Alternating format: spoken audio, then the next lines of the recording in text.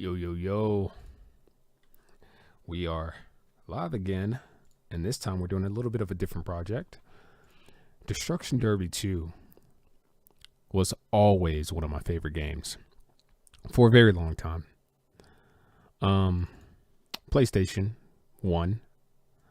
They made a few other Destruction Derby games that I really wasn't feeling. I played many of them, and I think at the time I was really excited about them. They were good games for the time, but they didn't really stand up to Destruction Derby 2. The whole title sequence, the menu music, the pit. I have this game on PlayStation. I believe it was a PlayStation game. And I think I have an emulator on my desktop on my computer. But a remake of this game would be really cool. All the other Destruction Derbies just were not as exciting as this one. So imagine modern graphics, Unreal Engine,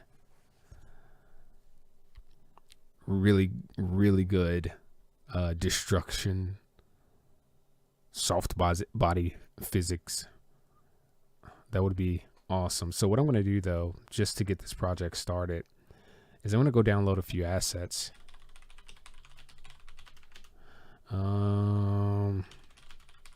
Destruction Derby 2 cover art.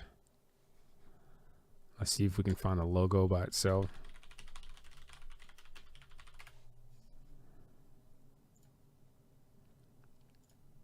Tools, size, large. Yeah, there's artwork for this everywhere. And there are people, and I should probably reach out to these people to see if they want to work with me on these assets. But really what I would like to do, though, there are Destruction Derby 2 skins for some of the cars on Grid, as well as I think there are Destruction Derby cars in BeamNG and Assetto Corsa. But I would love to see what a modern remake of this game would look like with some really high poly assets. Anyways, this is something that I wanted to just do for fun. And I wanted to create the main title, not title sequence, but the menu. But I'm going to go ahead and save some of these assets so that we can use them in case we need them. Let's see, 3D graphics, 3D projects, Destruction Derby 2. We're going to save this as a logo. And we're going to save this in a folder called resources.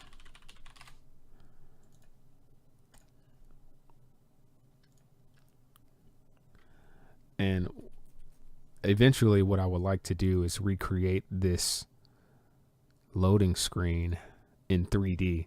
So imagine if you've played Grid, Race Driver Grid, Demolition Derby 2 Circuit. Interesting. Race Driver Grid has this feature, I guess, that's like the loading screens and all of your different like menu elements are in 3D. So the goal would be to recreate the title, not the title sequence, but the actual loading screen. And well, maybe one day I'll do the title sequence too, but the loading screen and the main menu in 3D. So we're just going to play around with this today, and I'm not going to get far too much into detail for creating some of the assets just yet. A lot of what we're going to do is use some existing assets to just kind of mock up an idea and see if we can raise some funding to create a remake of the game. And we got to look into like legally what we can do in terms of being able to distribute if we were to create a fully working game. But what I want to do is just come up with some sort of an idea for a just the menu. So be right back. Give me just a minute. I'm going to go get some water.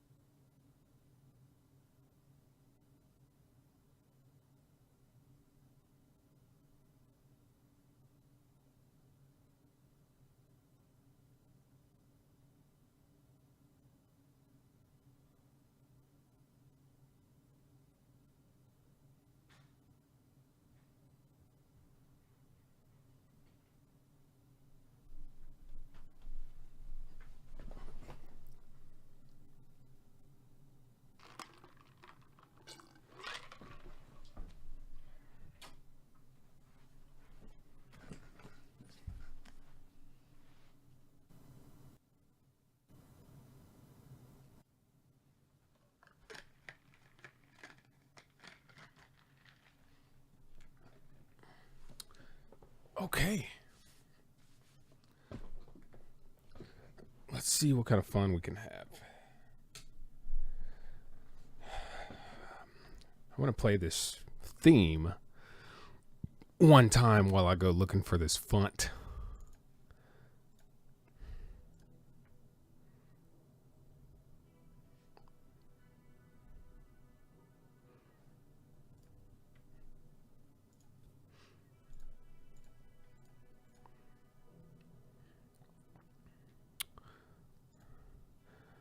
Let's find an audio capture, system audio.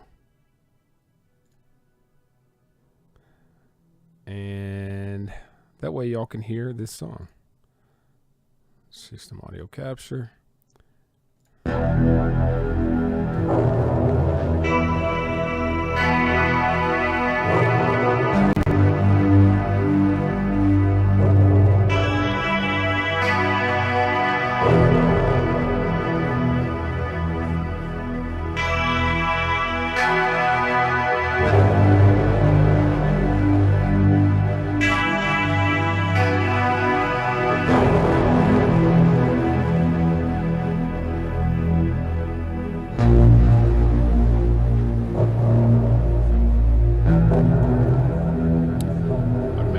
Imagine this would be a really easy font to find.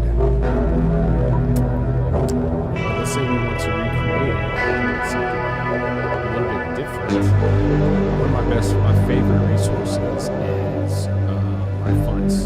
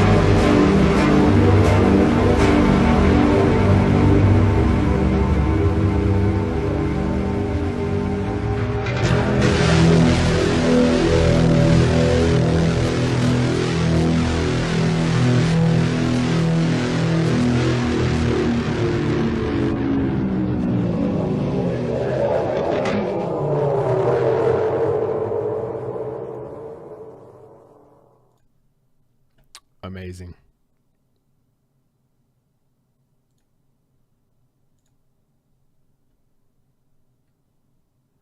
Amazing. Don't you love? If anybody that knows, like 90s baby, 90s kids, 80s kids, I don't know, grew up with the PlayStation, came across Destruction Derby 2, is into like rock music and grungy sounds, that as well as PLD, Youth of the Nation, are similar sounding songs that just kind of take you back in time.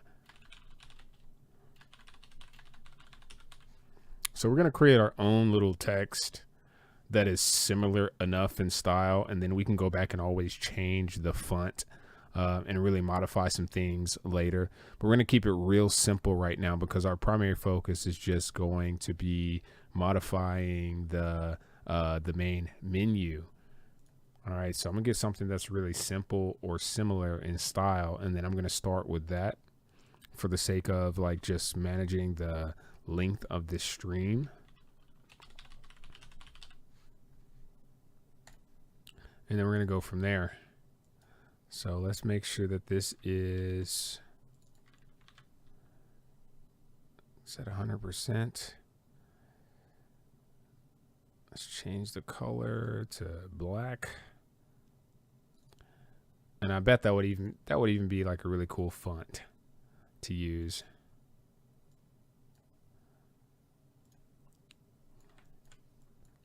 But let's look through our fonts and see what we can come up with. I already know this is Varsity. Let's look at. Let's look through our fonts and see what we got. I don't want anything that's like obviously destructive looking.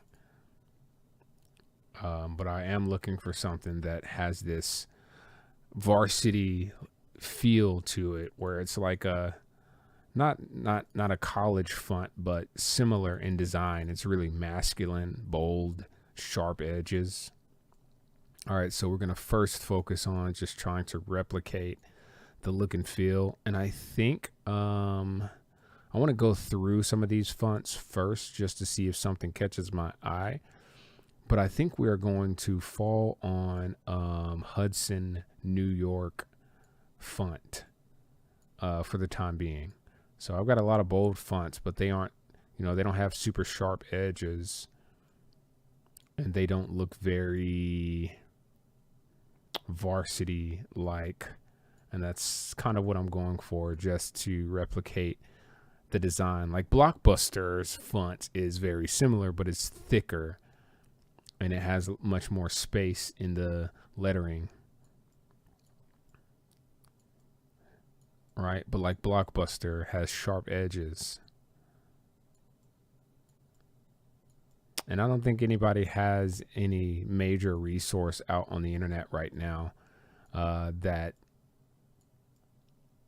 talks about the Destruction Derby 2 designs. So for now, we're just going to look through and see what catches our eyes. And this is typically how I start this process is I manage like small tasks first, and little tasks that give me inspiration, I guess. So if I can get a decent looking logo recreated, and I want everything recreated because I want a vector version of all these assets so that we can bring into, our engine or into 3D software. And then the goal would be to make a 3D version of this Destruction Derby 2 cover art. And that could potentially be, let's say it could be a loading screen, but also this could be a menu screen. So let's say you want to go to like some destruction variation of the game versus a regular race, or, let's say you wanted to do practice. This could easily be a practice screen.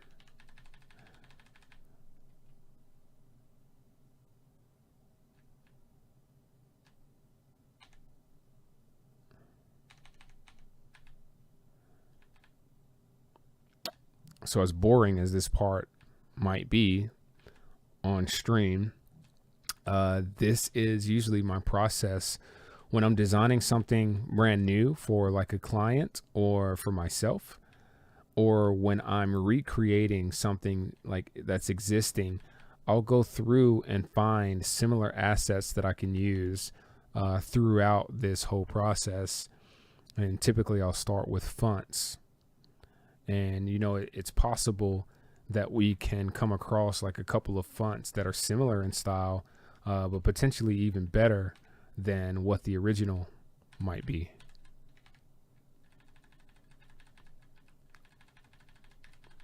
Because you got to remember, these games were designed so long ago.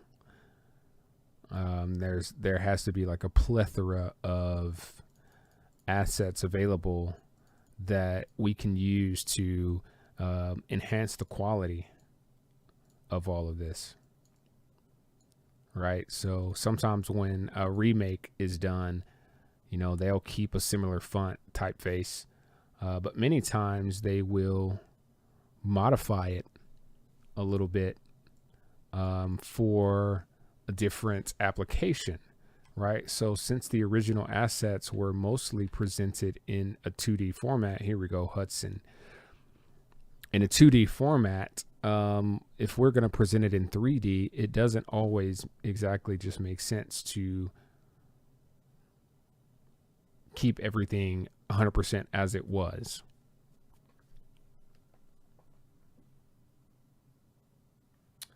So our goal would be to have both the original and an updated.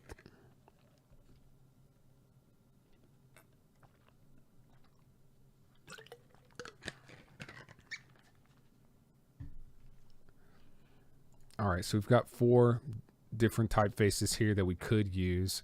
Really quick though, what I am going to do is I'm going to grab a copy of this logo. We're going to skew it and make it straight, or as straight as we possibly can. And then we're going to grab a few of these letters. I'm just going to use the pen tool to kind of trace over a few of these letters.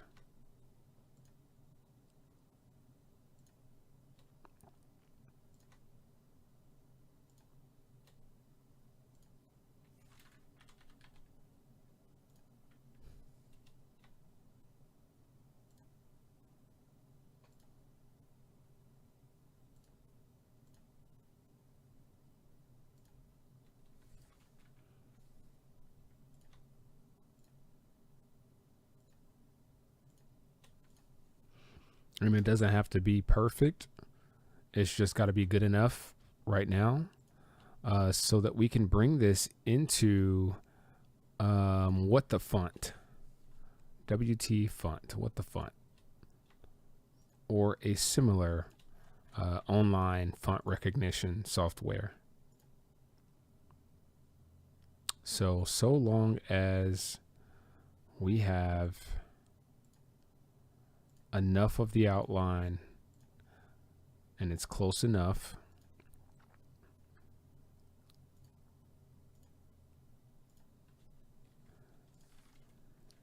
I really like font much better than what the font.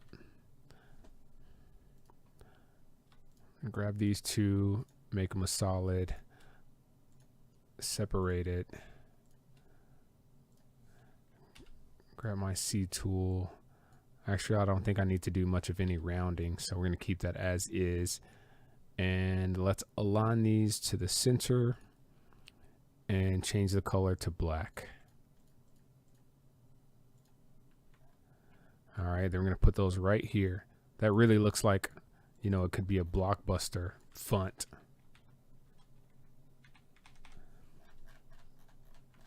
Okay, so we've got an R and a B. I'm going to grab a white rectangle. We're going to throw that in the back. And Control-Shift-Alt-Save. We're going to save this as a JPEG and save it as a resource. Export. Let's go to 3D Projects, Destruction Derby 2, Resources, and Text. And then we can go to Google and just type like font. And I'll also do what the font. And then we'll upload that image from the resource. So 3D Projects, Destruction Derby 2, Resources, Text. We'll upload this to both websites. And this will give us a very close, I think, neighbor to whatever font Destruction Derby possibly uses. And Machine and Machina. Let's see if we have anything like that in our repository first.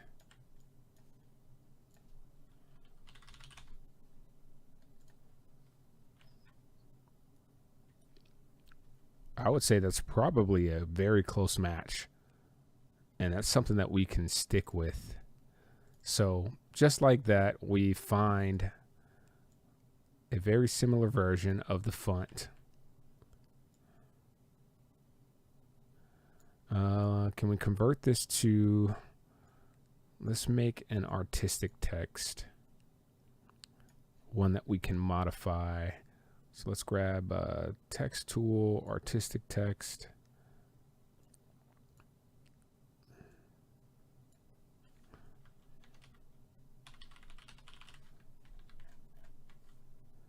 Machine.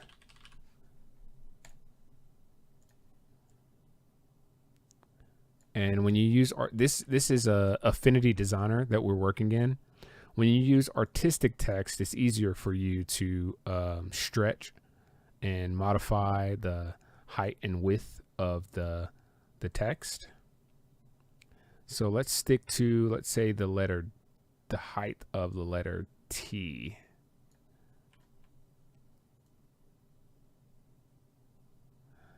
And I think this might even be bold.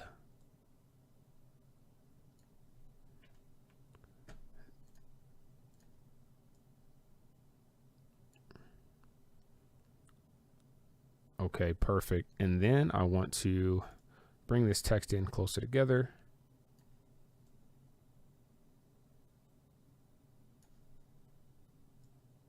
Now, obviously, we have the graphic here that we could use. We could easily use the graphic that we found on Google.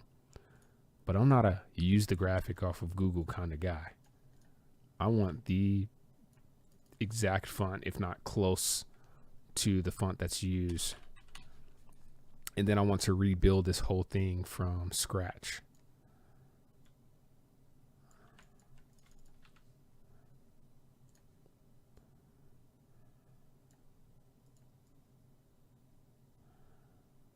Yeah, it looks like they made this one way wider.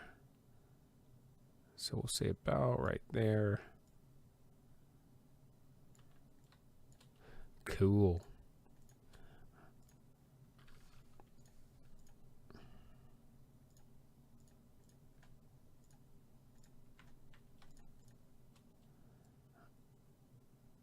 And we skew it.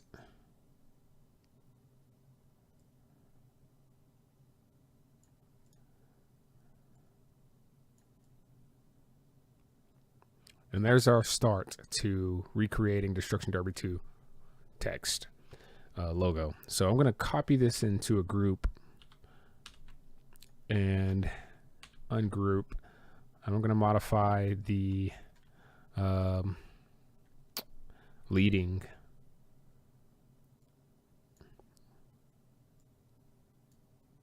All right, so 10.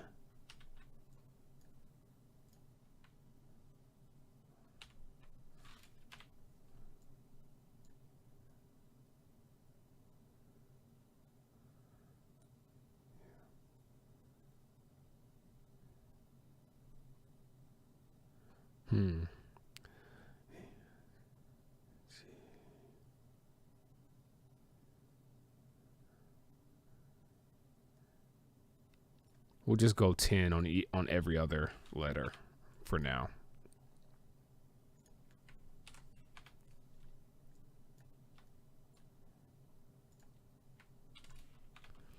And then for some of these, we'll go negative 10.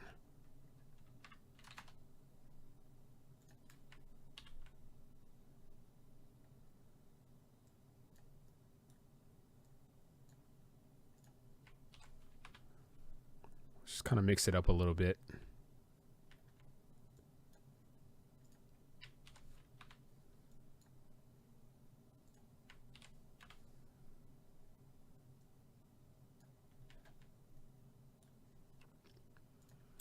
And one thing that we could do is we could run this through Photoshop to kind of create this destructive look. But right now, I don't plan on breaking anything up. I wanted to recreate the logo so that we can potentially use this in like our main menu and make it look just updated, I guess. The goal, I'm pretty sure, was for them to make this look like the body of a car being destroyed. So the end goal would be to bring this into some 3D program and give this text a little depth, and maybe like use some plugin to bubble the text out a little bit, like it's a body panel from a car, like a door or a roof, how there's curvature to it, right? So let's treat these like they're body parts of a car, and then kind of destroy them a little bit, get some scratches and scrapes and everything on them, and tear it up a little bit. And I think that's kind of what they were going for, because in the game it's the cars that get destroyed, right? I really like this font that's called Hot Pursuit. I think I might throw this in there to like add a additional piece of the title.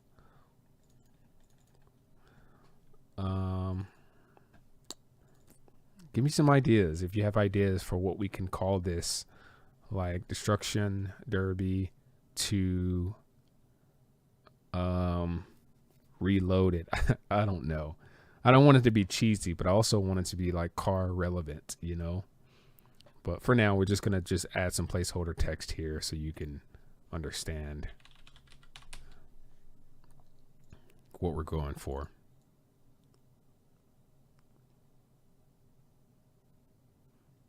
Right. So before I get too deep into that, we're going to copy this over so we have a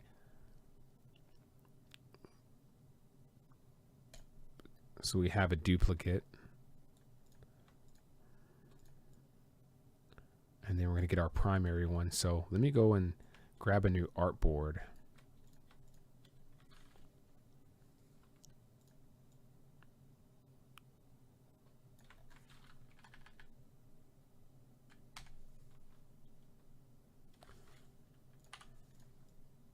So that we can keep all of our primary assets here. Let me see if I can find another cover art.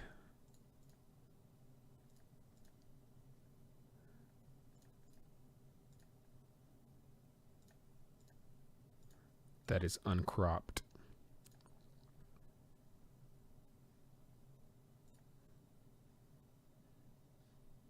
(1024) 930. This one looks slightly bigger, but it doesn't have all the information on it that we want.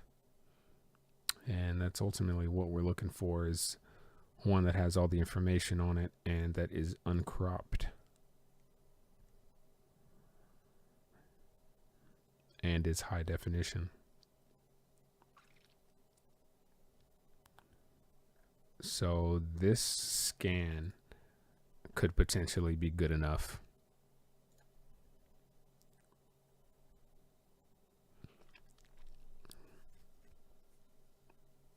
Signosis and Reflections were the production companies behind this beautiful game. I'm tempted to actually go and download the title sequence.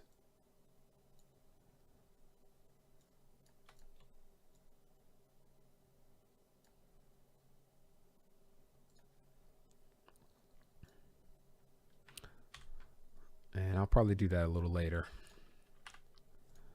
Okay, but now let's take this. I want to adjust my kerning on this, even though it's kind of set to auto.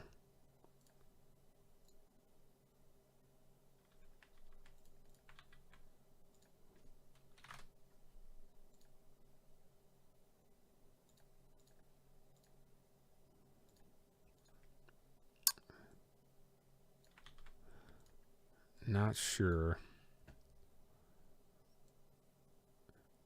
that it's possible. I don't know how to adjust the kerning on here and take it off of auto, but we're just going to add some space to some of this text where it's needed, so that all the spacing, the kerning can be kind of equal. Not a very necessary step, but just some attention to detail that I can't bypass.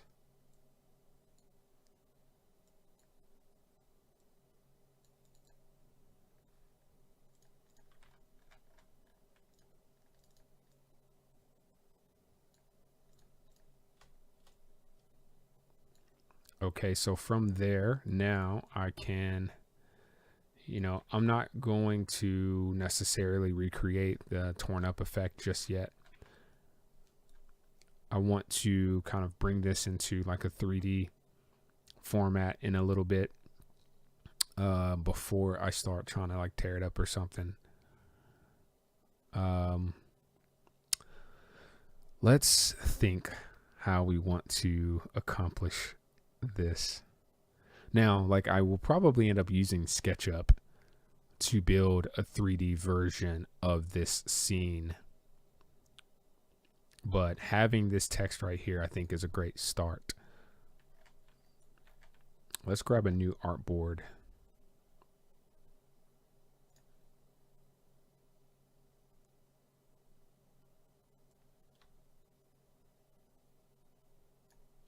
And we're going to use this artboard to look at our main menu and see if we can create some elements for the main menu.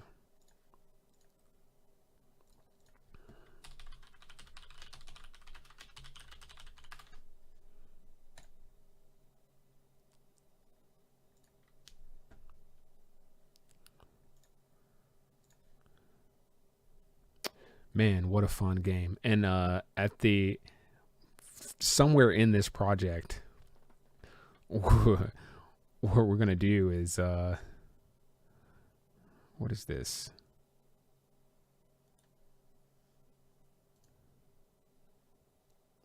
App? Amazon store? Oh, Demolition Derby 2. I wonder what the relevance is. That like Destruction Derby 2 but like remade, or is that made by the same people? I have no idea. That's something that I might have to check out at some point. Let's see if we can find a higher quality image of this title, this menu. And then here's our existing loading screen. But this is what we want to remake.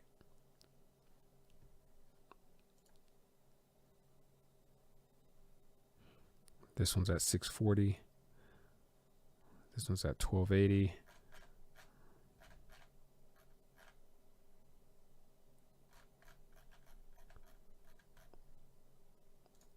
We'll just go with this for now.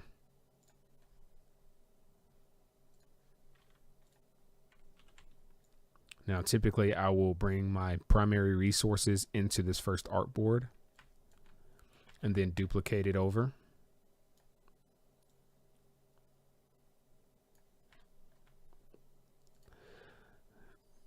Our width is 3840. This is a 4K resolution. So let's do the same here and unlock our aspect ratio.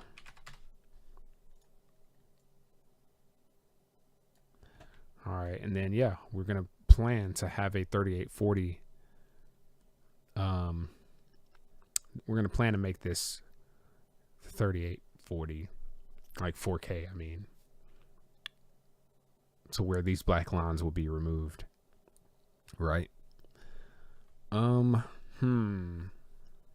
So I could wing it and just go and create this in SketchUp at the scale that we know we need.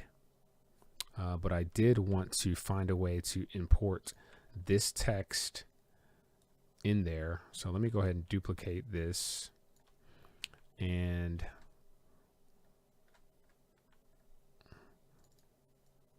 let's make a second variation.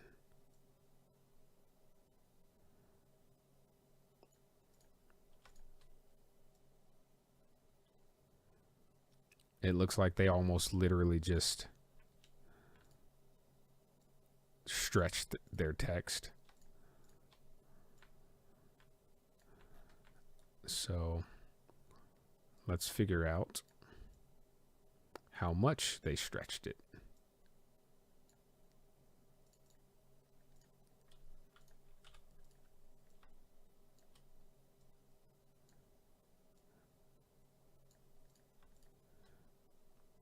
And it might not even be stretched. It could be a whole new font, but we're going to assume that it's stretched, and then just align all of our text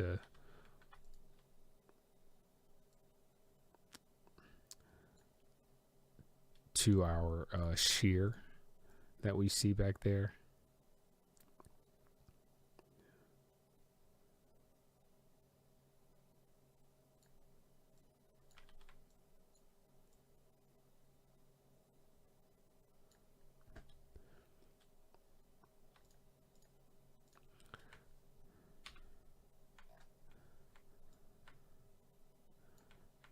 All right, that way we maintain some consistency and we have a backup in case we need to go back. All right, I'm going to right click and convert all of this to curves, and then we're going to make it all one solid group.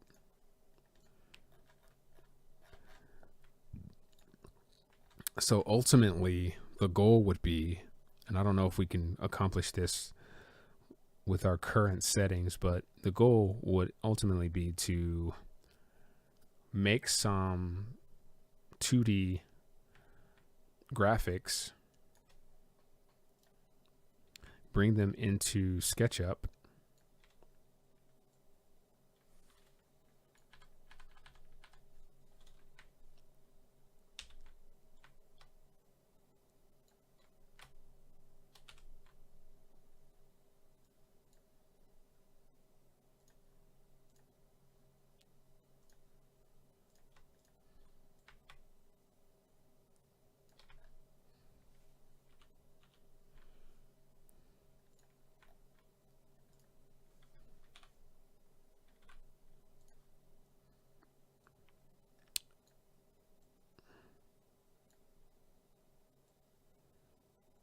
and then convert them to 3D objects.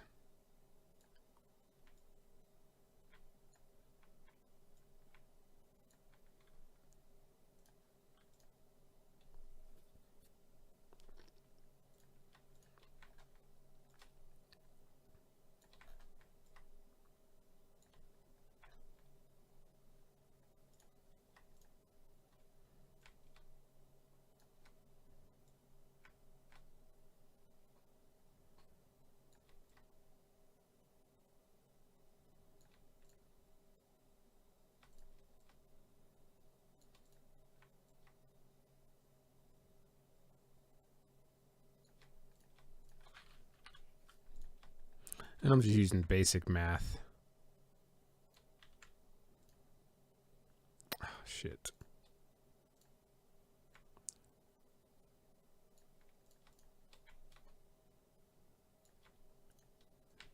And some shape tools.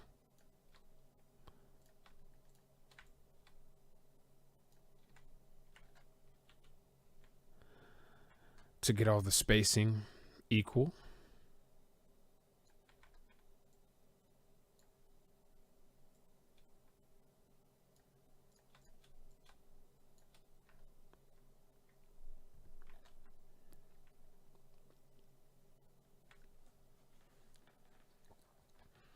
All right, so the if you've played Race Driver Grid, you'll know that when you're loading in, you can use the, like if you're playing with a controller, you can use the joysticks to move your camera around slightly in the menu because everything is presented as a 3D element.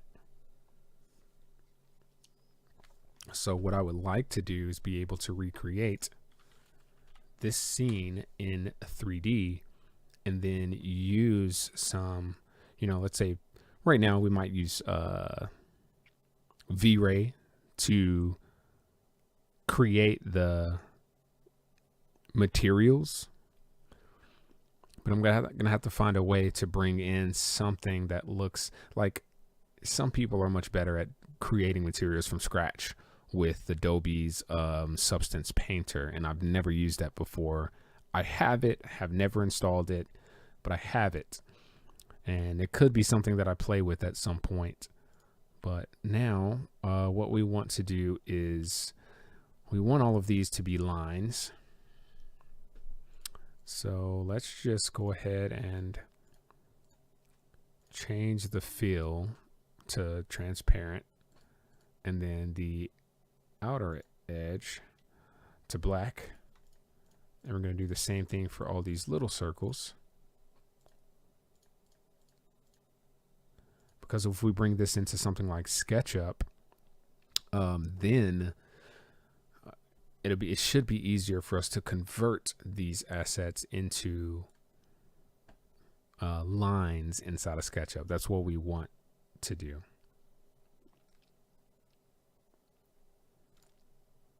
So,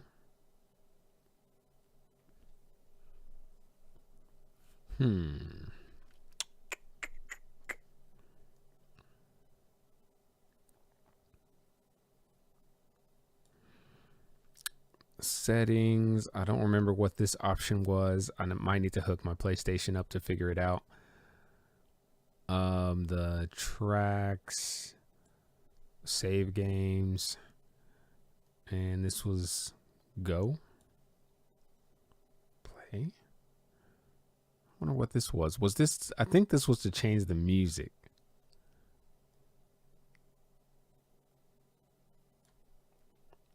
So real quick, what I'm going to do, I'm going to ungroup this. Is it already ungrouped? Ah, yeah, it is. Before I continue, I want to go ahead and maybe save this.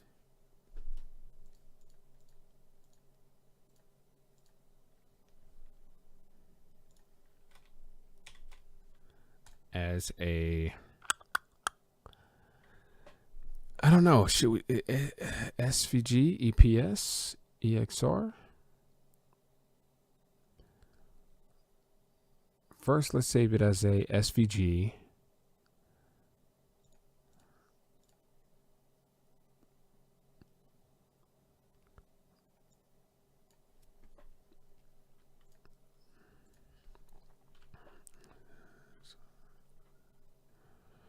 Resources, let's see, assets.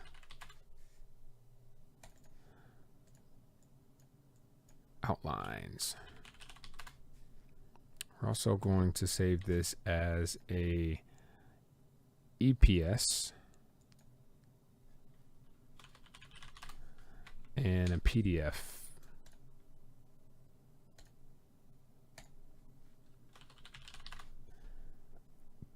I'm not sure what types of files SketchUp can read. I forgot.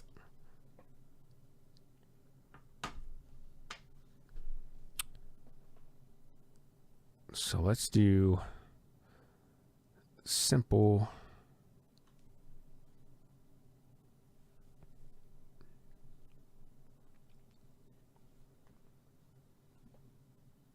Normally I'd be playing music, but I think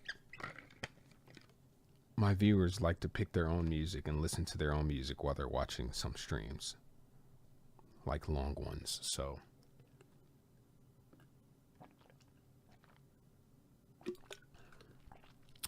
that way they can control their own volume. Feel free to multitask and do whatever you feel like doing while you're watching this stream.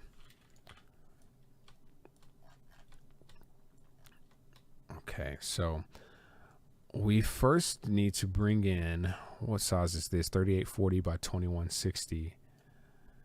Some lines.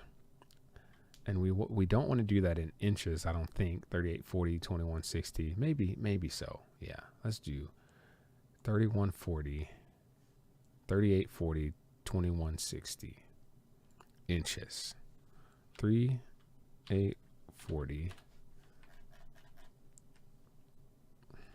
2160.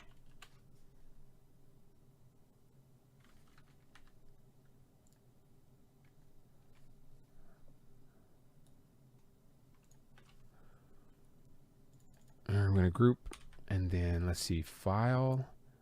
Can I import an SVG? Import.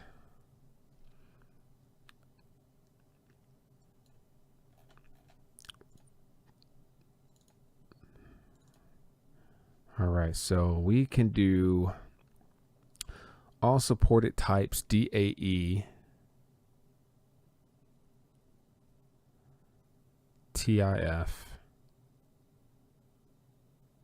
DXF, and DWG. I think I should be able to convert an SVG to a DWG on the internet.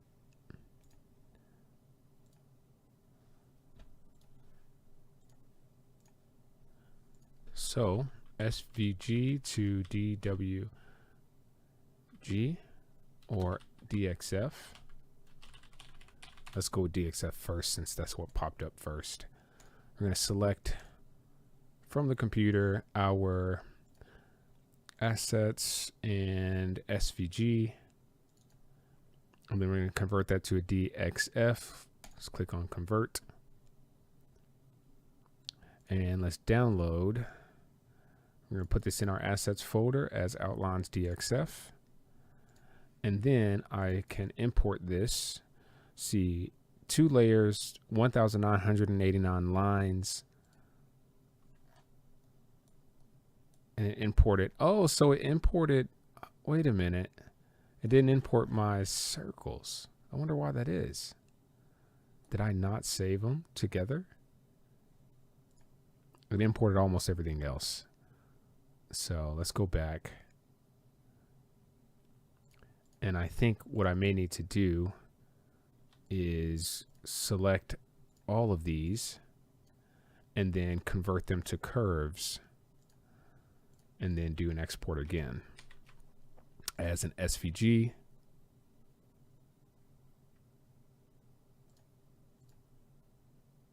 Selection only, export, outlines, save, yes. And then let's go back and convert another.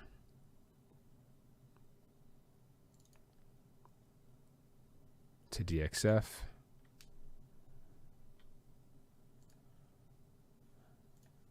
I'm going to replace that. And I'm going to delete this Destruction Derby 2 text. And we're going to try this again. So file. And you know what? Actually, it might be even better if I draw a rectangle and to the bounds of my artboard and convert that to curves as well.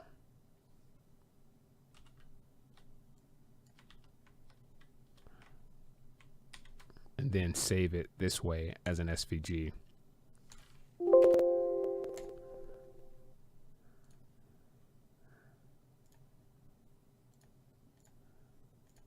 So let's grab that outlines SVG again, convert that, download it and replace our existing. Go back into SketchUp, file, import, outlines. What? It's still like imported it. I don't know. It didn't show up.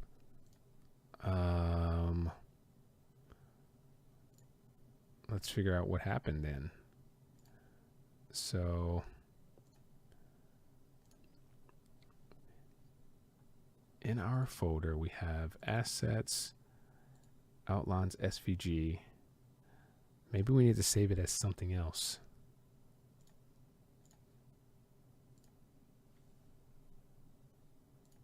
Outlines 2. Let's see what happens.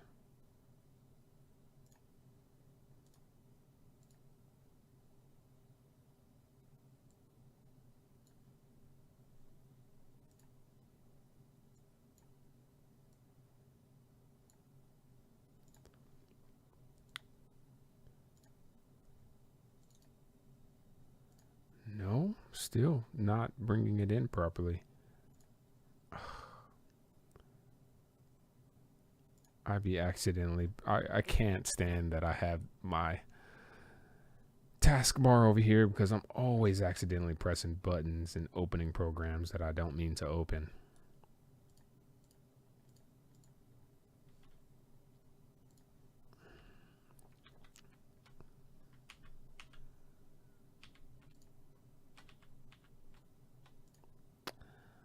So I think if I take all of these curves, let's see, that's one set of curves. I can punch these out. Okay, so I think I found a solution. Maybe it all needs to be one asset altogether.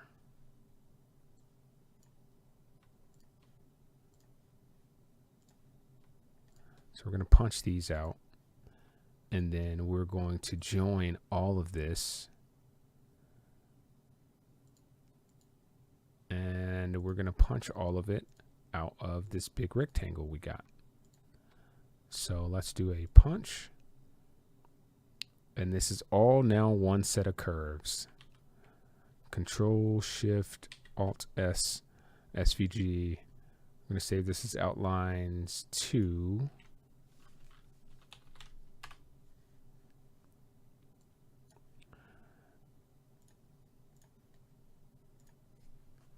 I'm going to grab outlines 2 SVG. Convert.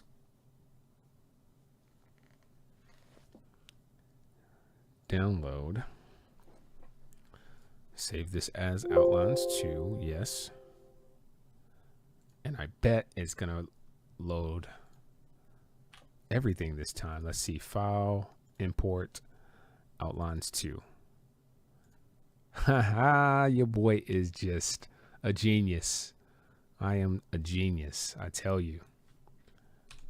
There are 6 different ways to do everything, as always mentioned by my drafting teacher.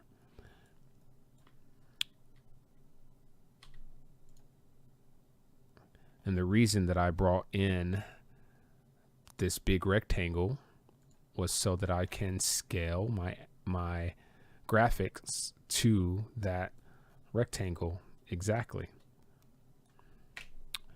And now if I explode this, so let's grab everything, explode it, and intersect faces with selection. Let's see here. Control, let's grab everything except for, let me think of how I want to accomplish this. I'm going to do a drag and grab. I'm going to move all these assets to make it intersect. Intersect with selection. Oh shit. Intersect with selection again. Intersect with selection. Perfect. Now I should be able to delete this and this. Yeah.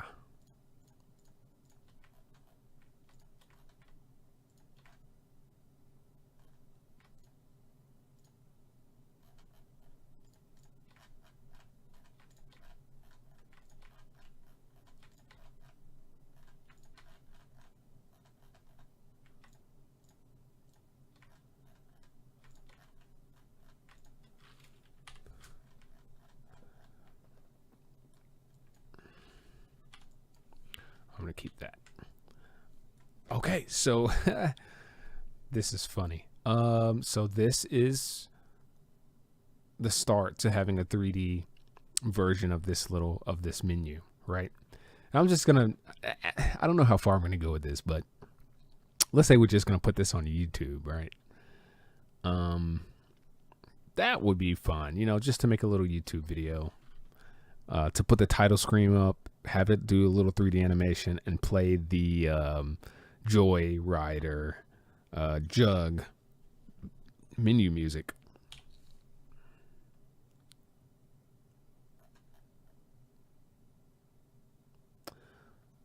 All right, so we've got a ton of points on this. Midpoint. Yeah, I've got a lot of points on this. All right, so this is a start, and the goal is to take these and make them rounded somehow. One of the things that I could do though is I could grab, let's say, I'm going to grab these faces and group them. Go into that group, Shift H.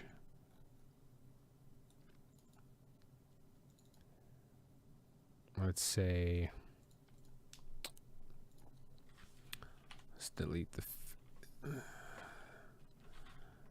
actually, I want to copy them. Control C and then delete. Okay.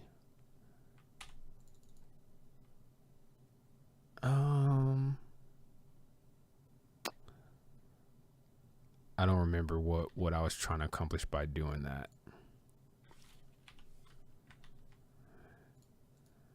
Okay. I know. We're going to grab all of these internal circles,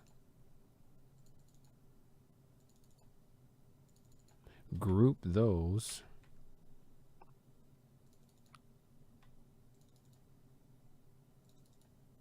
and then Control Shift paste.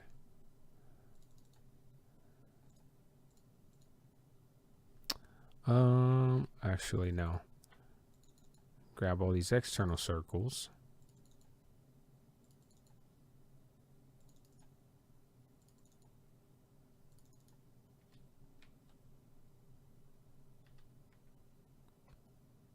And make them a group, I guess. Then Control Shift paste.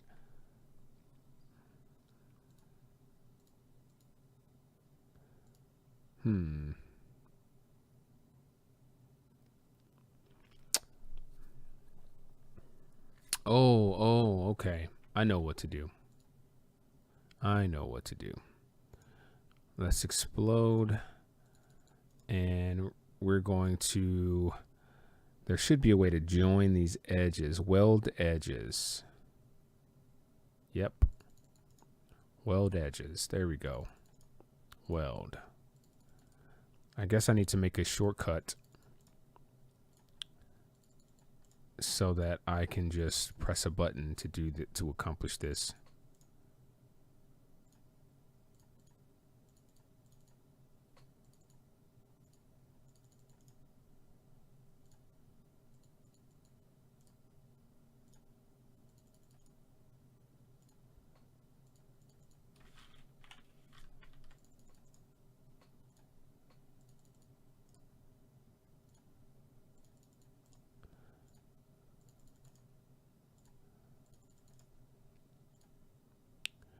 Okay, and paste in place. And all of our edges should now be welded together. Perfect. Now I can explode. And I should be able to grab just these outer edges.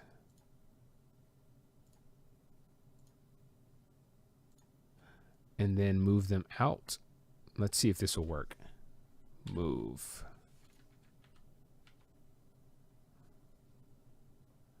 And we want to move these, maybe, let's go 2 inches first. Nope. Is it feet?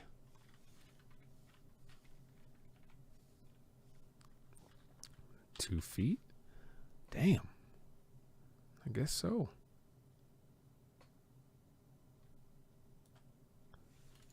Let's try it. Let's do more. 2 feet.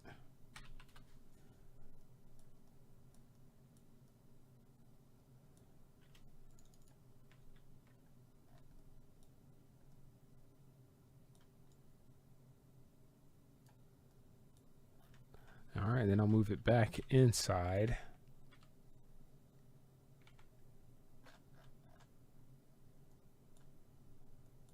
To 4 feet. And that's pretty much okay. That's it. That's what I wanted to accomplish right there.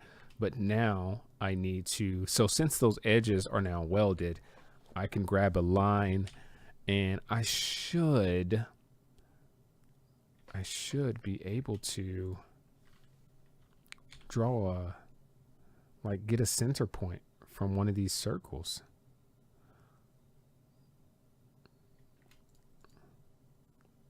I thought I could. 128 segments. Yeah, I don't know. I thought I could get a center point from these. So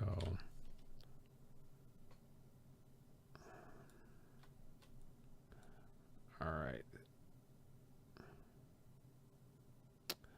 Let's go here down. Okay.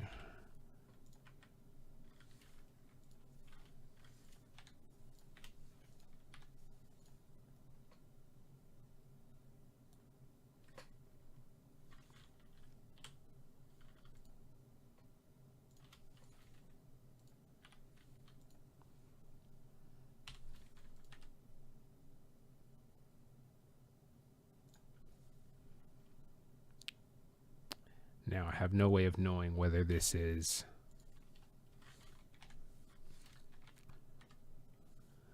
the center, but what I'm going to do is I'm just going to make this a group, and then we're going to move this, and this should help me determine where the center is. Yep, and that is the center, I believe. Yep. All right, so if I draw a line, if I move this all the way down here and then grab a line to connect those two sections,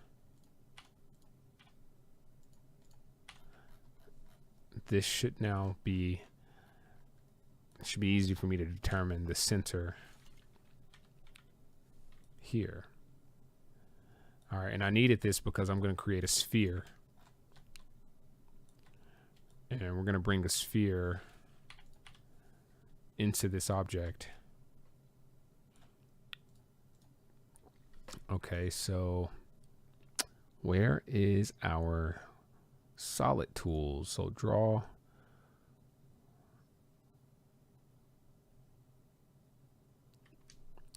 I don't remember if there ever was like a sphere tool native.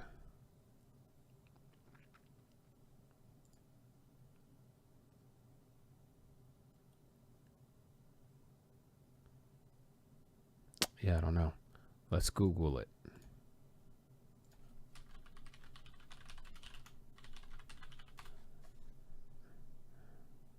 So, I mean, I know how to make a sphere, but I would suspect that in 2024 there is a sphere tool in SketchUp, and I guess there isn't. I'm just gonna have to use the follow me tool to create my own sphere. Can you believe that?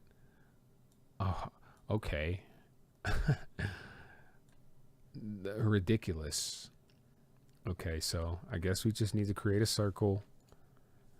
I want it to be fairly wide, so we're gonna bring it up to here. It's going to connect to this, and we'll give it, whoops.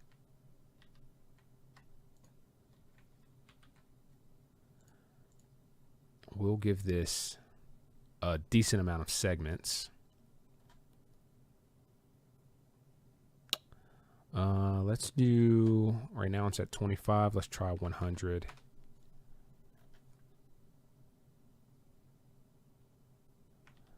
All right, let me undo that.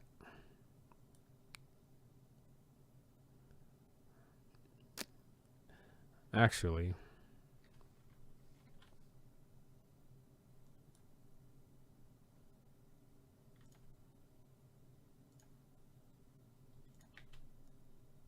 there we go.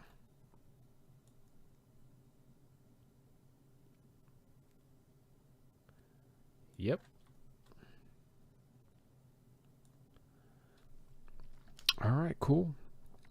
All right, now, so I think let's group this and go into that group and grab a line down the center of it. And I'm going to actually cut it here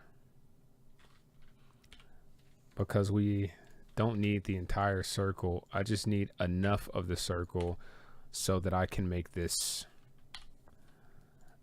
go around like in a follow me format, right? So I'll grab this outer edge of this circle and paste it into this group. And then I think I should be able to grab this face or grab this edge, this circle edge, and then go to tools, follow me, and then click on this face, and it should make a sphere for us. All right, the fact that I have to do it this way in SketchUp is ridiculous.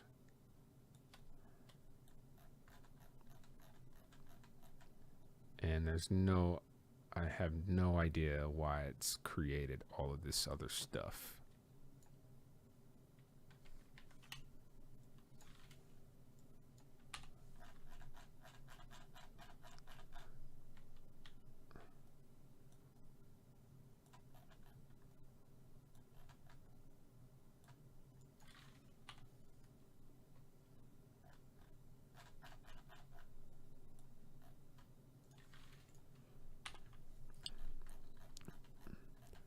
All right, bunch of random shapes. Oh no. I guess we can't really. Let's zoom in here to make sure like these faces are somewhat connected. This is what I hate about SketchUp is when you start using these tools, it's gonna do some really weird stuff. Like creating spheres should be way easier than this. All right, so let's go and try to make sure that this is centered again.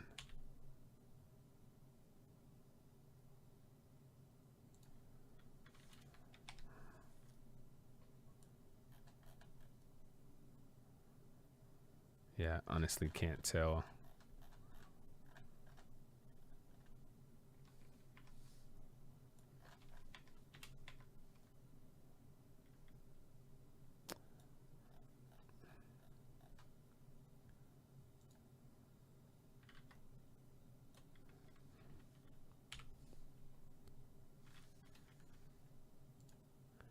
And it's also possible that because we didn't create these circles natively in SketchUp, that it's not accurately centered.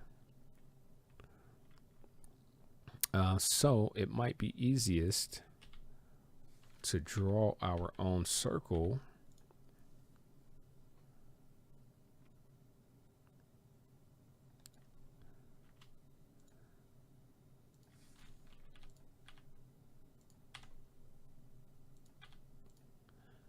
Let's give this another 100 and Control X. Go into our group. Let's delete this. Control Shift paste. And let's try this follow me again and see if this is going to make a difference. So tools, follow me. And that's much cleaner. So that's the problem. Since I imported that shape, those circles from Affinity, yeah, we'll keep it like that for now. Yeah, it gave us these random artifacts that we didn't want. All right, so Destruction Derby 2, reloaded. What we're trying to create with this is a 3D menu, and this is technically, you know, let's say we add the face back to this, right? I think I should be able to draw. Let's see, all of this is separated. The only thing that isn't separated are these outer circles. So I'm gonna grab these real quick. Let's do let's just yeah, let's explode it. Let's grab these outer circles.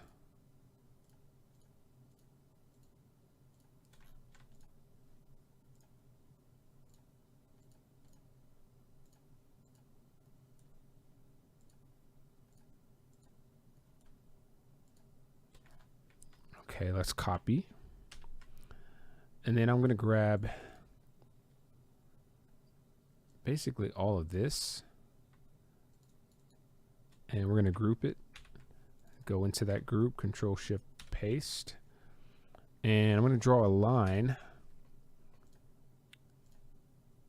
I guess it's not going to connect it all for me, is it? It's not. So if I just draw a rectangle from here to here, Control A. Oh, actually, I think it did. I think it did automatically connect everything.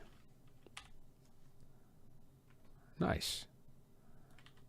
But I didn't mean to delete it. Okay, so it's automatically going to connect everything. And you know what?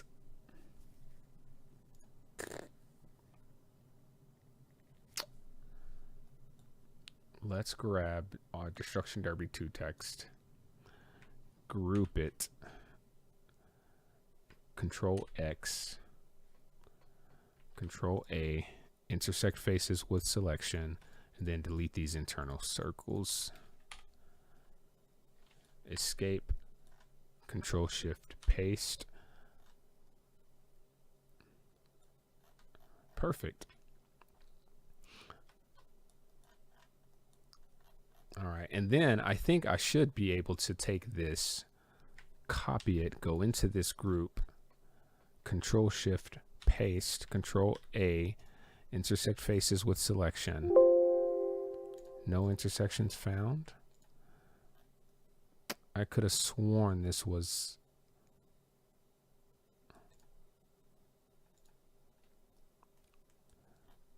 like directly connected. It's possible that it wasn't. So it looks like what I need to do is, where's my circle at? Is I need to recreate these circles.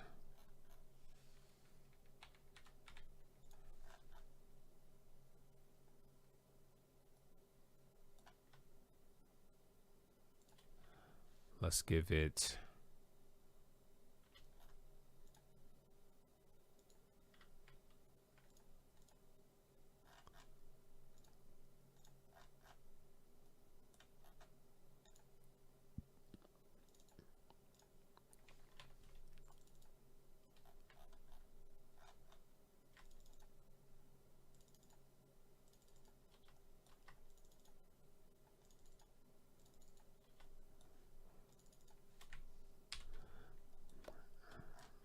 we're just going to group those for now, and I'm going to put on a random tag layer, and we're just going to call this reference. I'm going to put that into the reference tag, and then we're going to turn it off.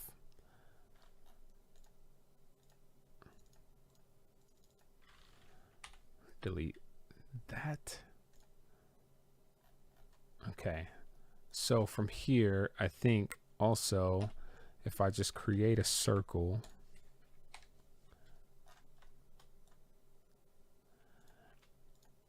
and then give this circle 100 segments.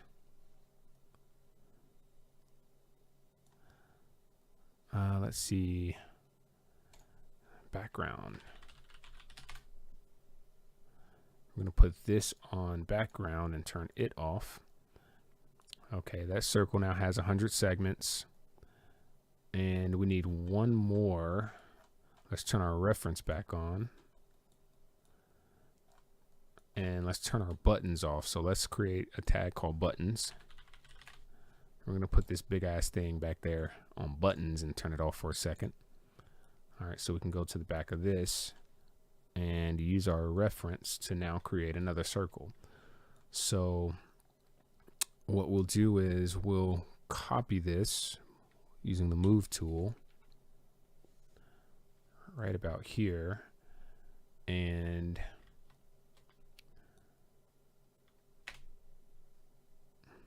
grab a line.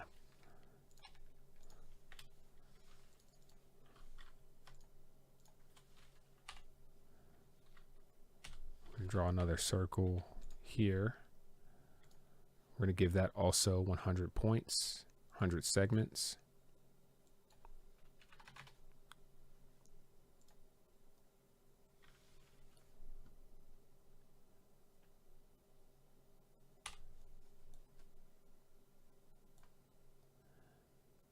Okay, and let's see. We're going to draw another circle. Okay, so wait a minute.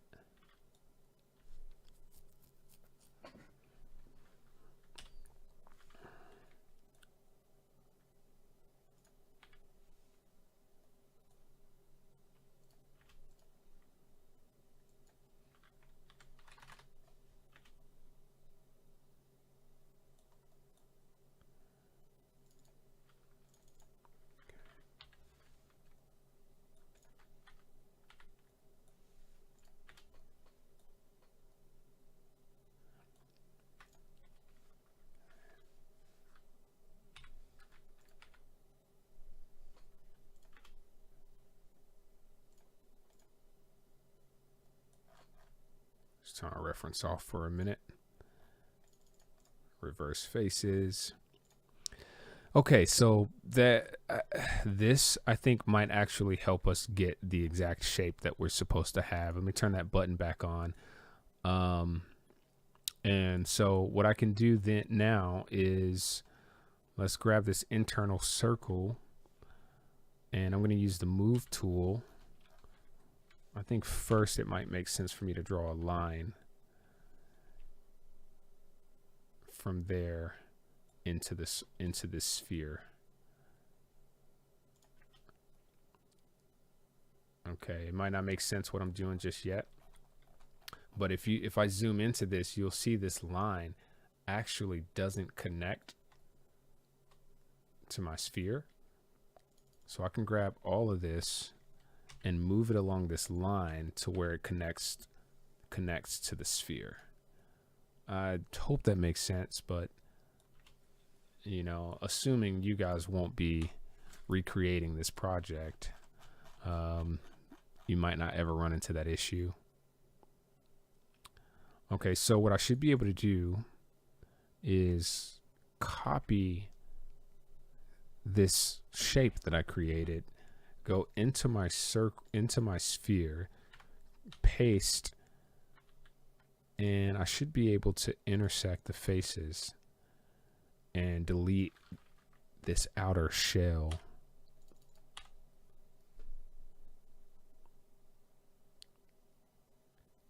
Okay, so yeah, that's what I was going for. And the reason that I couldn't do this before is because I imported this text or these circles from Affinity Designer and through my SVG into SketchUp instead of creating those circles in SketchUp natively. So then I just use those circles as a reference to where I should draw my new circles so that I can use SketchUp's measurements and segment tools to make sure that I have the right amount of segments. Okay, it sounds complicated, and it probably is a little bit complicated, but let's Control X and then get rid of Control X, get rid of this.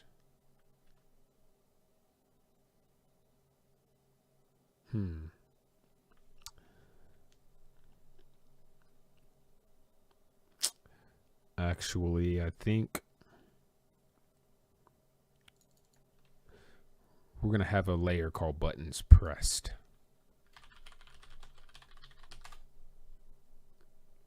And then I'm going to group this and then put that on the pressed buttons layer and turn it off.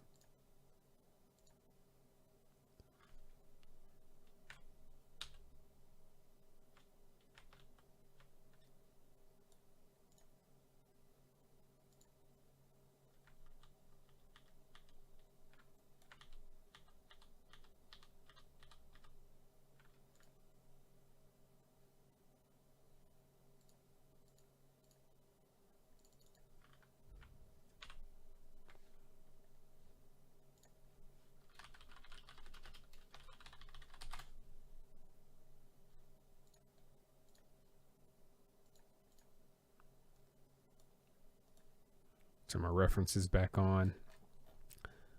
Okay, yeah, that's it. So from here, I should be able to grab a line from the center of this.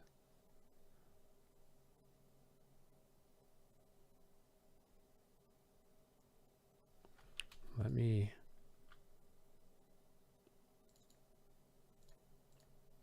put this under references and turn it off.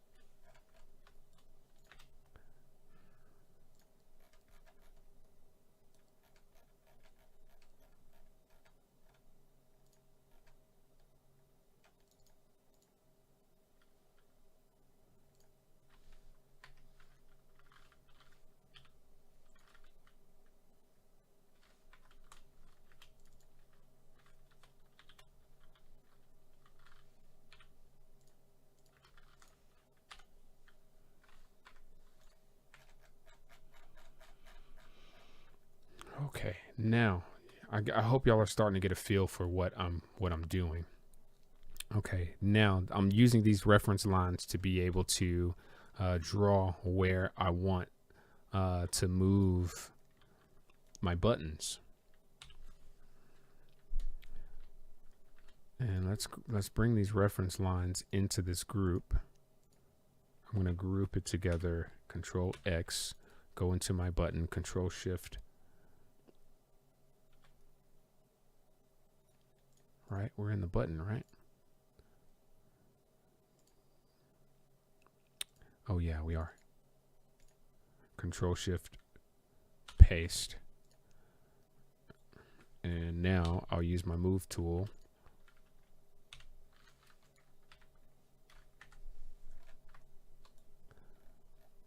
to move it all the way over here until it locks. Yeah. And then I'll do 3x or x3. Right? Oh, no. I forgot to hit control before I moved it. So lock it on this axis, hit control, and bring it right there. Okay, x3, enter.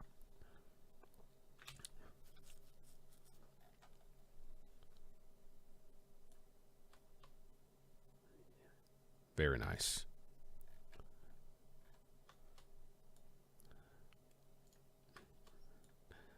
So using Blender is probably going to be 10 times faster with like solid tools, but I like the idea of using measurements to create this stuff and being able to have control over that when I navigate between programs.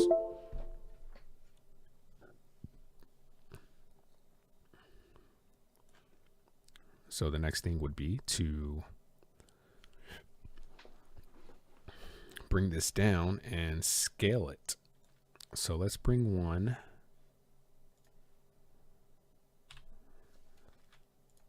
Let's move this down like so.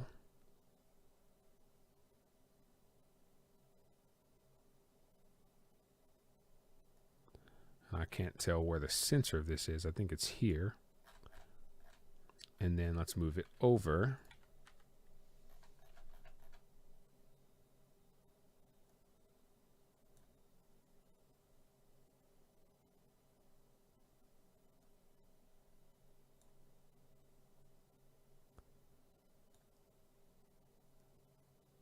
Here, I guess.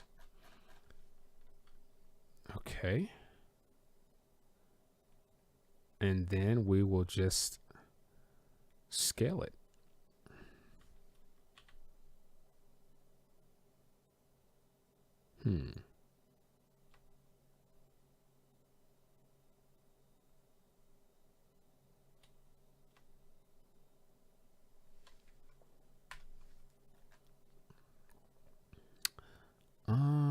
Let me think about how I want to accomplish this. I'm going to draw a line from here down to here. Grab another line from that center over. Okay, then I'm going to use my move tool to move it from this center up. And we're going to use scale now.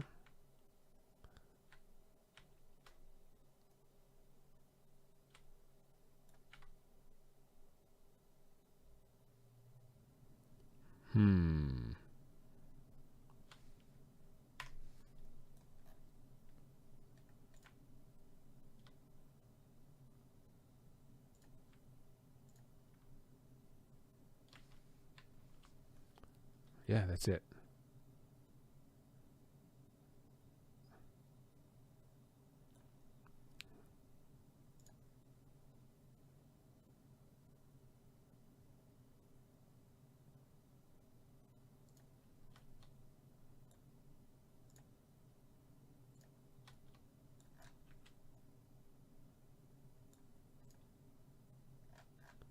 Yep.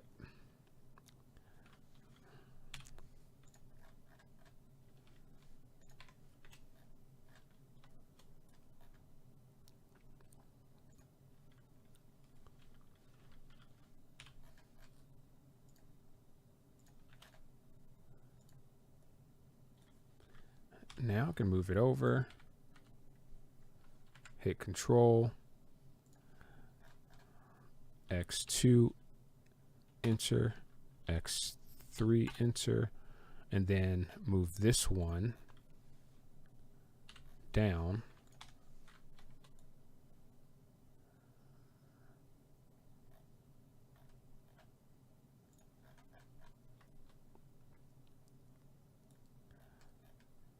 Seems a little out of place, but that might be an error related to our placement in, let's turn our references off. Our placement in, what the heck?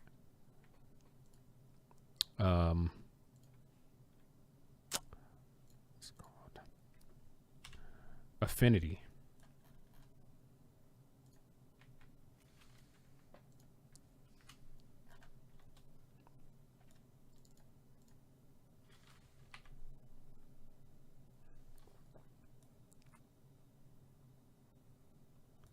You know, I really should have made this a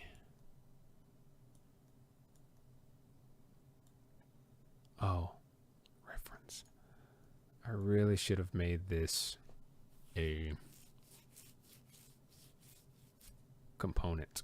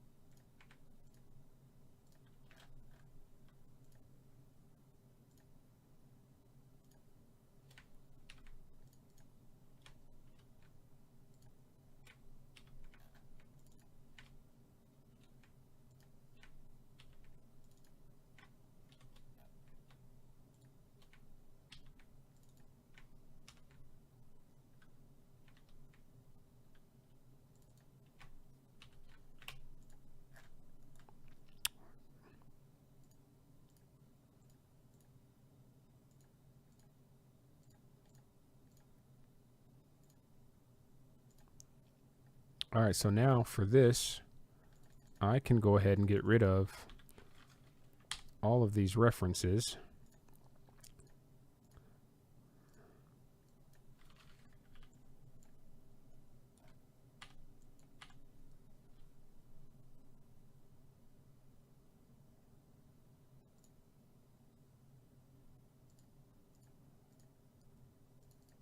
And inside of these buttons, I can put these lines into the reference tag and hide them. Boom.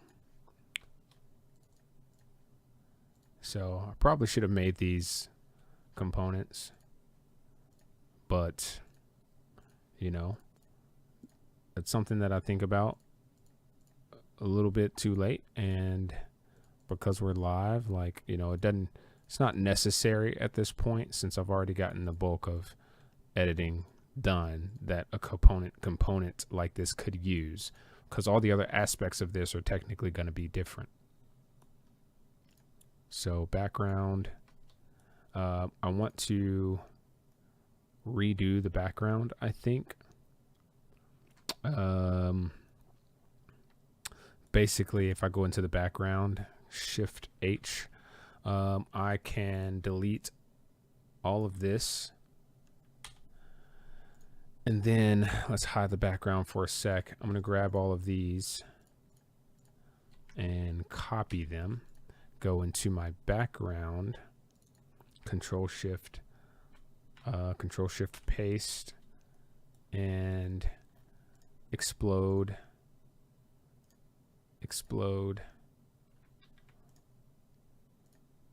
Let's turn on references and turn off buttons.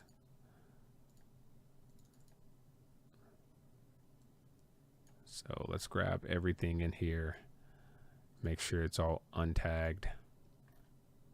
Let's turn buttons off. Turn on references.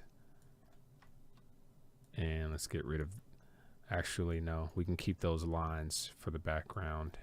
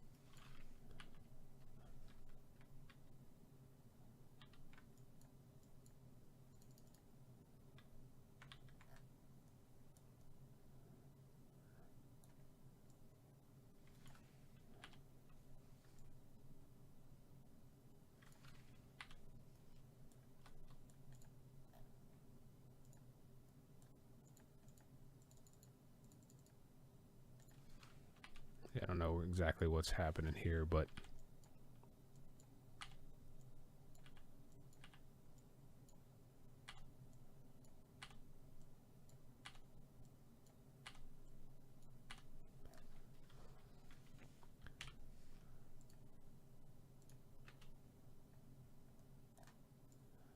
point was to grab all these circles and make sure our background was moved into place, or the circles were moved into place. It looks like our circles are just slightly misaligned.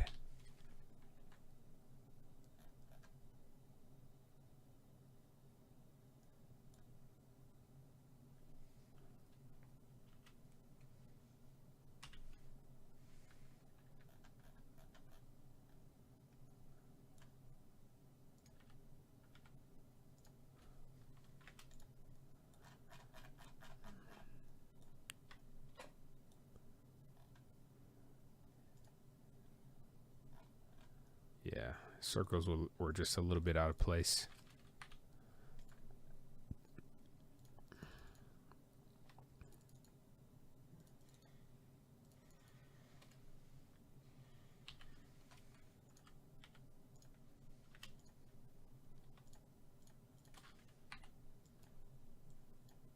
Okay, that's what we needed.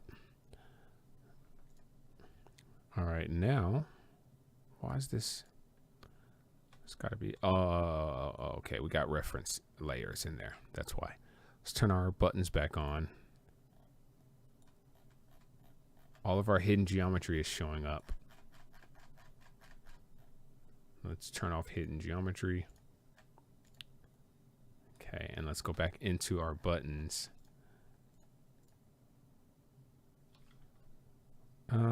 I think we can use the move tool.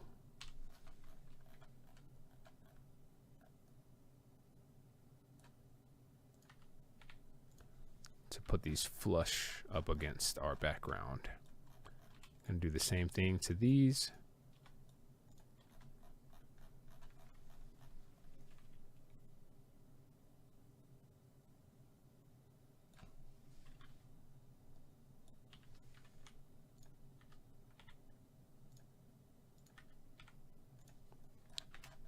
All right, that way we know for a fact they are aligned with our background.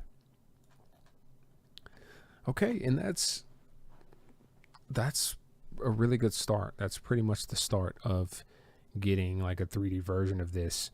Now, the other thing that I could do is I could copy, let's copy this, and then we're going to put one of these on a reference layer, and then Control Shift paste.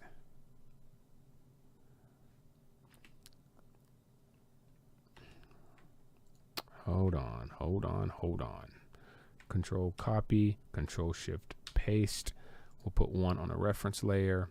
We'll take this one, go into it, Shift H, and then I can do just a regular push pull for now to get this, you know, more like 3D. Doesn't have to be anything crazy. And I want the regular text to be maybe half of that. And then maybe reload it to be less.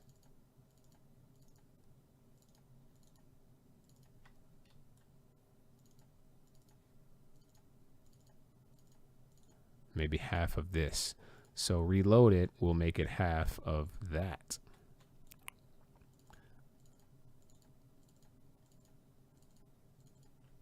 And then I think we could probably center. Let's group it all. Put that into a group.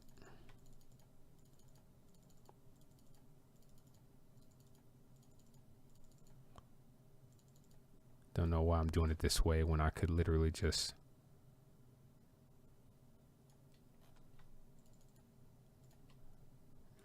okay, put that into a group and group that.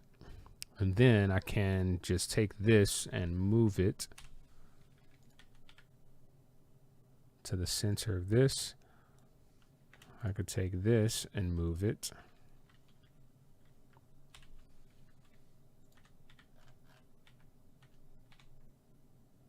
here.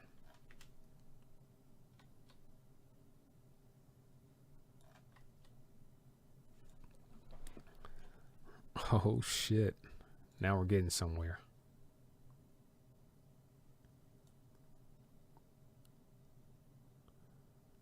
All right, so imagine having this up on your screen and then in the game being able to navigate between the buttons and then like move your screen around.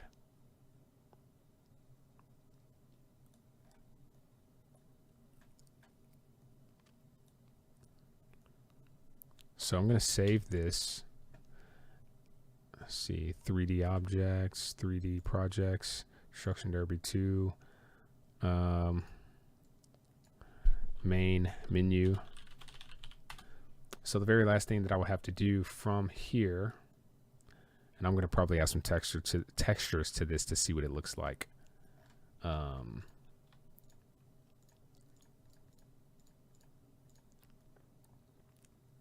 Control X.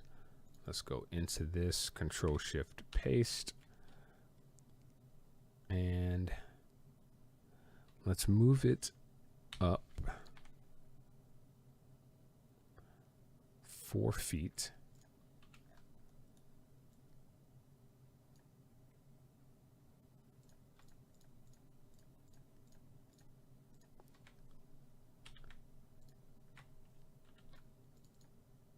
Shift hide, move all this up 4 feet.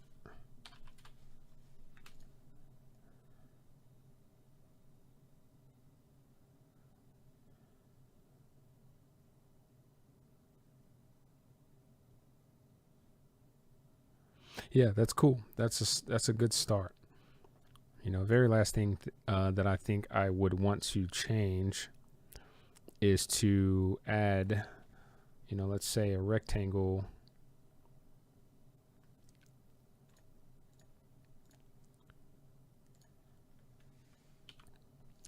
I'm going to make it a little box.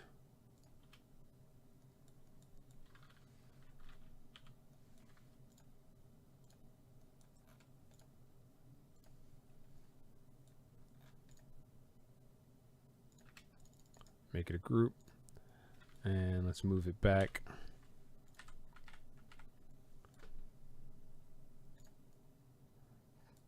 Behind those buttons. And then I'm going to scale it.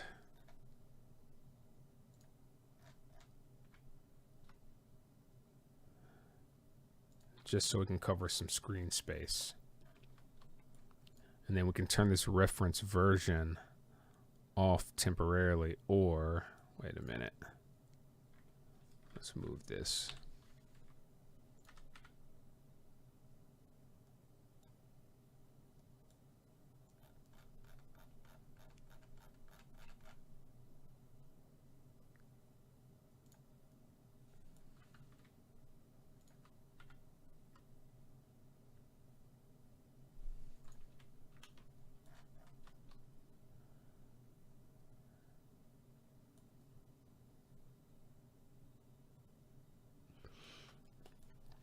Okay, so let's save this, and then I'm going to put all of this into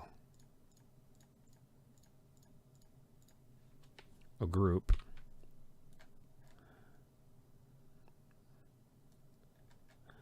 Let's figure out where the center of this is.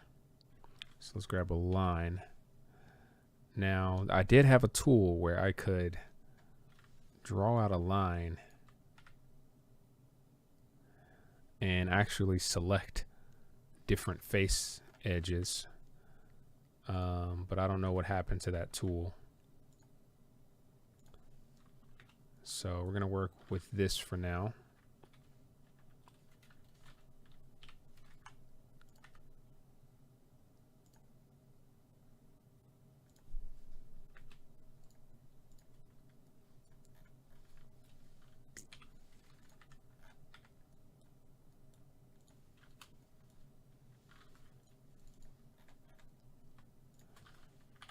Just so we can get a center point.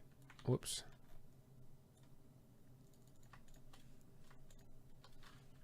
Of our screen.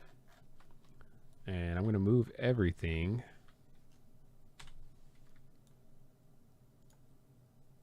if I can to 0, 0. That way 0 is the very center of the screen. So if I click on front view, so view, camera, parallel projection, no, camera, perspective, standard views, front. All right, so that gives us our front view center. And then I can zoom into it.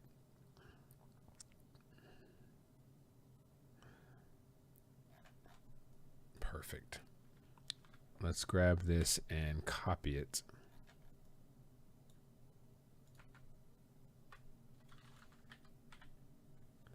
so that we can have a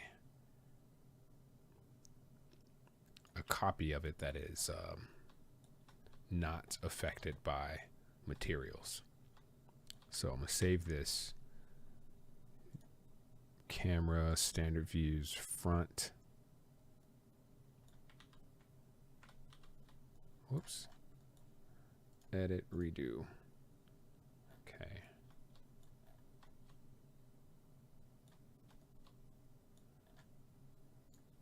Turn off the background view maybe.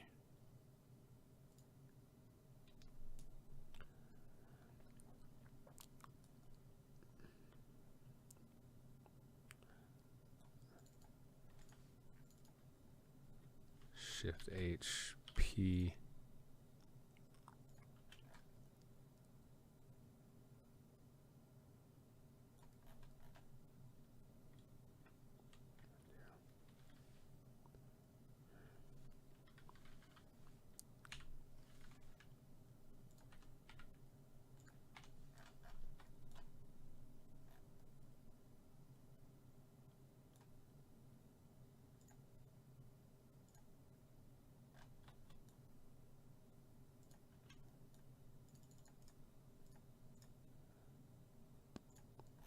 All right, now we're going to basically just box this bad boy in, turn it into a solid shape.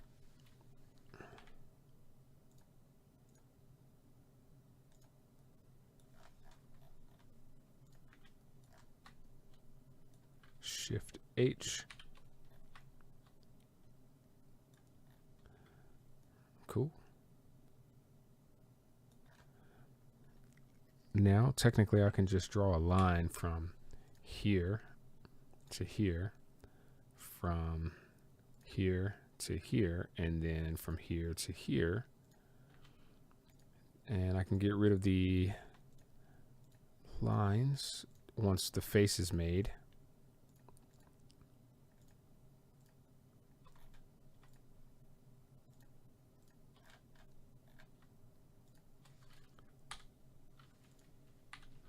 And then we're going to push this in.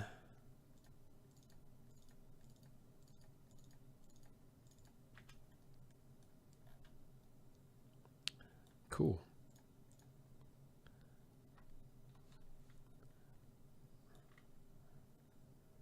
Now let's escape.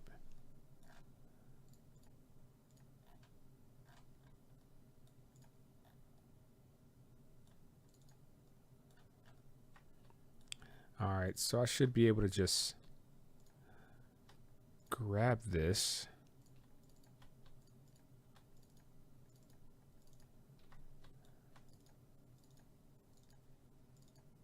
Control copy.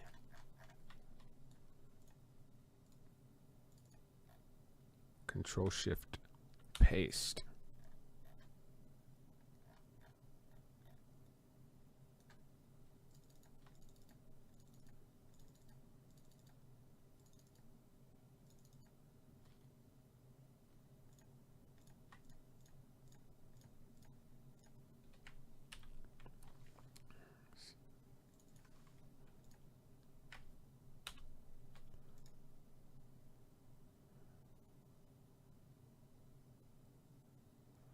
Let's see, reference.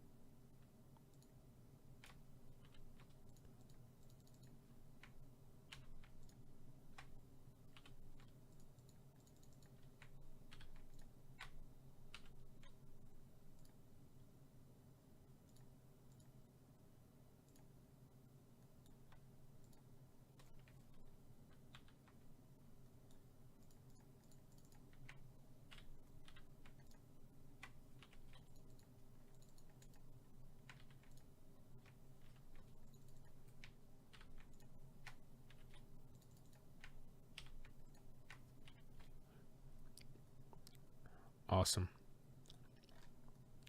And I think all this should be connected now. I just need to close. Yeah, I just need to close these back faces off. So once again, just I can draw a line across.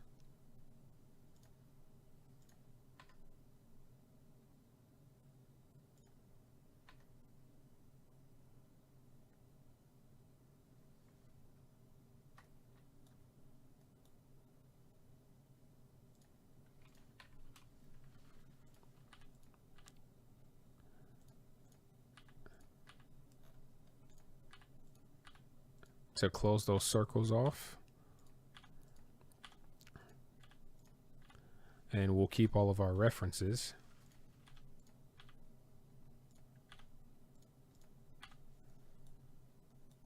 And then I can go in here and just orient faces. I wonder if I can do double. No.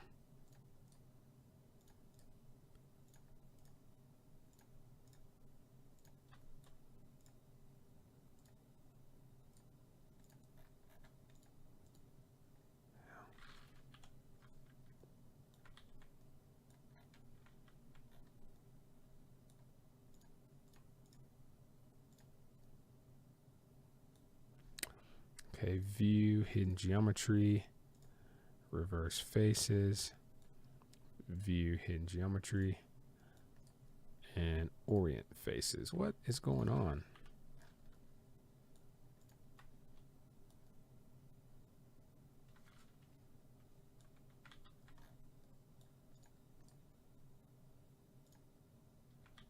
I have no idea what's happening with this one.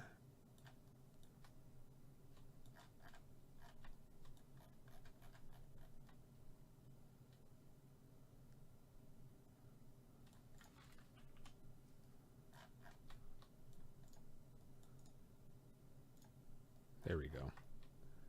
All right. And there is our buttons. Turn off our reference layer. And we should have all of our buttons. All right, so with that,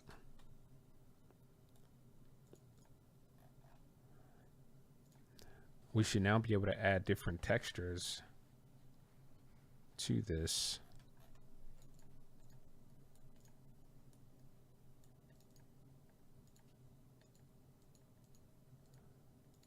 Is there not an edge on this? What's going on? Is it hidden? View, hidden geometry.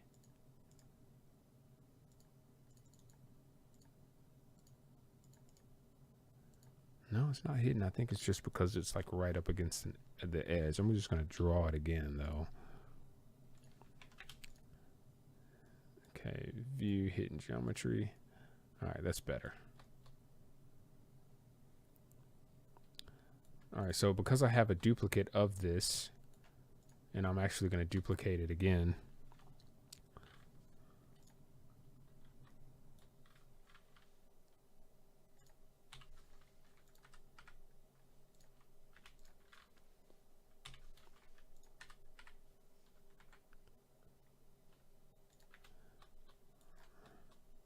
We just want to have a backup version so that when I go in here and modify this, I can now Shift H.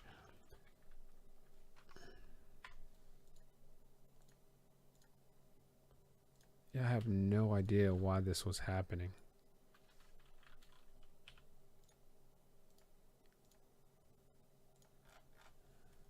Something to do with some extra lines we must have created.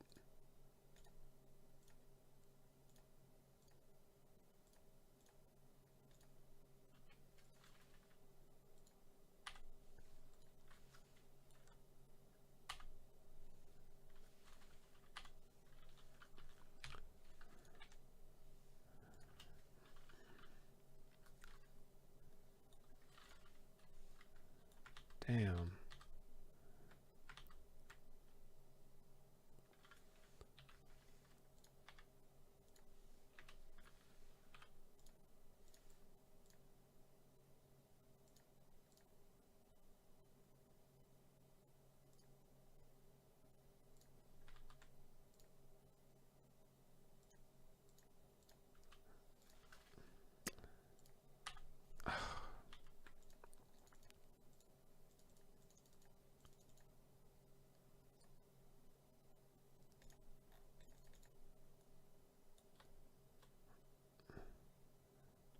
Shift H. Something's going on here, and I don't know what it is, but let's. I think it's because we have some miscellaneous lines that were hidden.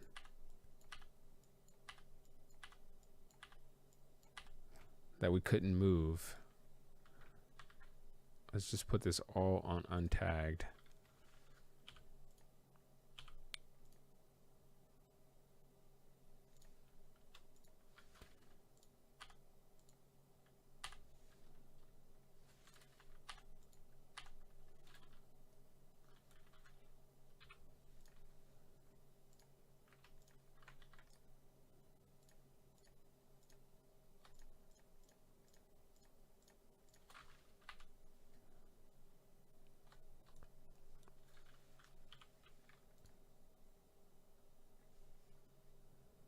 What the heck?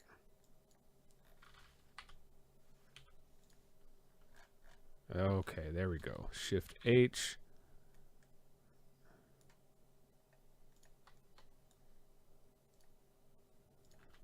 Okay, so that fixed our issue with a couple of things.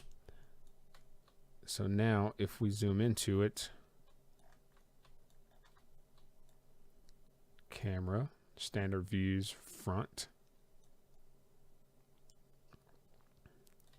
There we have it. Escape.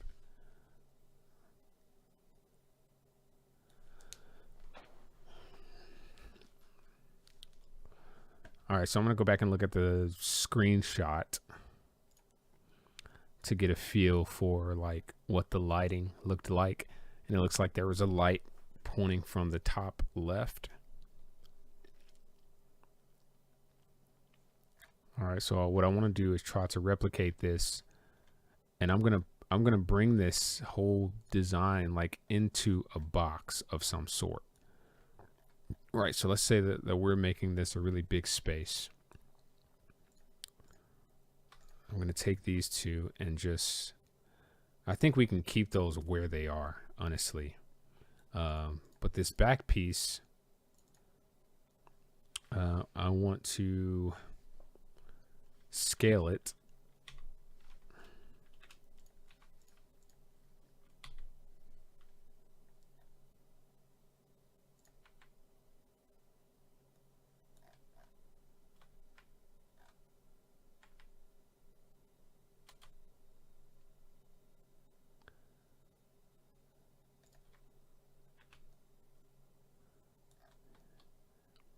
Perfect. And then I'm going to go in here and do a offset. Just a tiny offset.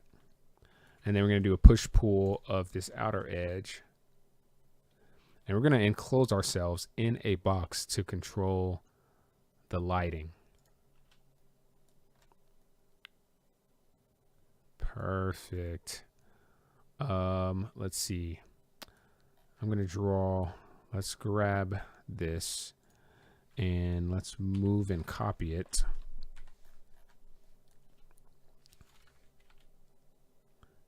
In. And that way we can basically close this off.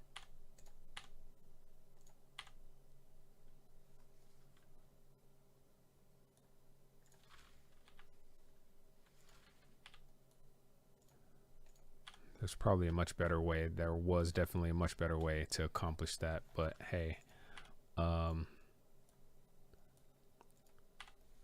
know, I'm going off of my old drafting teacher's theory.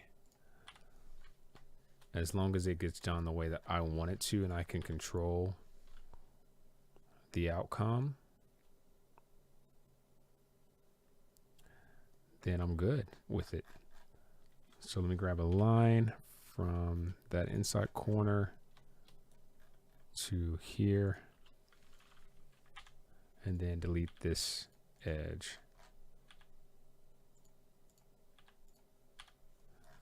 Okay, so I'm going to grab a section plane. So tools, I think view, section planes.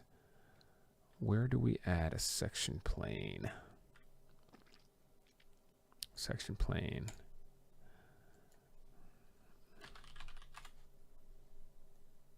And now I can just move it up.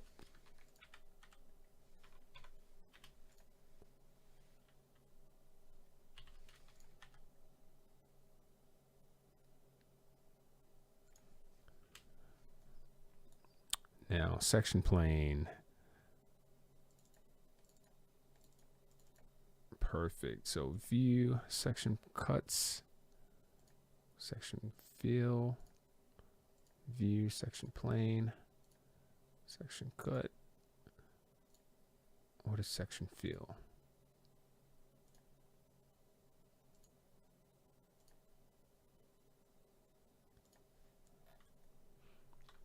Okay, so if I go here,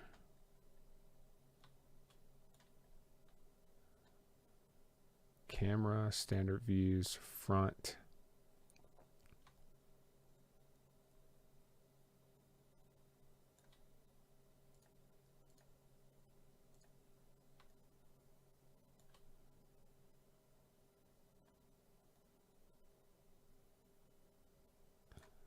Camera, standard views, front again. I want to be able to see basically from this, from the center.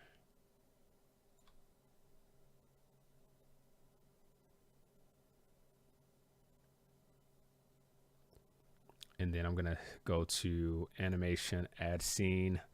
We're going to go over to scenes and I'm going to turn off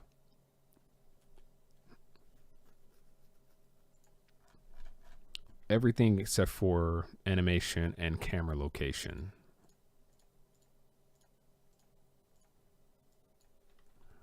We're going to call this main menu.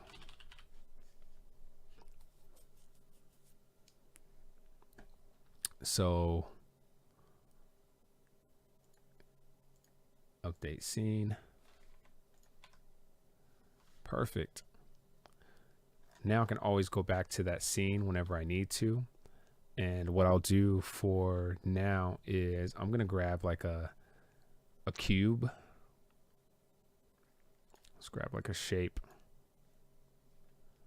or a circle.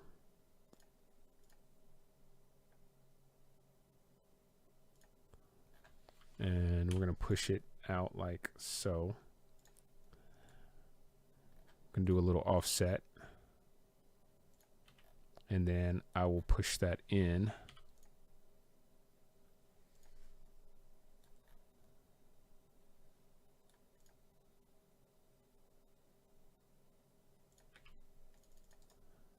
You can make that a group. Let's see. I want to grab another circle. So let's do a line from the center of this circle.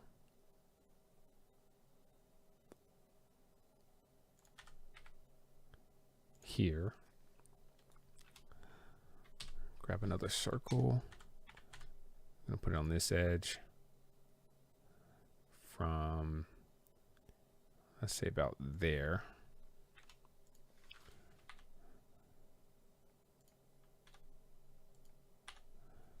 Okay, and then I'll go into this, grab this edge, copy it, escape, make this a group, go into that group, Control Shift Paste, and then we're going to click on Tools, Follow Me, turn that into a sphere, delete this edge. I'm going to go into that sphere to make sure there's no random shit in there. I can just delete it and see. Nope, nothing. Cool. All right, and that and this we're going to group.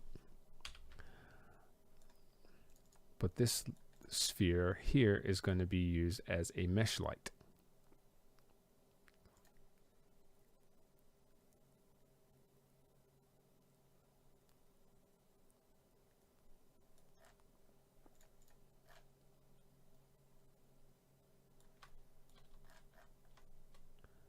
All right, so now I can take this and then do a rotation. Whoops, Q. 90 degrees. I'm going to go inside of that though. Let's see if we can move it out away from the wall.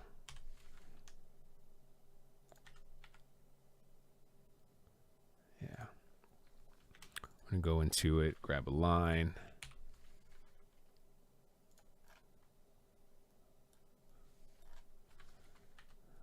Draw a line out on the green axis. And then I will also draw a little T in here.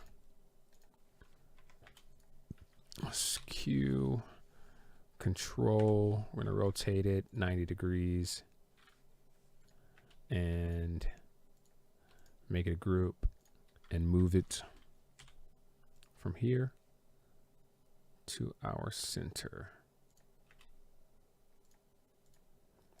Okay, that way I can now,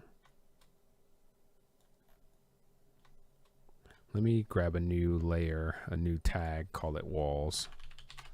And then I'm going to put this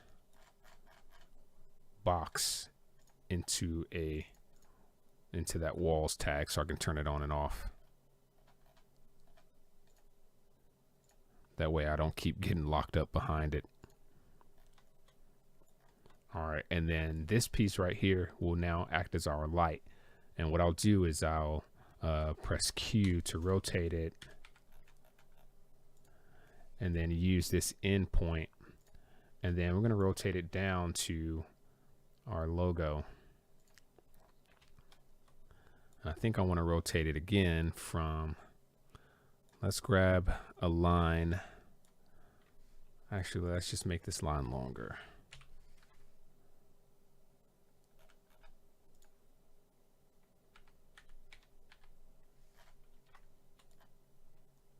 And we're going to bring it to about the center here. Okay. Now I'm going to move this down and then over to the left. And now this should be right at the center of our 0, 0 axis. So what I can do is press Q right here, and now I can rotate it in whatever direction I need to rotate it. So let's say we want to point it down like this. And we're going to add a new tag, light. And I'm going to put that on light tag. And then I want to do another rotation, but this time, let's say,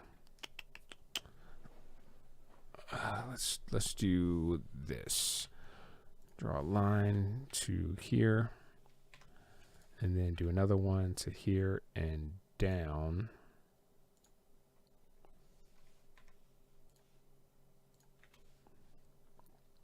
All right, so I want to grab this, and we're going to do a rotation, and we're going to duplicate it.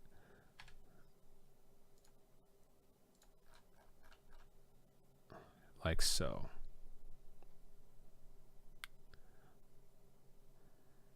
Okay, so we'll have a pretty harsh light, and then another light that's kind of pointing off in the same direction.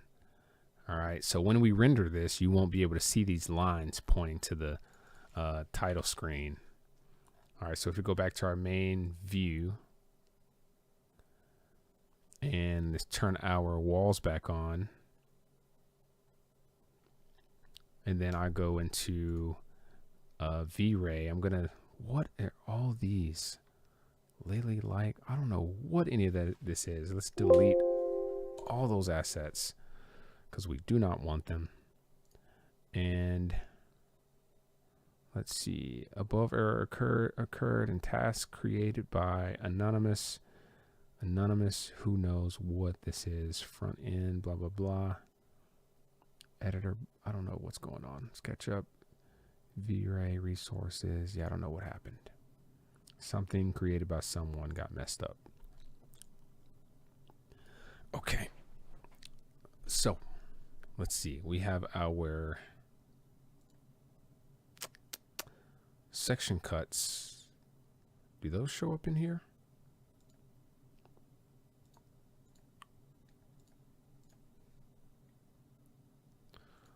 Settings, CUDA, medium, high. We will add a V-Ray denoiser. Let's see, camera, render output, material override. Advanced camera parameters. I don't know. Let's see, view, section, planes. There should be some settings, or so I thought.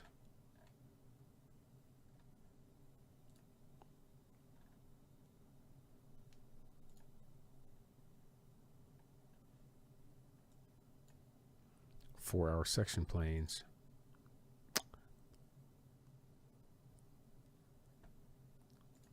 So view, section cut.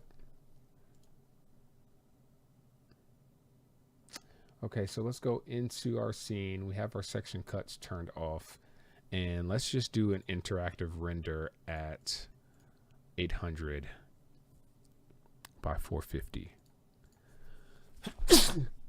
Excuse me.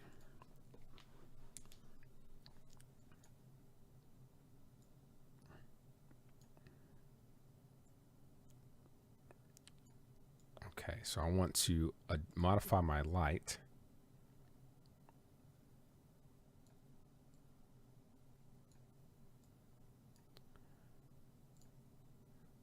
Change it to radiant power.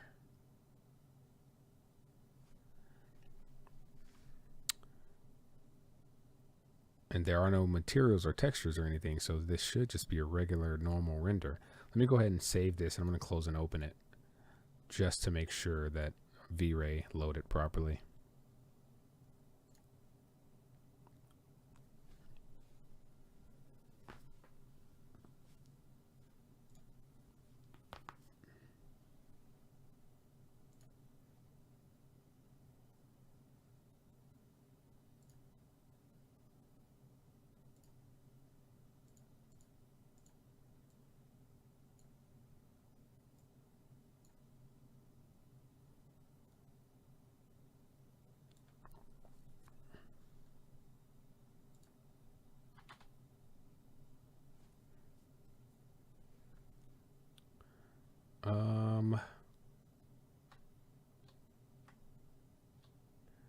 Oh, they're too far out. That's why.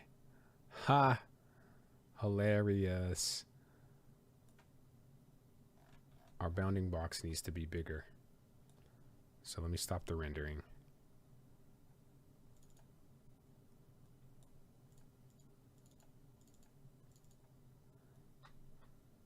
And we're going to pull this up. Let's view section cuts.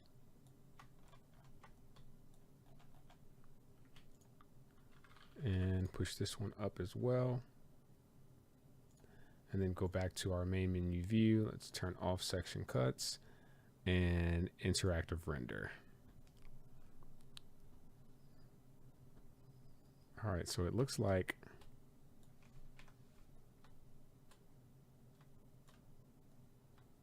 those lights aren't doing very much, although they should be set to, let's see, radiance. How much of a difference does that make?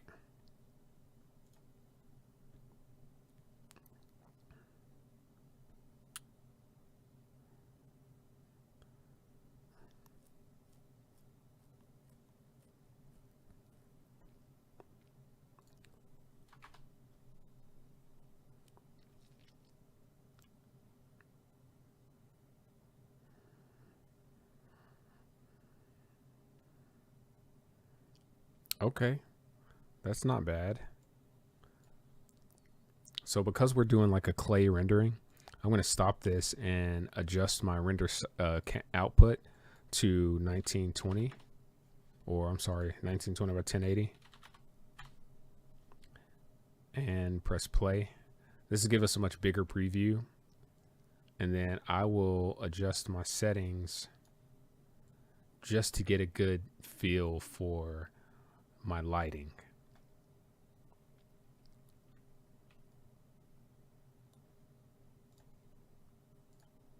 We're not using any kind of materials yet.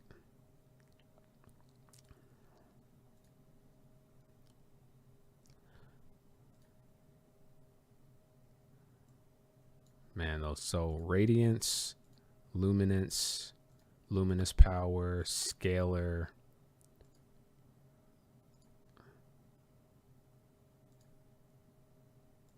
Radiant power. Yeah, I'm surprised that this is as dark as it is, but radiance. And then we'll probably have a normal mesh light as well. But so far, this is a really interesting look.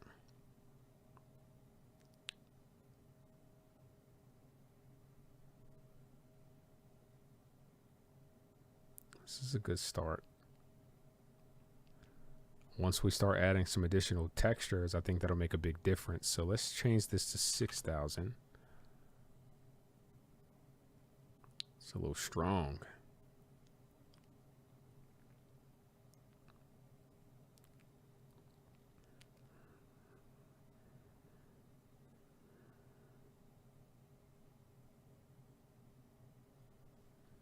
All right, so if I turn around towards these lights,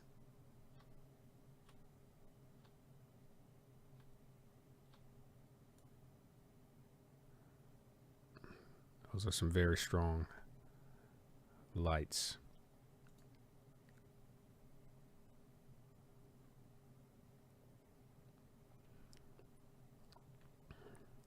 I don't know. I think this is pretty interesting. Okay. Now I can adjust my advanced camera properties. Let's see, shutter speed, aperture.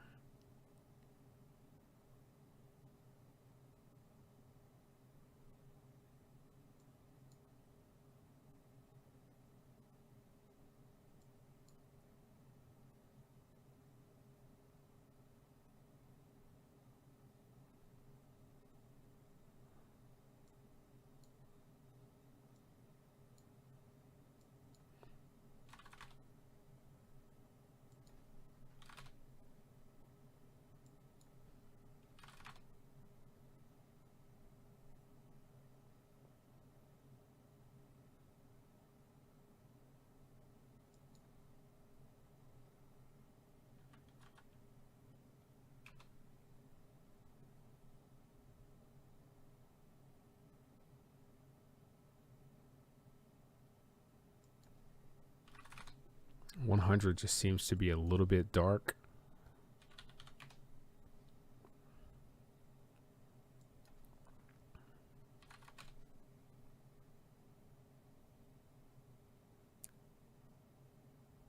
$200 seems to be okay.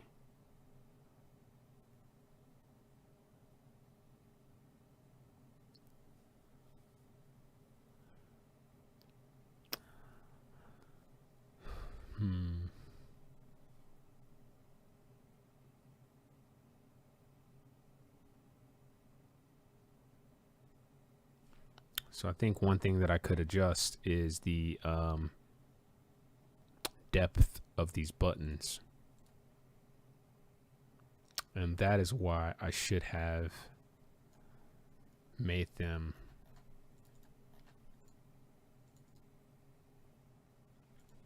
let's see. That's why I should have made them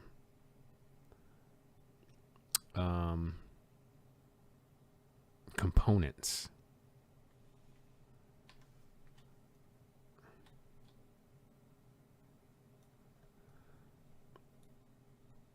So let's turn on our references.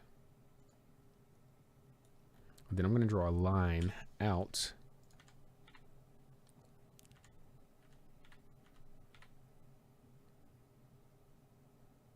Three, 9, 1, 8. So 3 feet. Can we go 1 foot? What does 1 foot look like?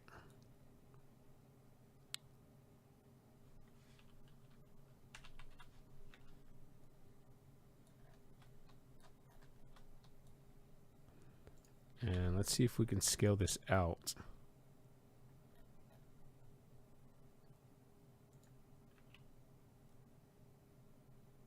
to 1 foot and see what kind of a difference that's going to make for the button.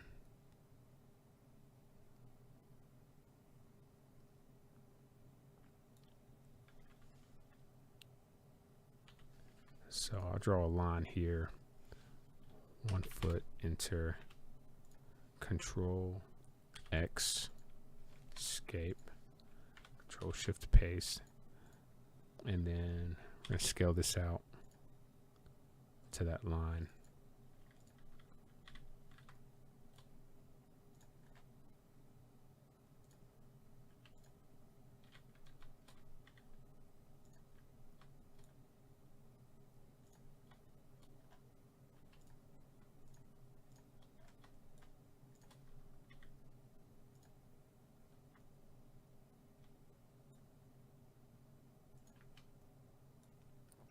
Turn our references back off.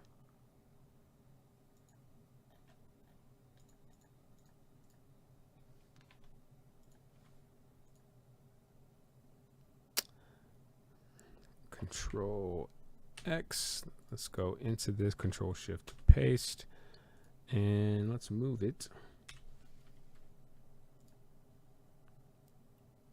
to here and tag it under references. Escape. Okay, so let's do a rendering again and just see how those buttons change.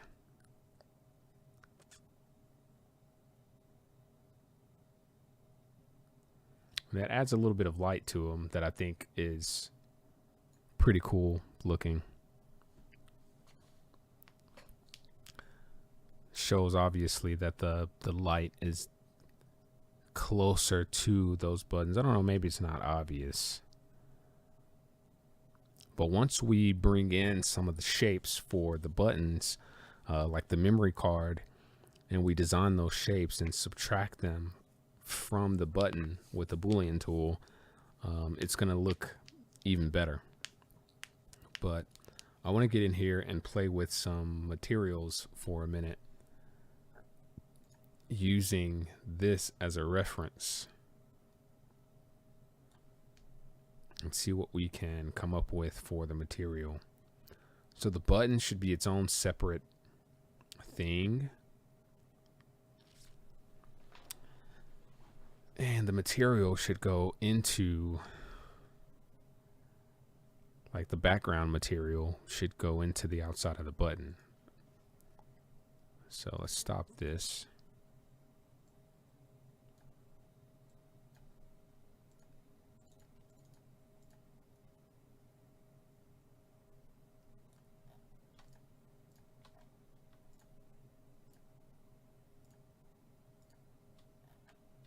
Control X.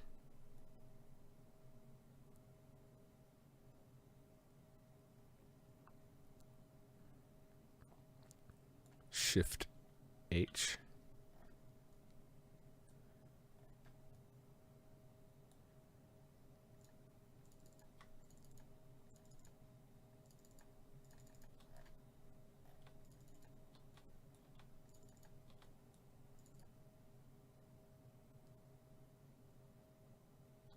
Shit.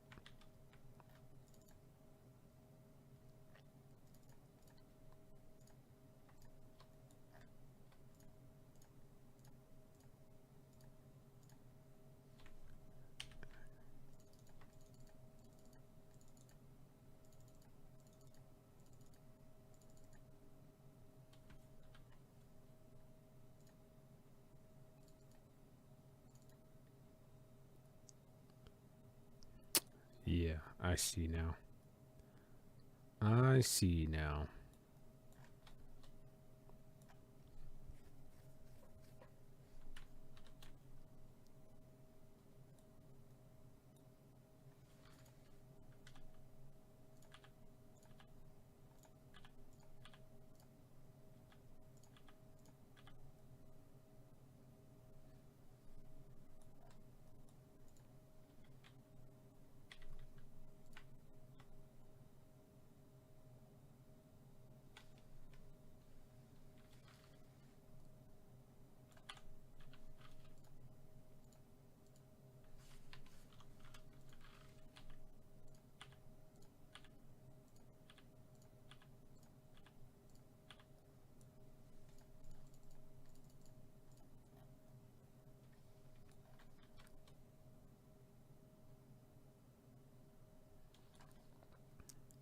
So technically, I don't think you'll ever see the inside of this, but I'm going to go ahead and just grab a line and close them.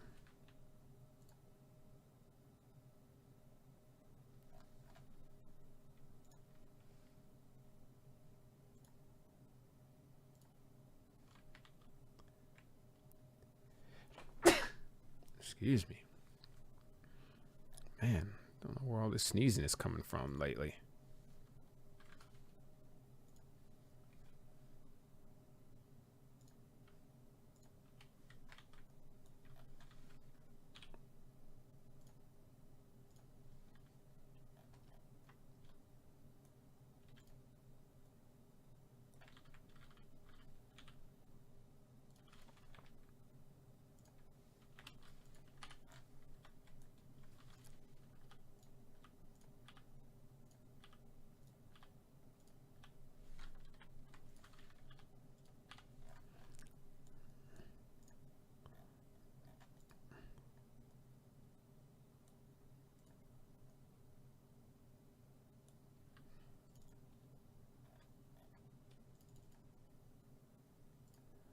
So I think I can delete those. And all of these should now be solids.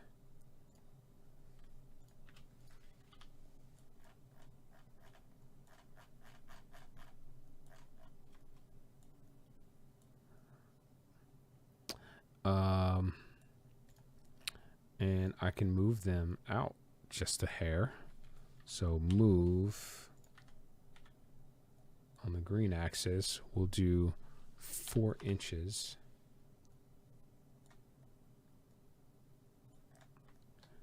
So now these buttons are separated from the background, and it might cast a little shadow back there or something.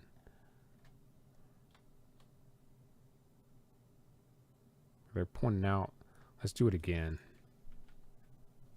Another 6 inches. Let's go back to the front view.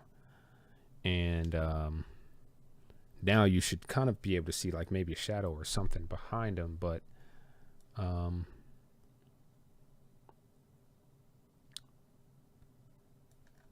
let's add some materials, some textures.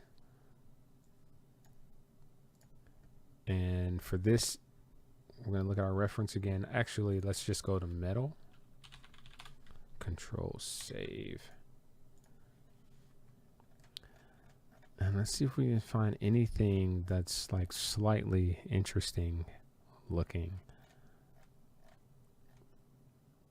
Let's see. Weathered. We don't have anything that's rusted.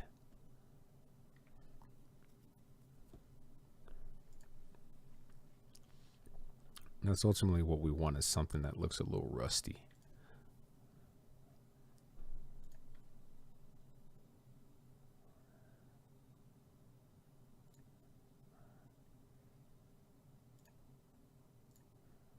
Let's go ahead and add this to the scene.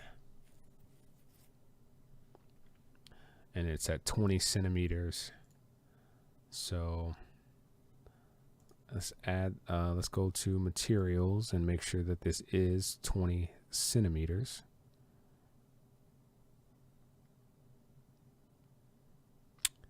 Where's our materials?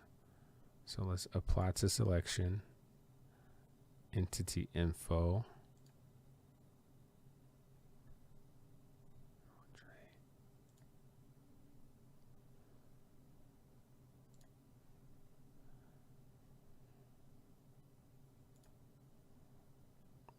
And it says it should be 20 cm.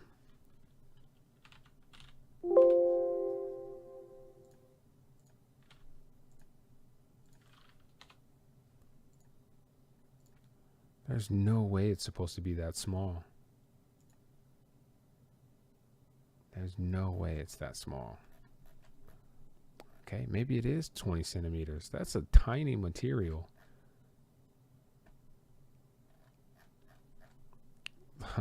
Let's render it and see what it looks like then.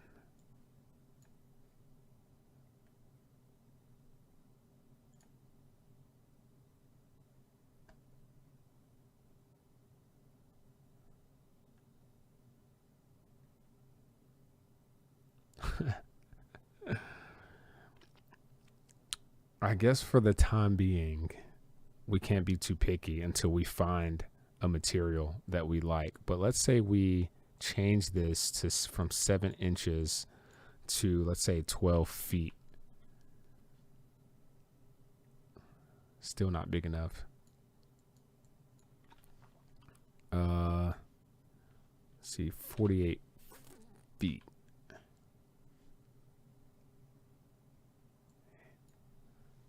100 feet.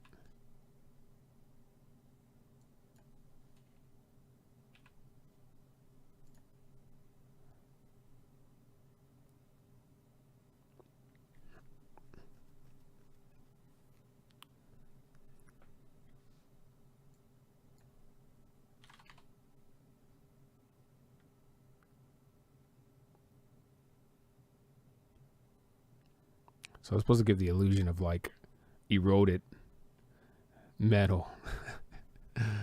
I got to figure out like a material that we can use. But, I think this is an interesting start to a cool project. 150 feet material size.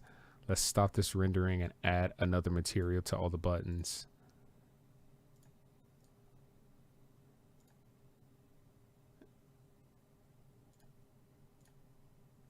At 150 feet as well. And this is all technically just going to be temporary. Let's make sure that it's applied on the material properly. And then the Destruction Derby 2 text, it's like got this orange, bright orange color. So let's see if we have auto. Let's see, car. We have a car paint. It's orange car paint with flakes. Car paint, yellow. Yellow.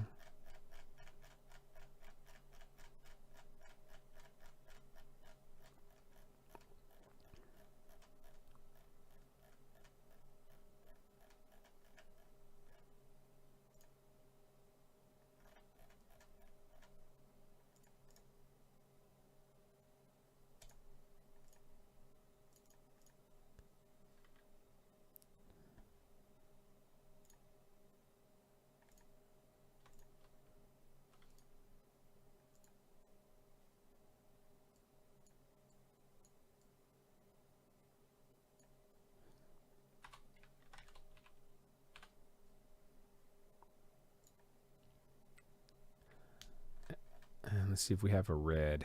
This is wine red. Don't think that would look too good. Simple wine red. That dark red is probably not going to be hot.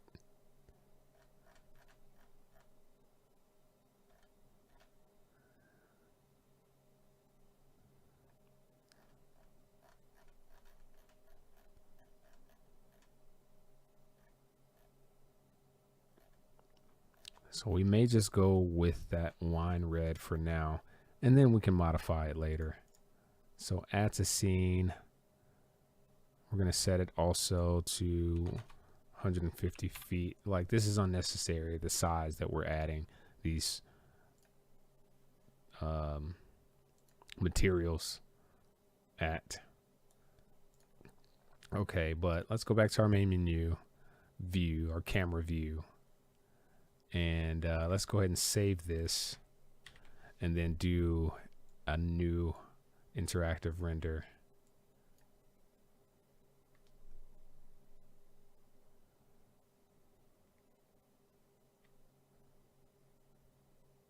I'm not sure how I feel about the car paint,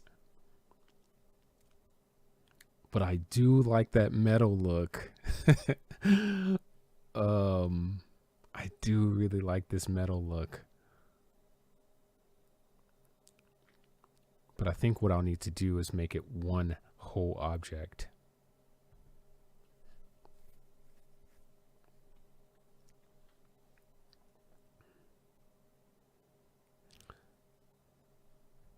And because there are no there's no curvature to the Destruction Derby text, it's gonna look a little bit funny.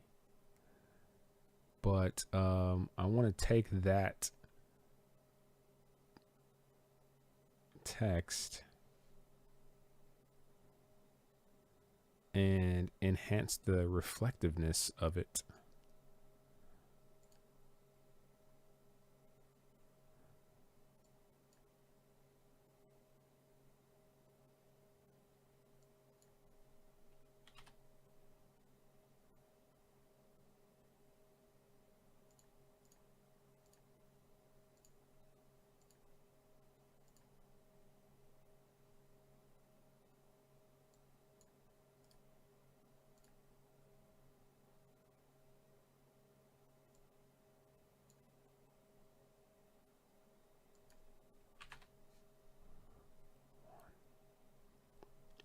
So reflection glossiness.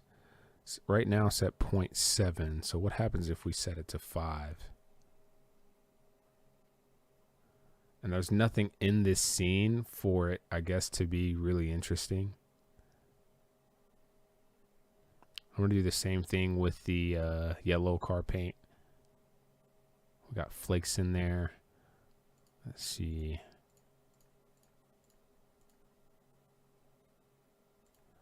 Glossiness 0.7. Reflection.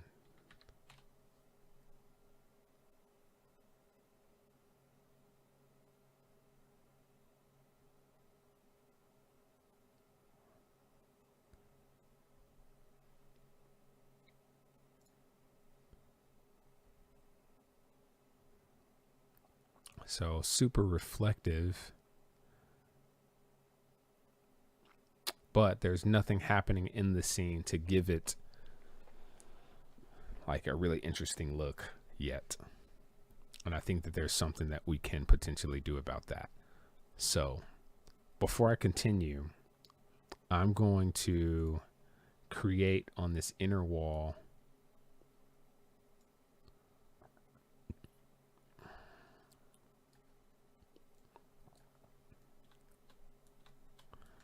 some lights.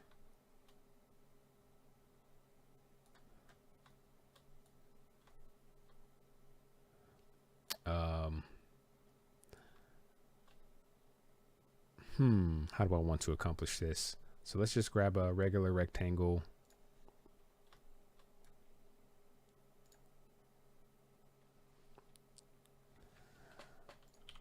Just pull it out just a hair.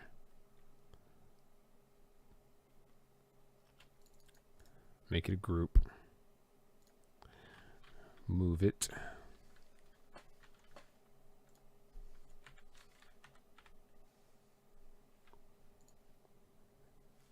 X3,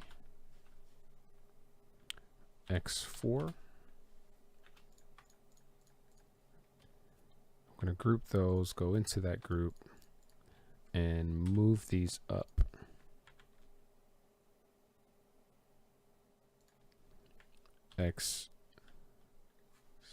Whoops. X4. Damn.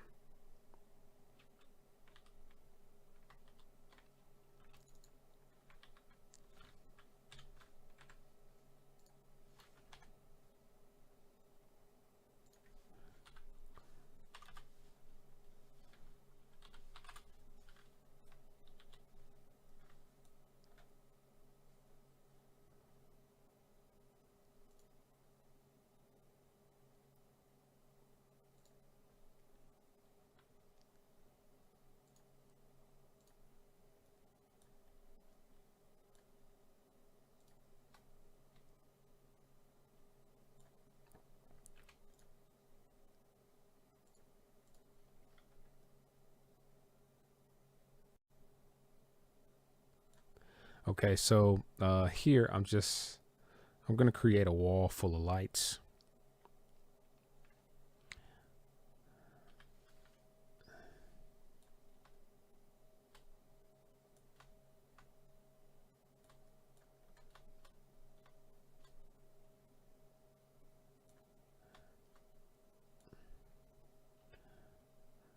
And then we're going to set this backdrop to be black. So let's say plastic.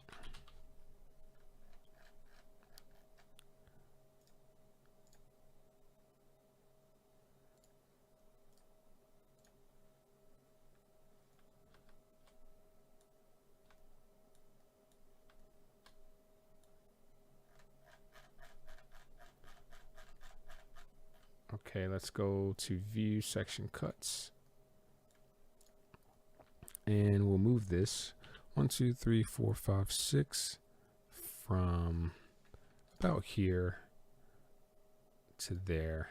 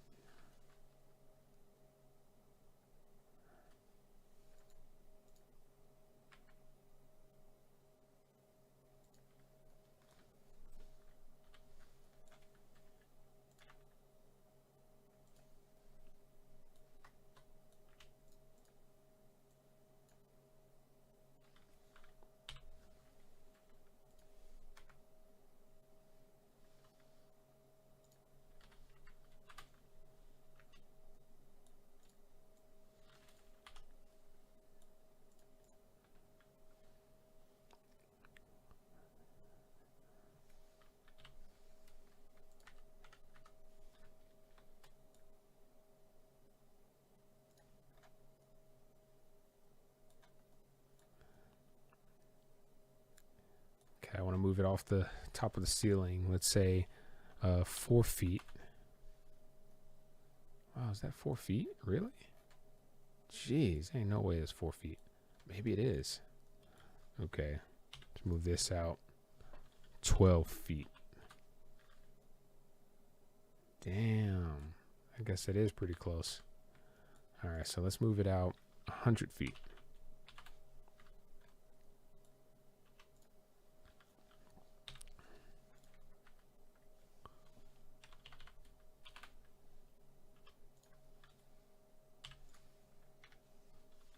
$50.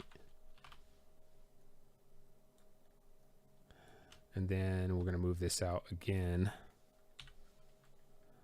Let's say we're going to rotate it actually.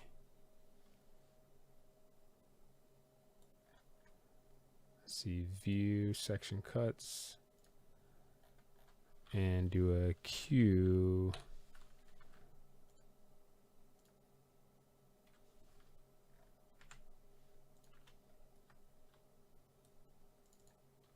Shift H.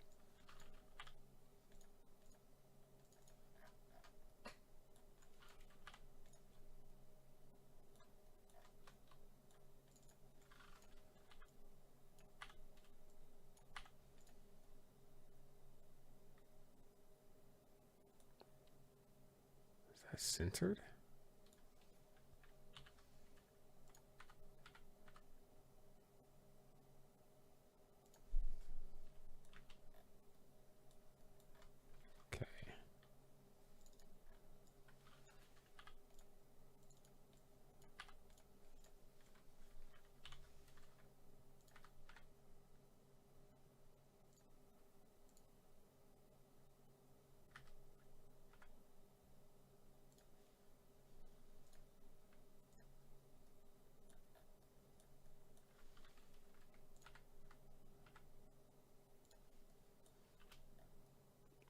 All right, we're going to convert these to lights.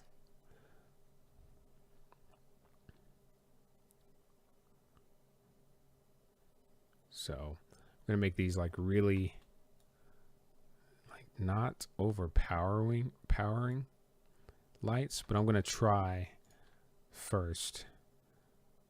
Let's see if we can. Honestly, this should have been like a, let's group it. This should have been, let's go into it, shift, control A, explode. You know what?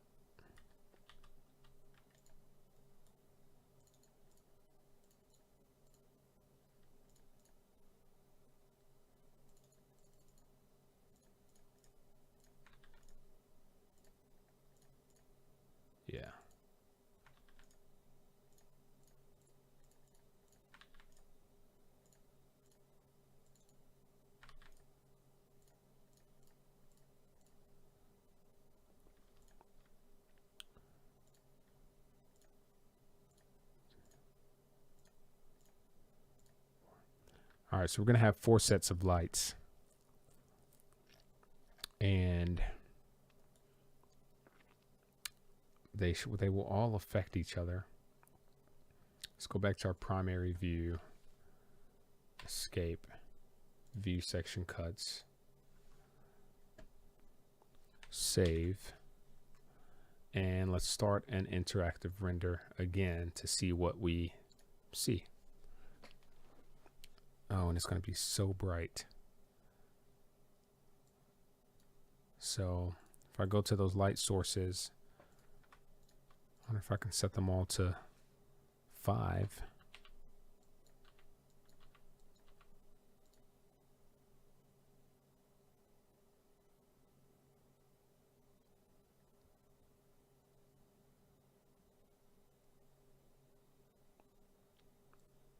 And this will help us determine what our car paint material will look like.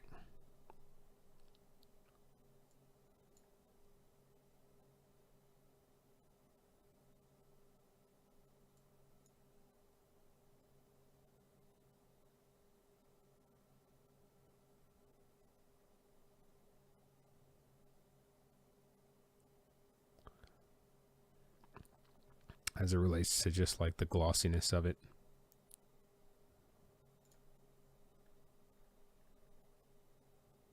So I want to zoom up onto it real quick and see.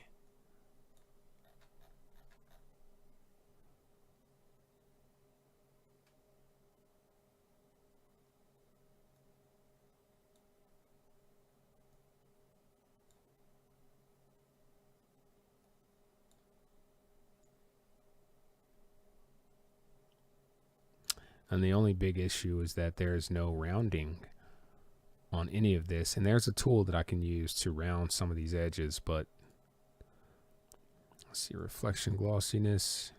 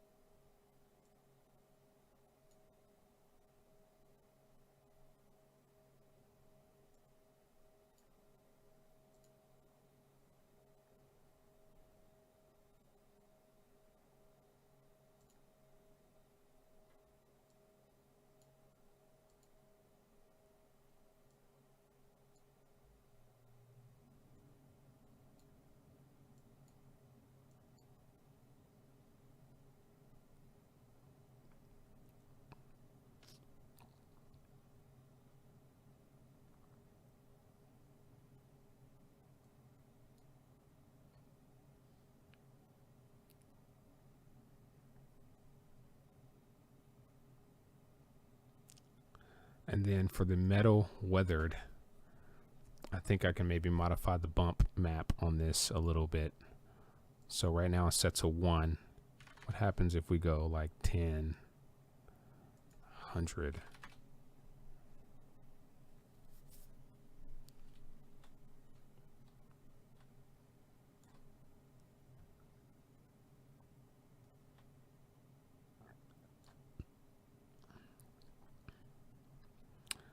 Yeah, I'm not seeing a whole lot of bumpiness happen there, but this is the bump that I think will have more of an effect. So let's set this to 5. And let's go back to our front view.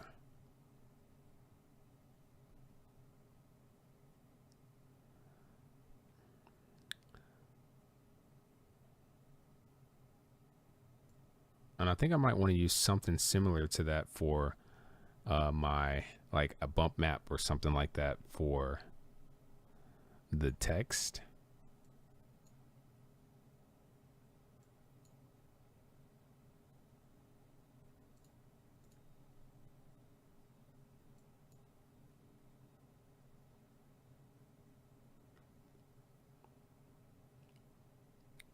And if I had more rounding, this would look way more interesting.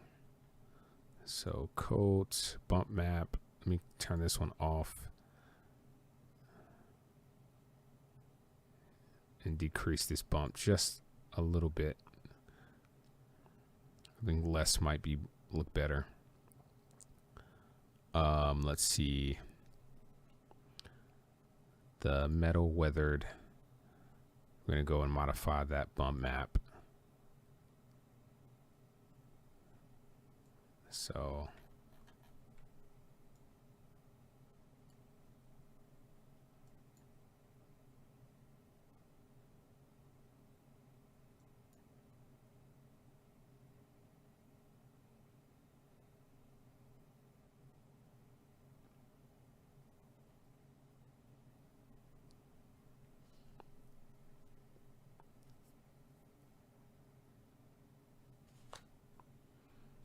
cool. Looks like it's a little much. Yeah, so just make it a little less apparent. As well as with the weathered metal, I'm gonna make that bump just a little less.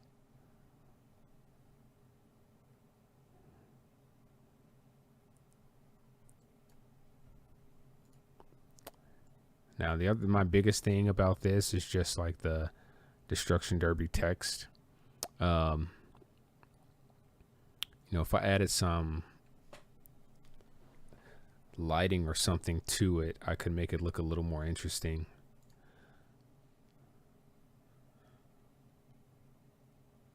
And then I want to add a green light to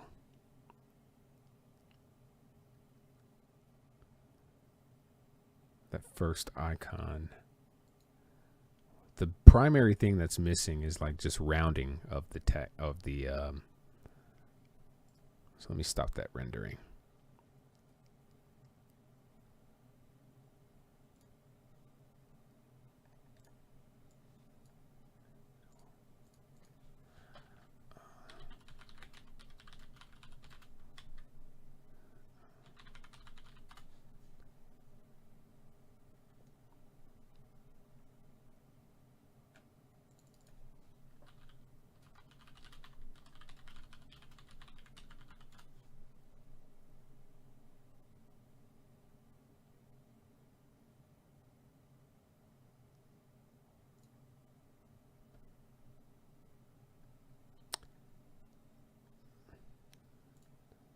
Save this. I'm going to go to extensions really quick.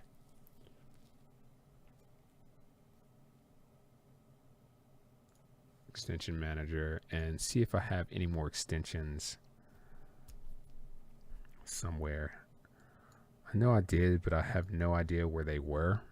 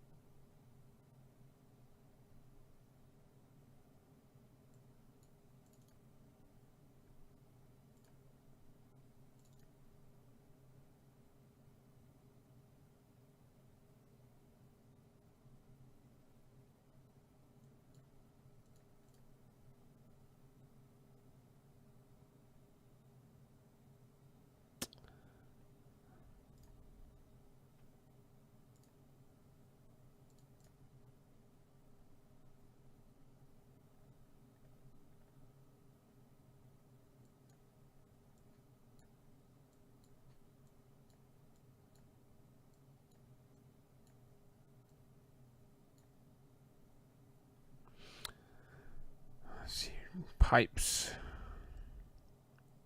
tags, materials, select, move.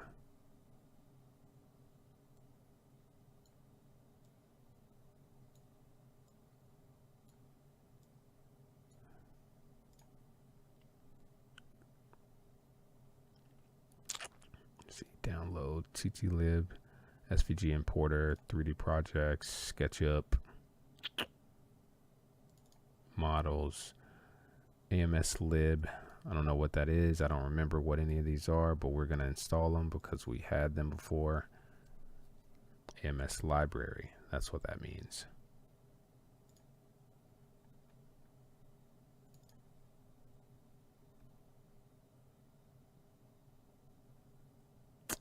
GLTF export. This one's a physics tool, I think. Something else we'd also don't need, and see if we have any in there. Projects.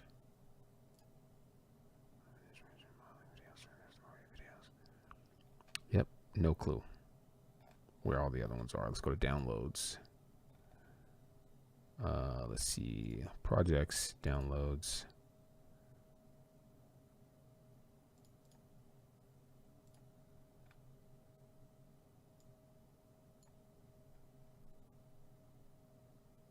Select instances. Okay, yeah, I have no idea, but we're going to figure it out because I know that we did have a corner tool.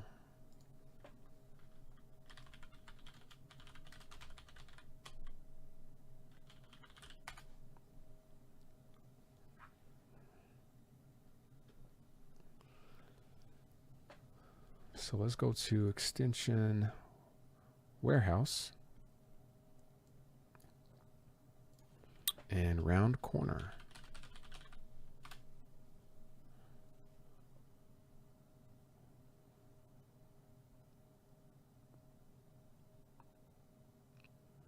Rounded edges, corners 2.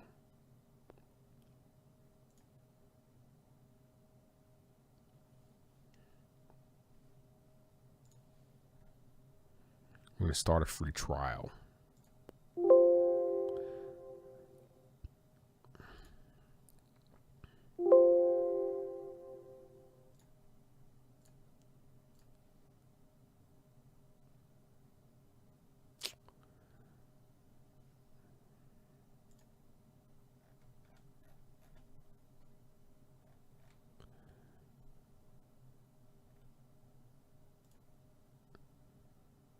Manage.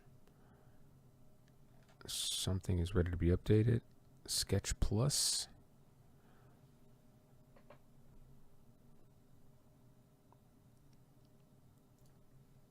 Okay. So now I think this might do us some justice. Let's put this round edge tool. Let's just get a new bar. There's no telling what we're going to use first, but we're just going to go ahead and just have these up here, and we're going to save the document.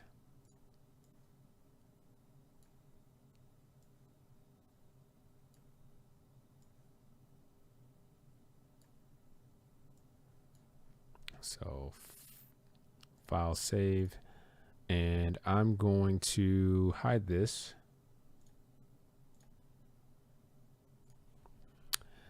And let's play around. Let's save it again. Let's play around with this real quick and see how easy this might be to use this tool.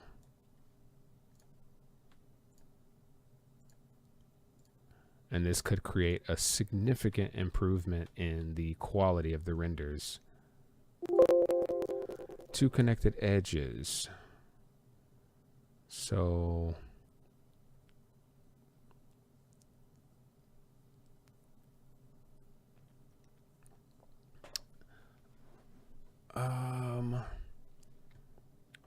I guess we're looking for a bevel tool. So round edge. Let's Google this again real quick.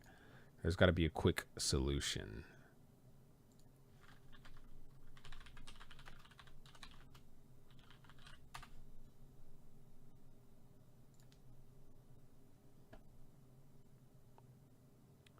And what is this called? Bevel. Okay, so let's go to extension warehouse. Search bevel. So round corner is the plugin that I did have before, and it was free. But the bevel tool, I just saw a little quick preview for it. Also free. That's unbelievable. Okay, well, let's install it and see.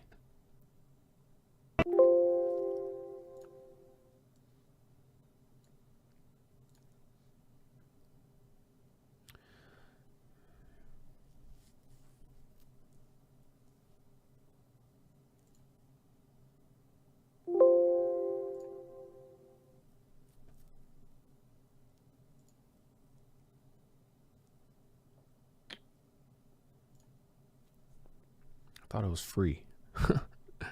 That's hilarious.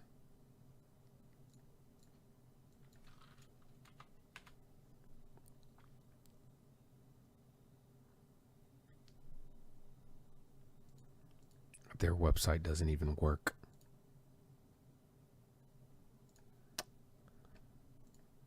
Fantastic.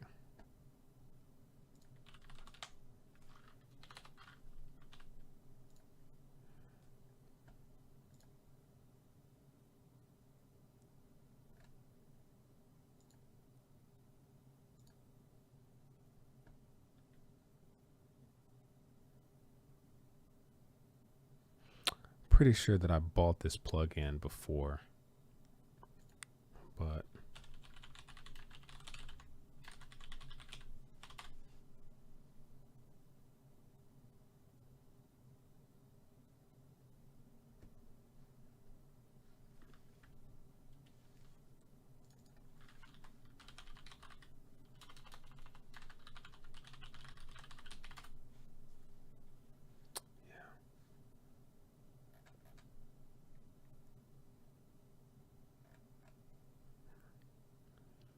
so I'm going to go do a quick search and see if I can find this tool.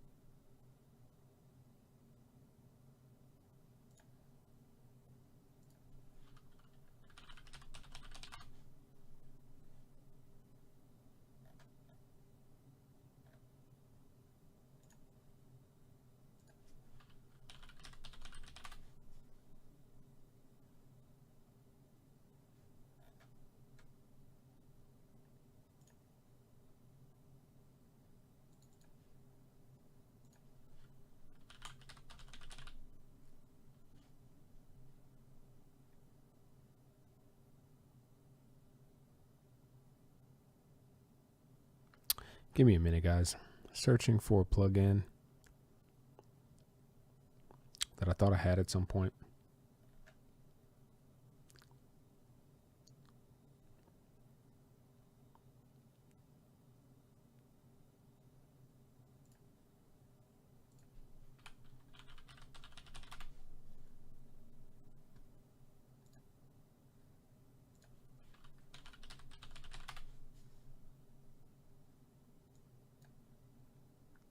Okay, let's register for this website. Damn, they always are joining without paying.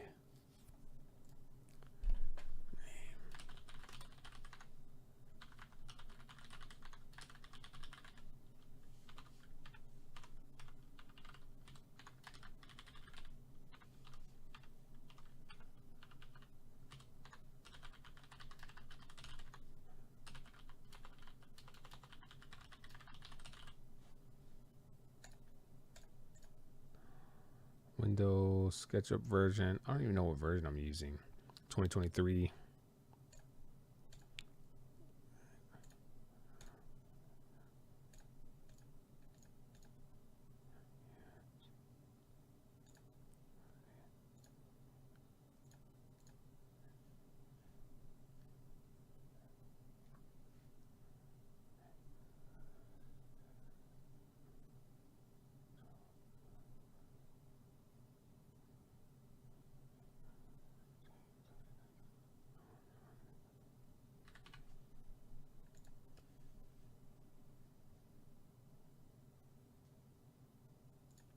right. Uh, uh, uh, mm, mm, mm, mm, mm.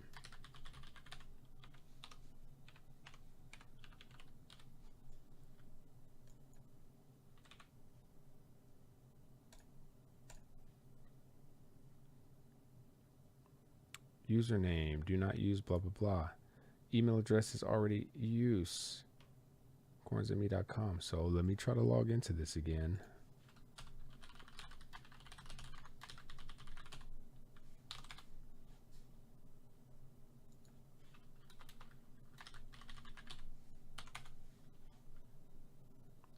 Okay, forgot my password. How about that?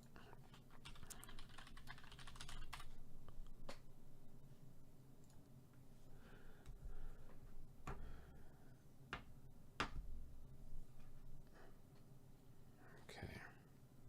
Let's go check my email.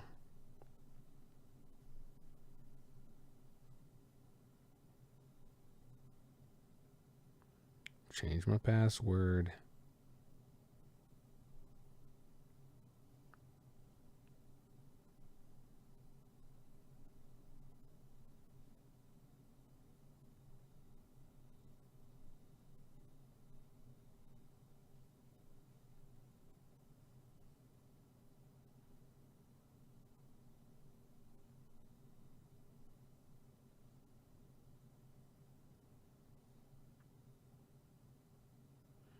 Oh.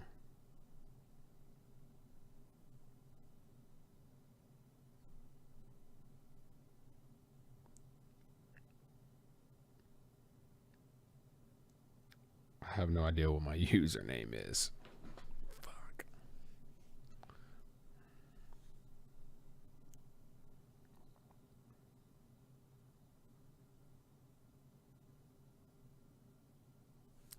Okay, so let me go back. Forgot username.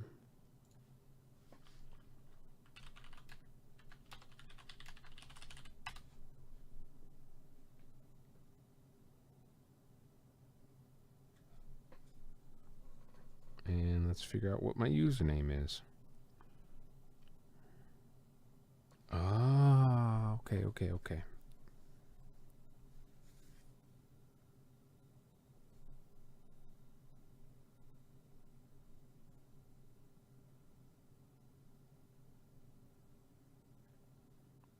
Now I can set my password.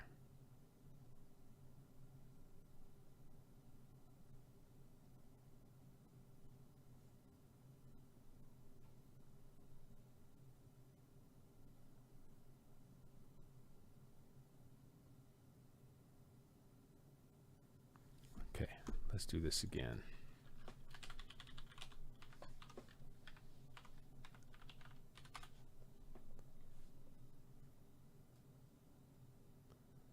Are you serious? Oh.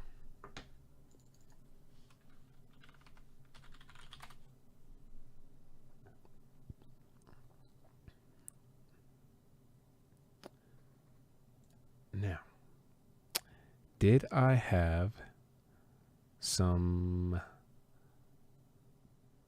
plugins, my licenses? Oh my God, I can't believe it. Okay, so let's search for bevel.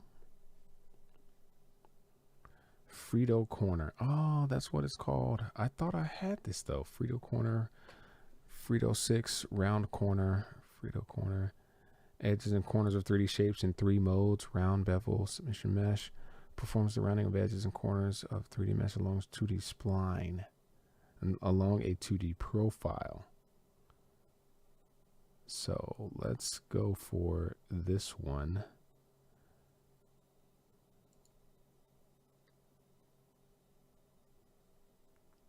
So do I need? Let's search.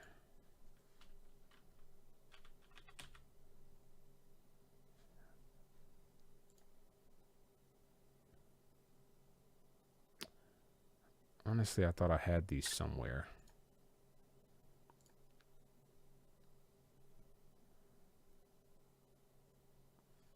Let's just go ahead and just save this and try 3D projects. Let's save it in here. Extension manager, install. Let's go back to 3D projects.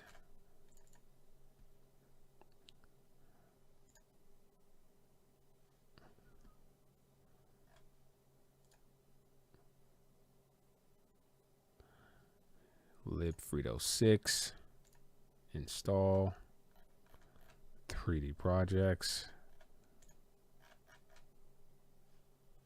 Wait, what happened to it? Still downloading. Got it.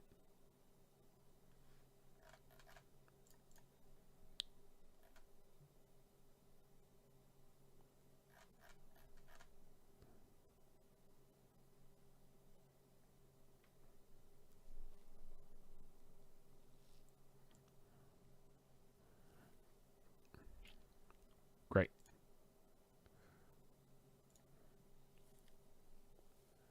Okay, later. And Frito 6, Frito corner. Let's disable it. Apply changes. Let's enable it. Apply changes. And extensions, window, tools. Do I need to restart it for it to show up? Bevel, live bevel. So let's see if this is going to work. And why is there not a window for it? Okay, so let's try it.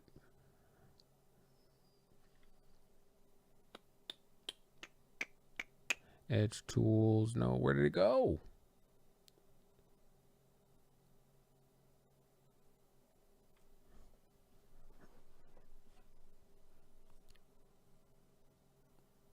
I just saw it and it like disappeared. I don't know where it went. Frito 6, extensions, bevel.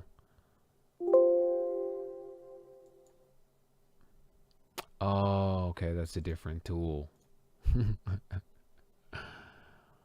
Well, if I can't get a license from that website, then how in the world am I supposed to be using this?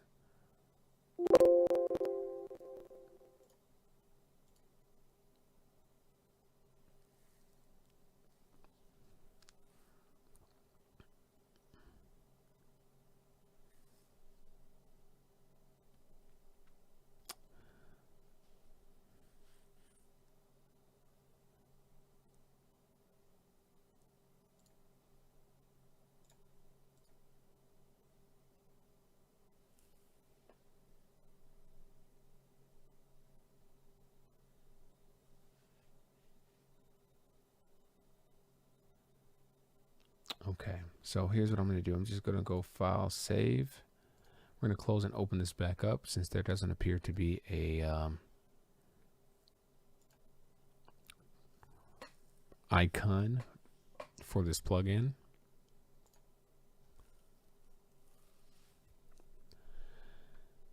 Okay, error loading one of the plugins. Okay.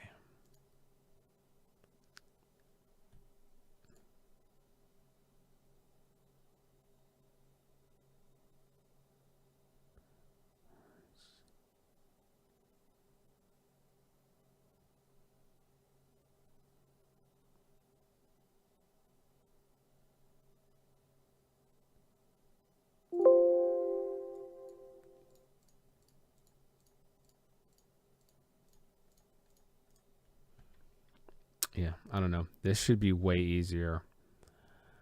But this is something that I guess we're going to have to figure out since this bevel plugin doesn't have a license and I can't get one because the damn website doesn't work.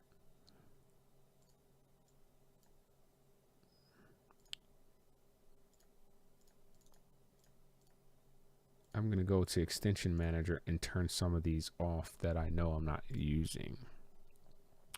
So AMS library, Frito 6, like where are the Frito 6 tools at? DBS round edge, so we can turn that one off. Edge tools 2. Frito 6. So where are the round corner tools? This should be an easy thing to find, but here we are. Okay, let's go and look again. Edge tools. Sandbox.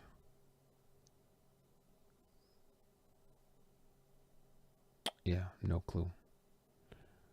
Bezier curves. Is there a round corner in here somewhere? No, I don't think that's what it is. Okay, I guess that's it for the stream today. I'm going to play around with this, and if you want to keep watching, feel free. But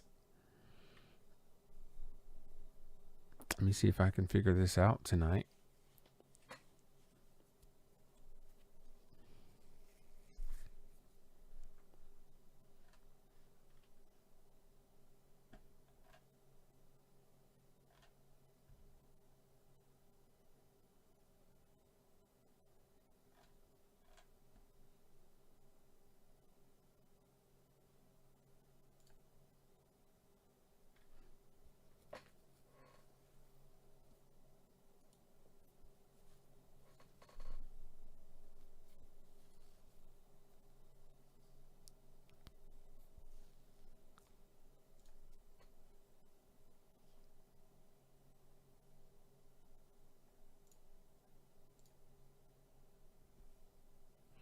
Sketch education.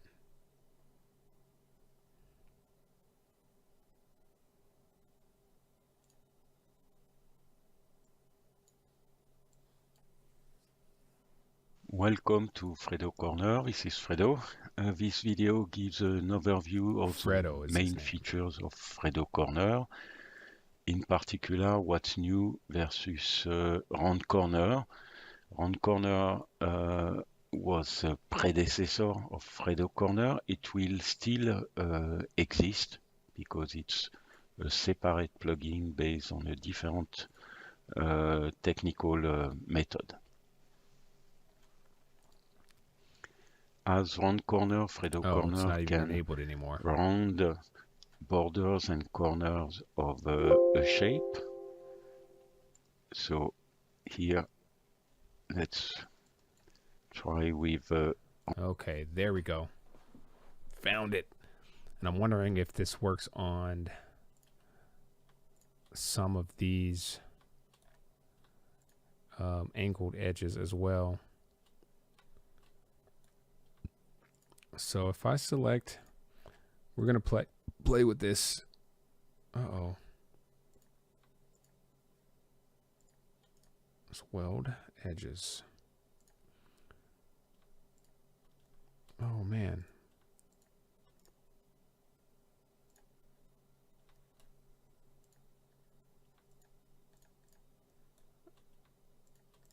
Ah, okay. I remember when I had those lines hidden.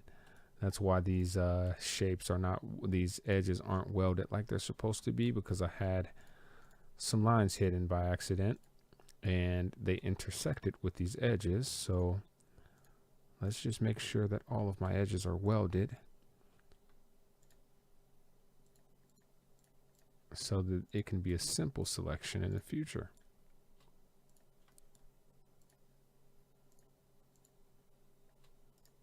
Ah.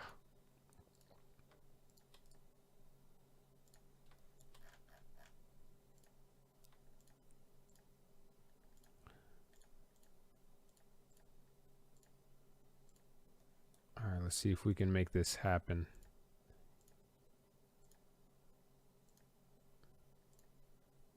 With all these selected first.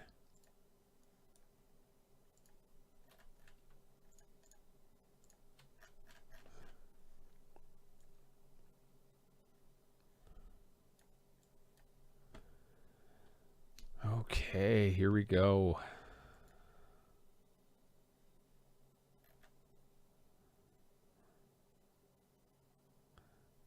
Is it going to tell me what to do here? Oh, man.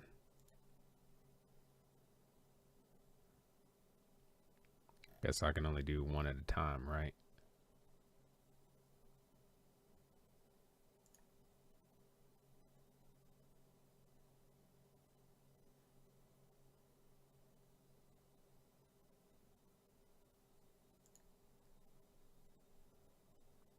Okay. Looks like we got it figured out, I guess, kind of.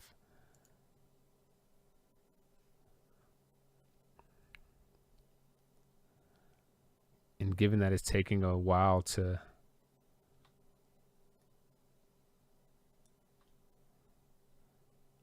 Oh, from the face. Okay. So I can select these faces and it's going to get all the edges connected to that face, and give me the option to do the rounding. Oh, Fredo, you are a genius, buddy. Even though it's going to be a slow process, you are a genius.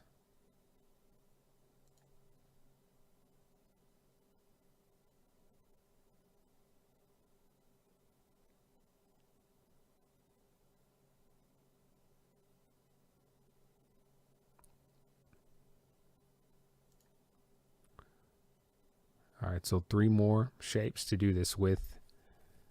And we're going to adjust some settings, maybe. I don't know. And I think one, because this file is so big, the shapes are larger than like a human in scale. Because I did like a 4K size texture, but I made it, instead of using pixels, I used inches, because I wanted this to be big. And that's probably where I messed up. Like, I mean, when you're using SketchUp, it's a lot easier to work with large objects than it is to work with like pixels and centimeters. And I can always scale this back down to like, 4K, a 4K object. But working with it at this size is going to give me the opportunity to have more accurate rounding of the edges. And this is going to make it easier for me to do this without it running into issues. Because if this was, if this was like 1 foot or about 3 to 4 feet long, the size of a real like TV or computer monitor, as in like 1080p, 4K, 1440p, a lot of these processes wouldn't work because the pixels in SketchUp would be too close to each other.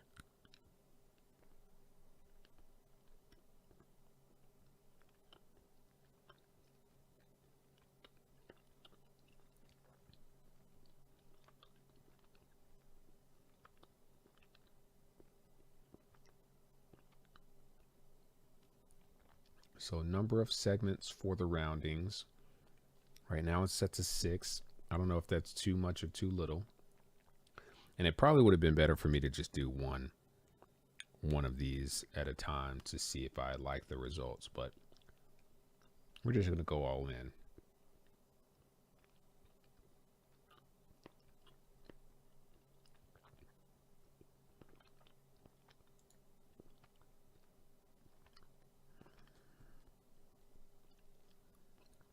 I'm going to set this to 14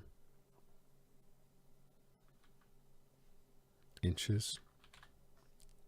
See how that changes everything, if at all.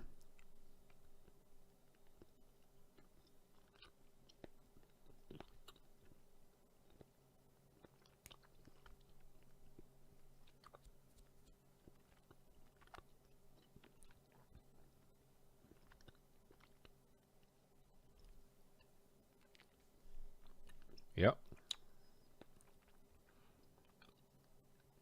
And we're going to click on generate geometry. Let's see if this thing doesn't crash.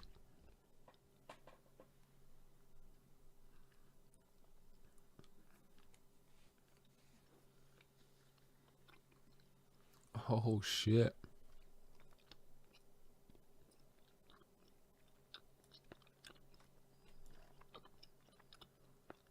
Perfect.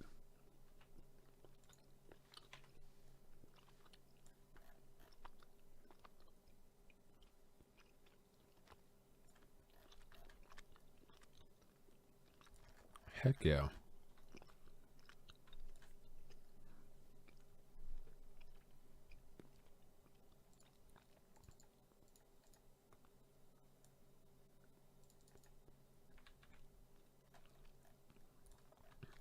Okay, so let's do something similar for this text.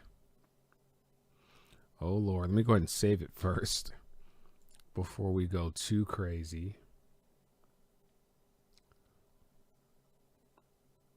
And let's change the offset to 8 inches.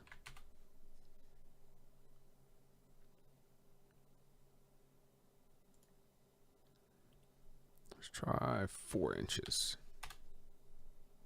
Is that too large?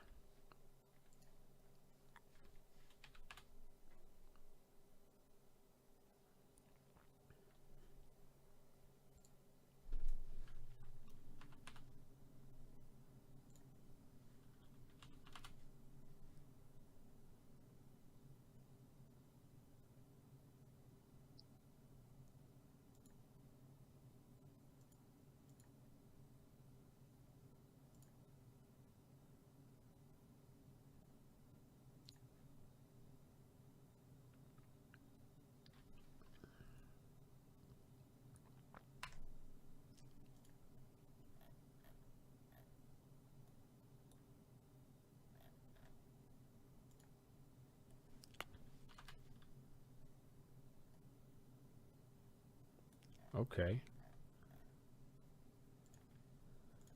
This could work. Oh, snap.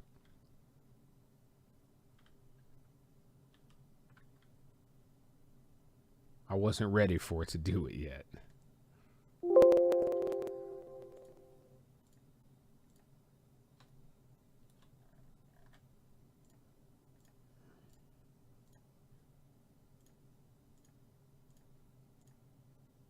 Ah, really?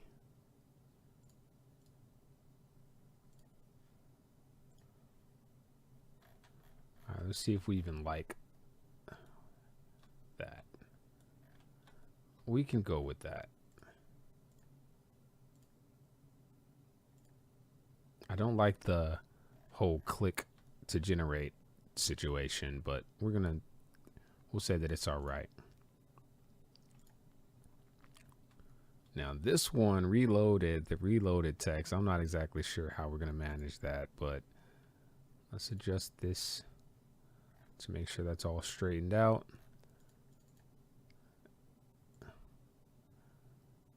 We're going to set these corners to 14.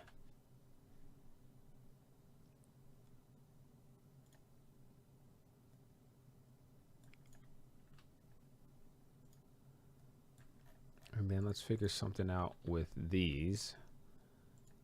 I'm not sure that I don't think there's anything we can do to this whole selection. So we might not be able to do much with this, because everything is going to be way too close together.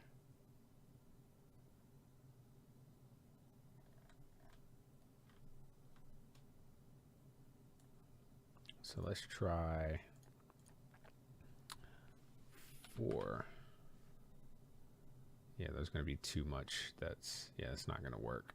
It's too much detail in this, and I'm okay with that for now.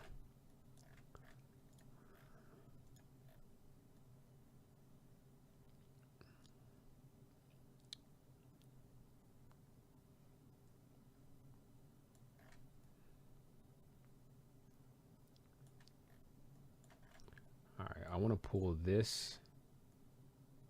I thought we moved this. We did move this.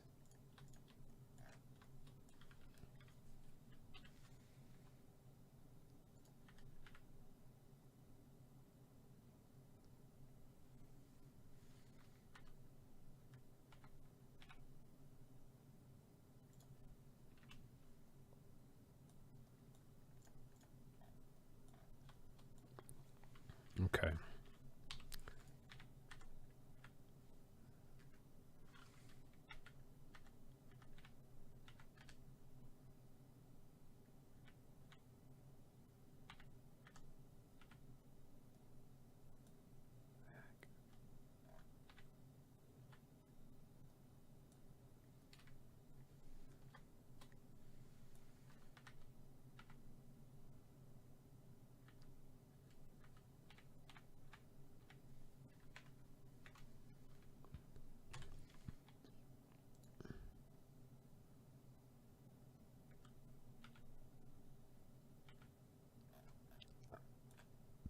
I don't understand why this isn't moving in the direction that I want it to move.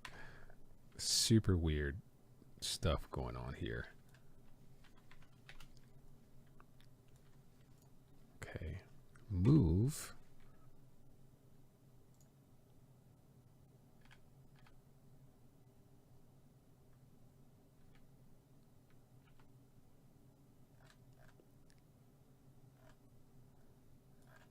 Yeah, something really strange is happening.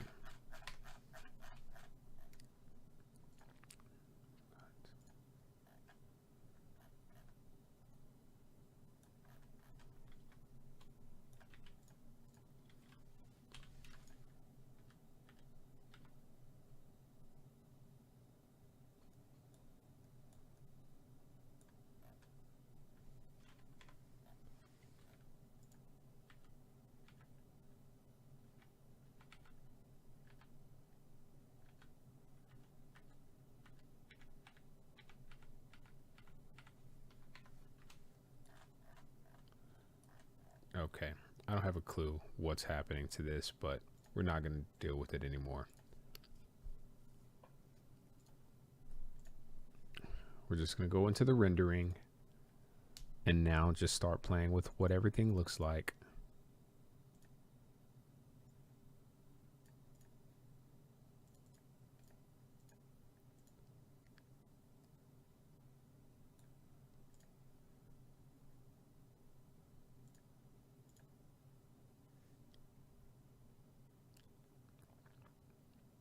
Oh,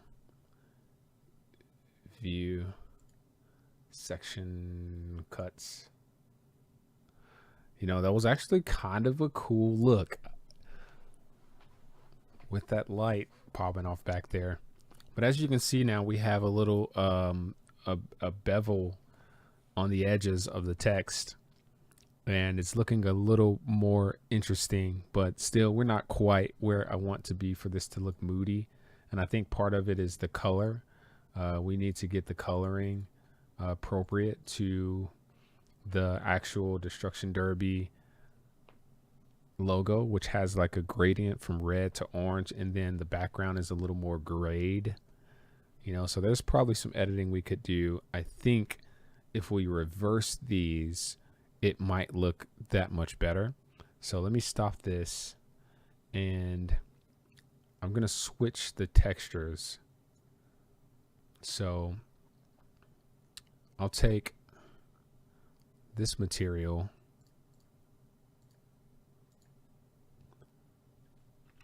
I'll grab this and strip the material off.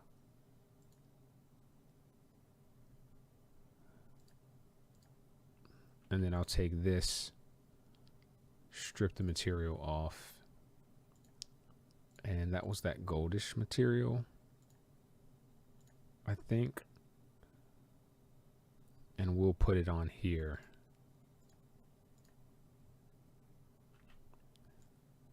Okay, so with that switched, let's save it and let's see what a rendering would look like now.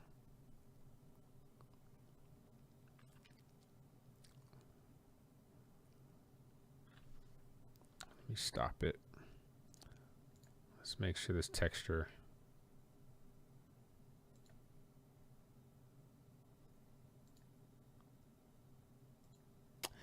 Yeah, I don't know. I'm not really feeling that either.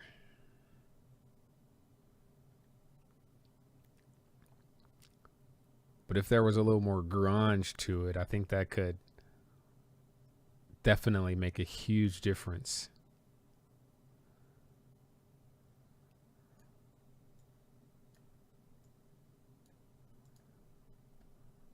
So let's take this metal and make a slight change to the bump map.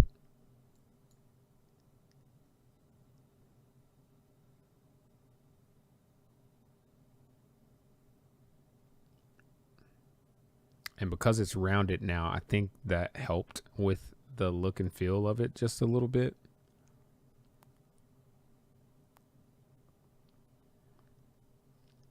But I want to adjust like the reflectiveness.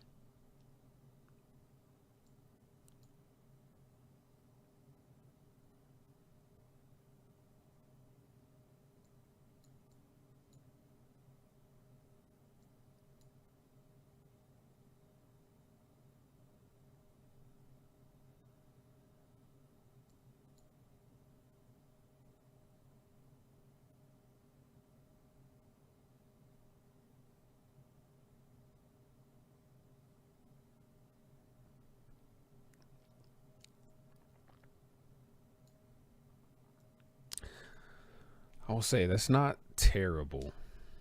That's not terrible.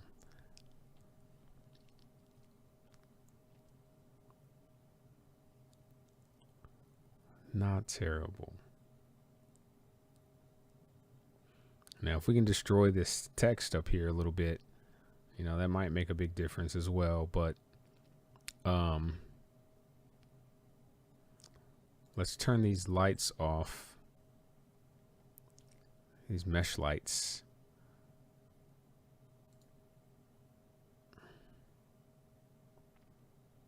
Oh, that made it so much more moody. I don't know which light we just turned off, but oh man, that definitely just changed the vibes a little bit.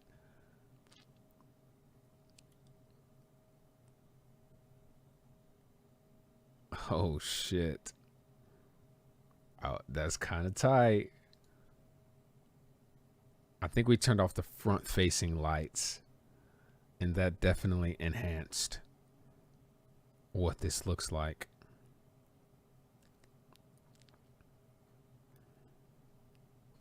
Oh shit.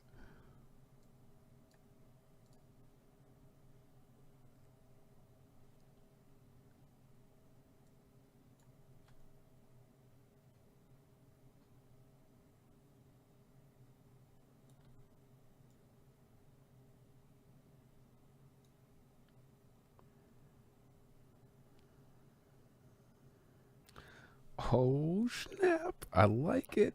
I like it. Now this makes me excited to move on to like the next part. Although this isn't the final version of this like style, like we wanted something that's metal. I think another thing I could do to really enhance this somehow is to like, other than destroying this text a little bit, is adding some sort of light to the text.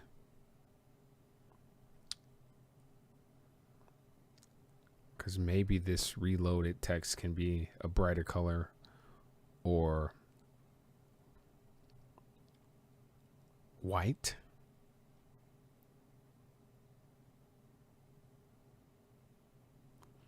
And then the very last thing that I would need to do, or not last, but the next step would be to bring in some graphics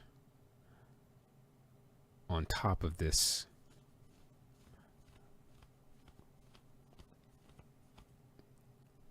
So before I continue, oh man, I like where this is now. I'm going to save this and stop the rendering. And now another fun part is just like it's simple design work. Right? So let's take this and figure out exactly how we're going to design some of these little assets in here. And this should be fairly simple thing to do.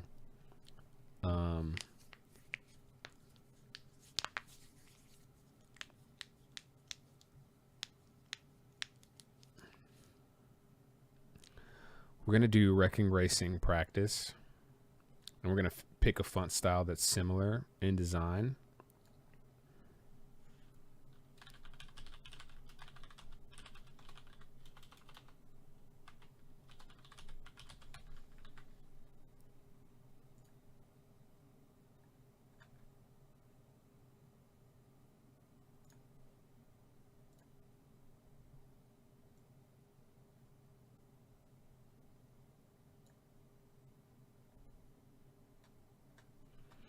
And this is another fun part of just going through fonts until we find something that either makes sense.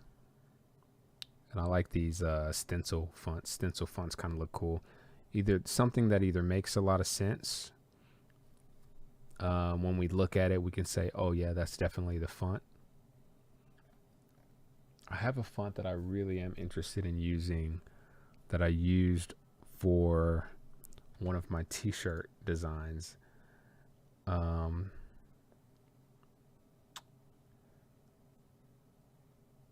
But let's just go through here and see what we find.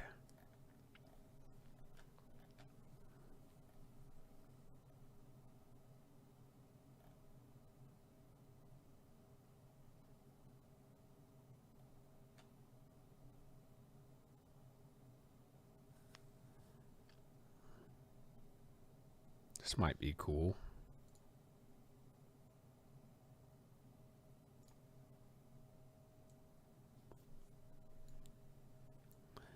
I don't think it has to be the exact same font, but we're going to copy that and hide one version of it just so we can come back to it if we need to.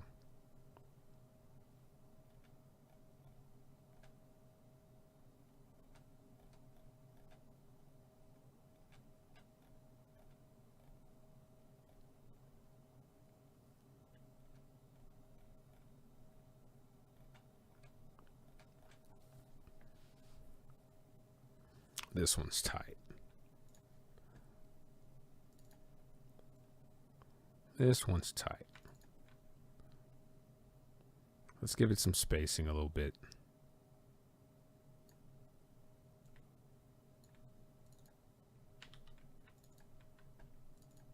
And because this is all going to be done in 3D, we don't necessarily have to do anything to add shadows, right? So let me grab, first I guess what I can do is go in here and just draw out some shapes.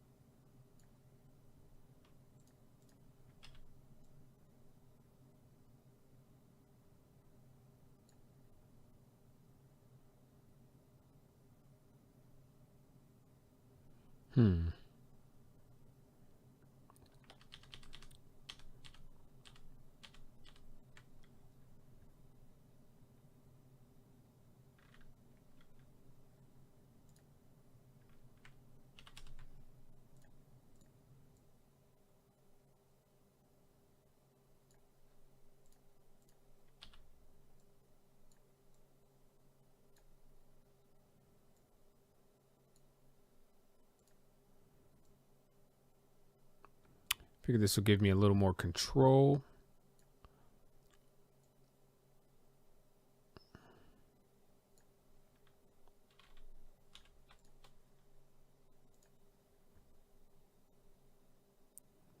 All right, and that gives me one set of curves.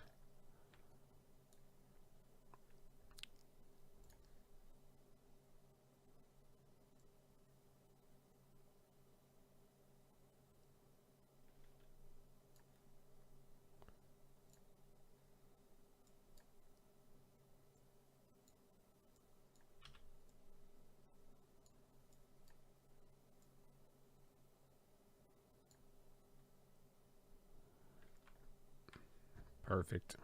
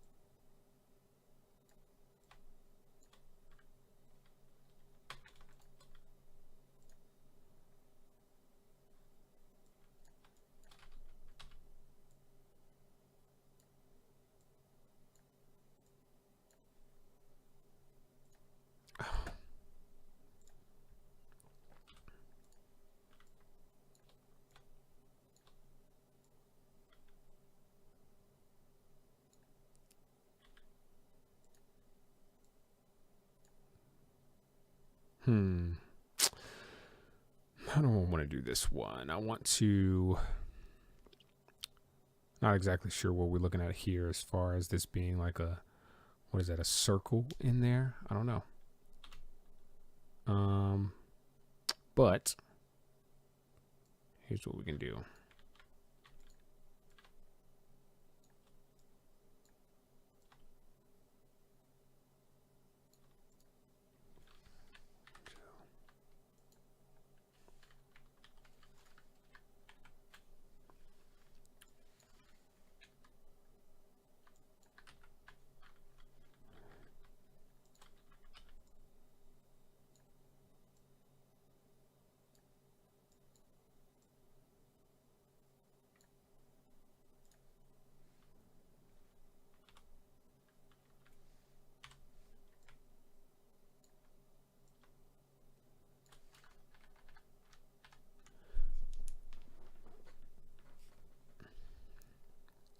Cool.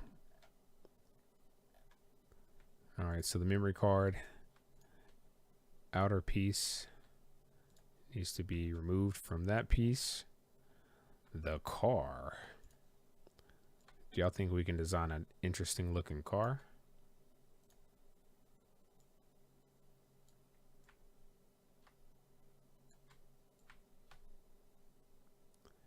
I feel a sneeze coming on. It's about to happen like anytime.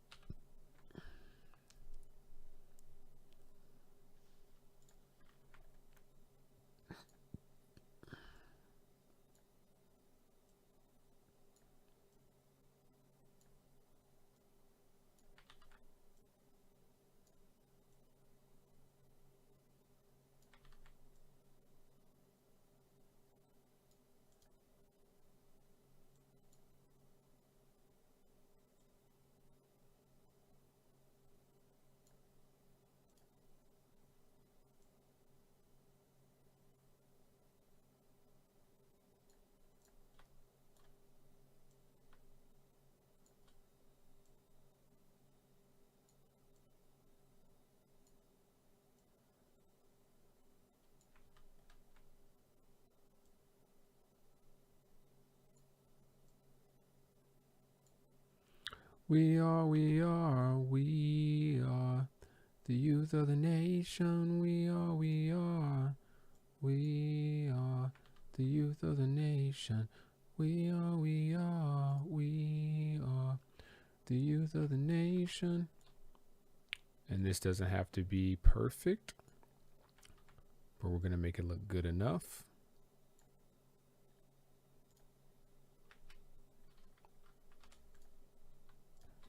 Connect these two, move them up to the top, and delete them from that. Let's curve some of these pieces a little bit.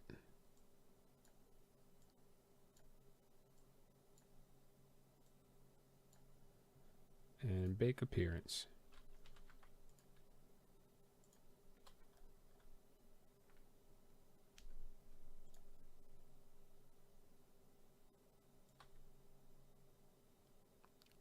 Kind of get it in the center.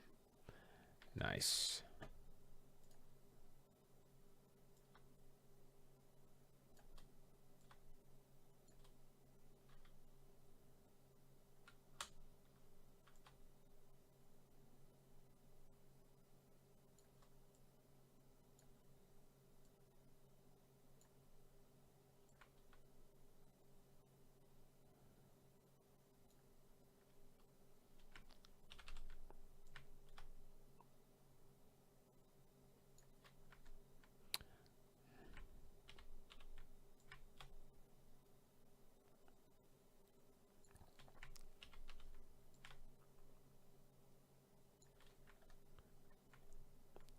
Okay, so we got this piece, and we're going to cut out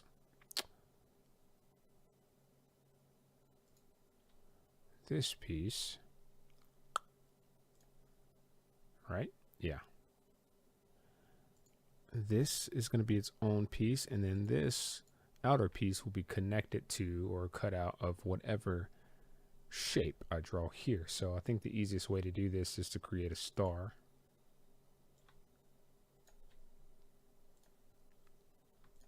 And just use some centering.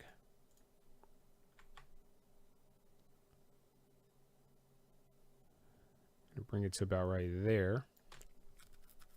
Convert to curves and round these edges off.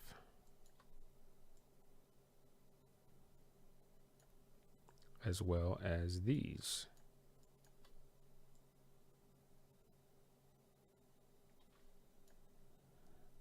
Bake. And then take this and subtract it. And then we'll join these together. Oh shit, your boy is too good at this.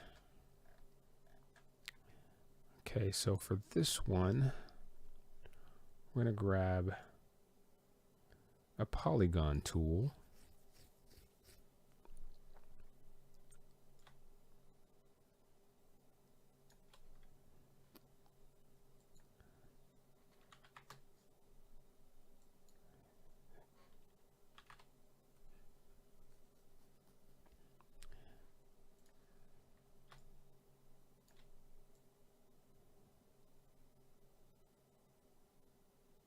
Yep.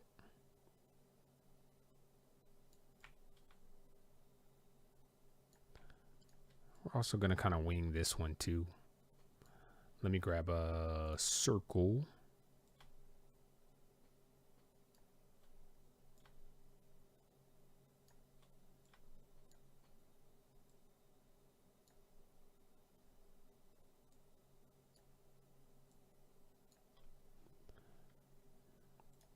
That way it'd be easier for me to place this in the center of it.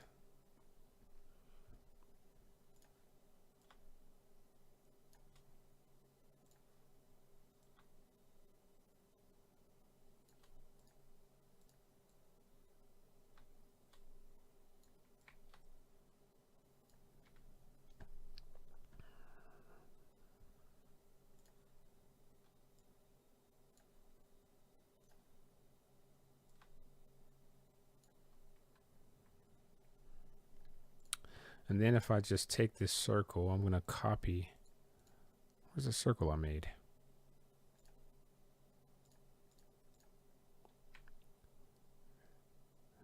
Paste it.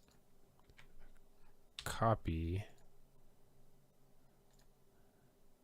Edit, paste inside.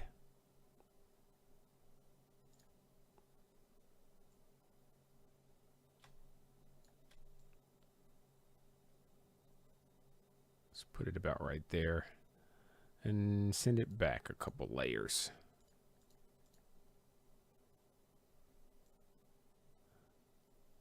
That way I can get an accurate measurement.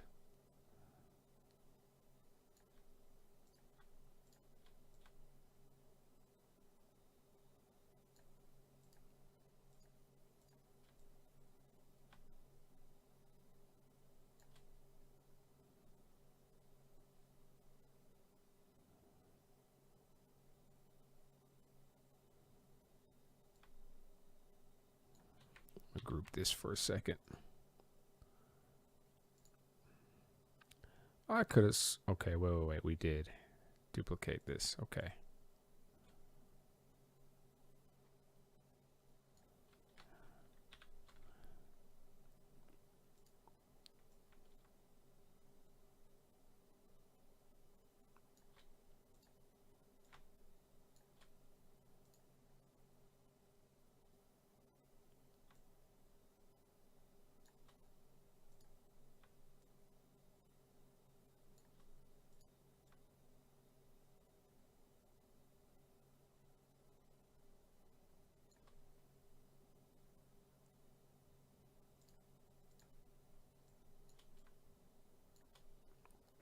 There we go. Okay, now I think this needs to be, let's do oh,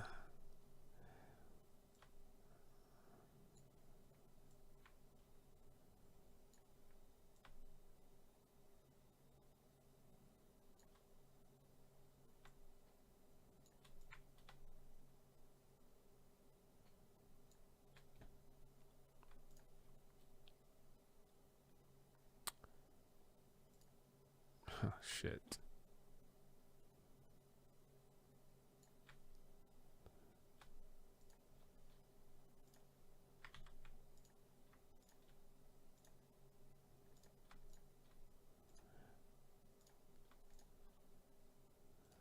So some basic Boolean tools.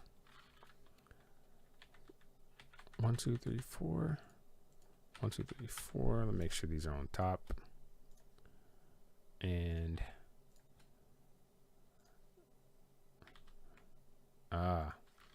1, 2, 3, 4. 1, 2, 3, 4.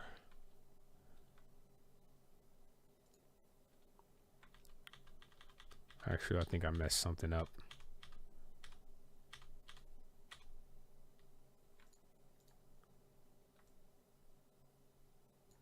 It's definitely supposed to be like that.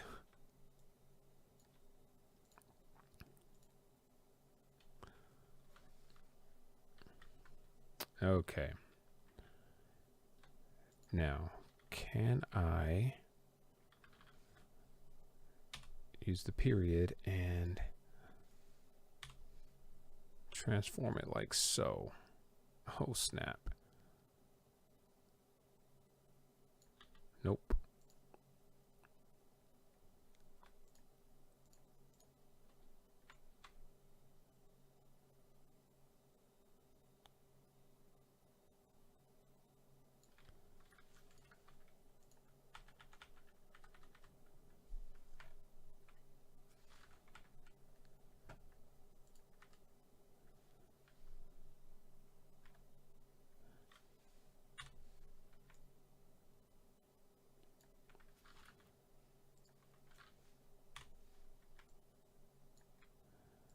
All right, this is me being meticulous and obsessive because I'm only going to have to do this once.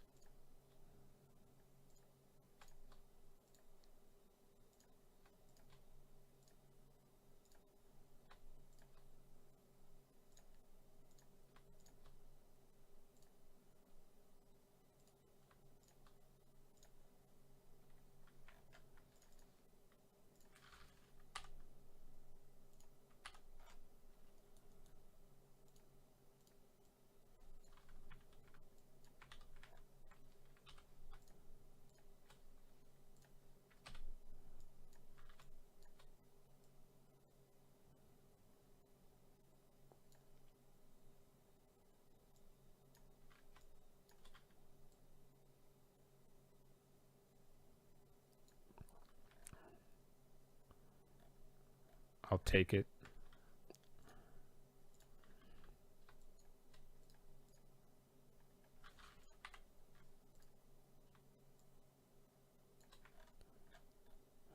All right, and last, but not last, actually. Next.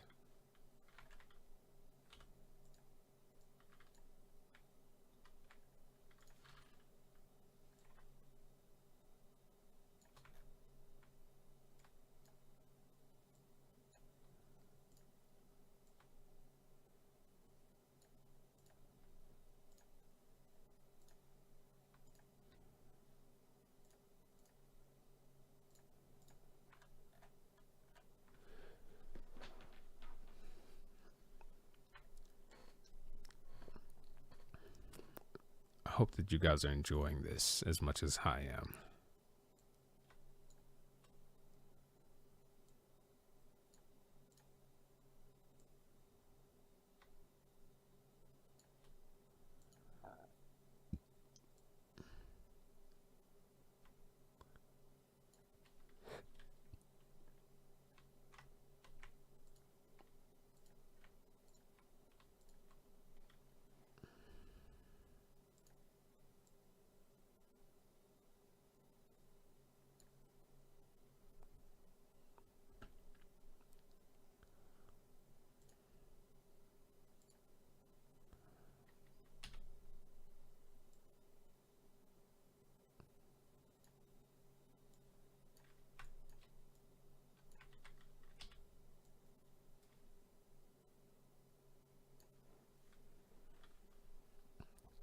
Sweet.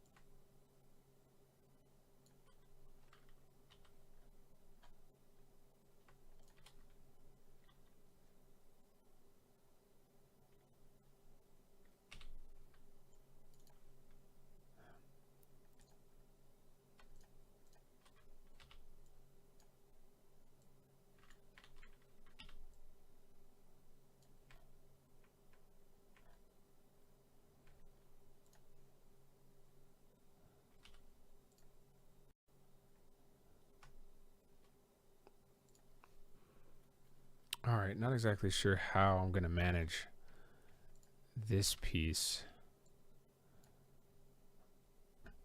other than, let's say, using a subtraction tool and then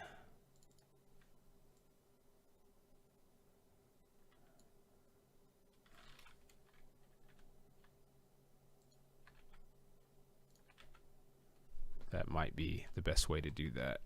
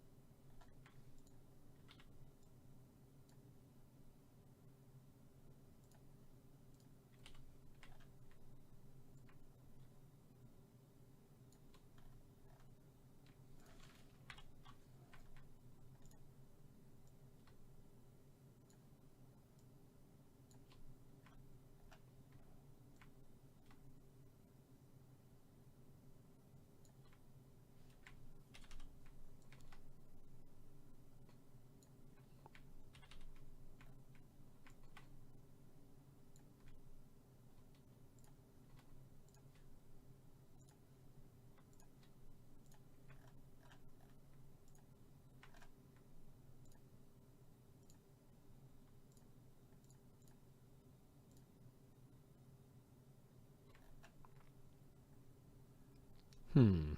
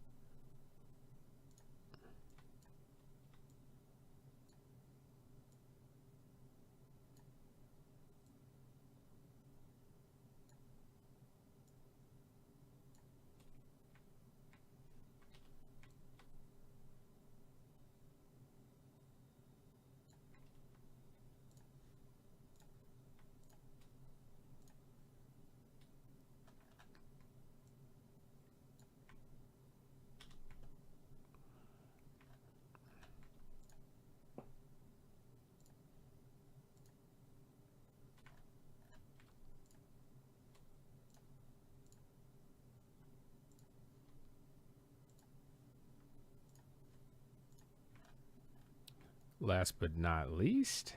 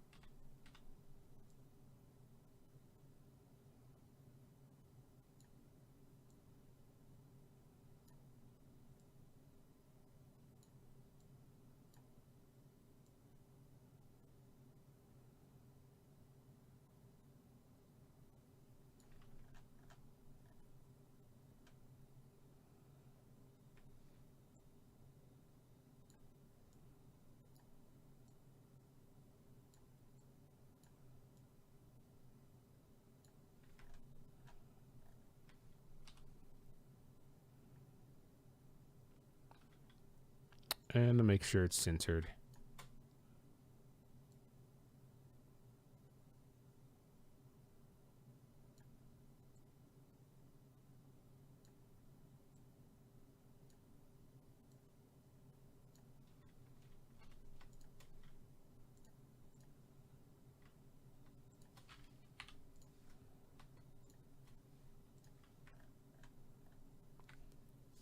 Hell yeah.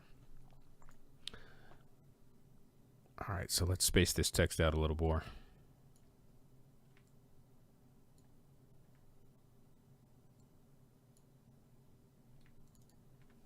I'm going to copy, paste it just to have a duplicate, and right click and convert it to curves and ungroup it.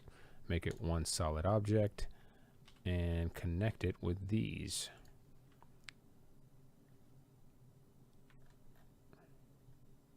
Now, I don't know that I want the PlayStation, the icons over here. I don't think I need those at the moment, and I can create them if I need to. But, you know, let's just say we start with this, and I think this is pretty cool. I'm going to go ahead and grab a rectangle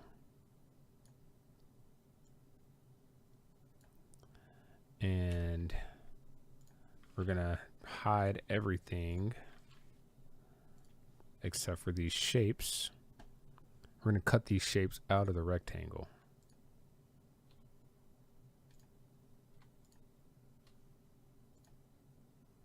And then save it as a SVG. We'll call this icons.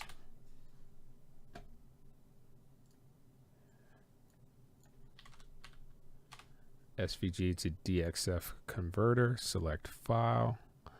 We're going to use our icons and then convert and download.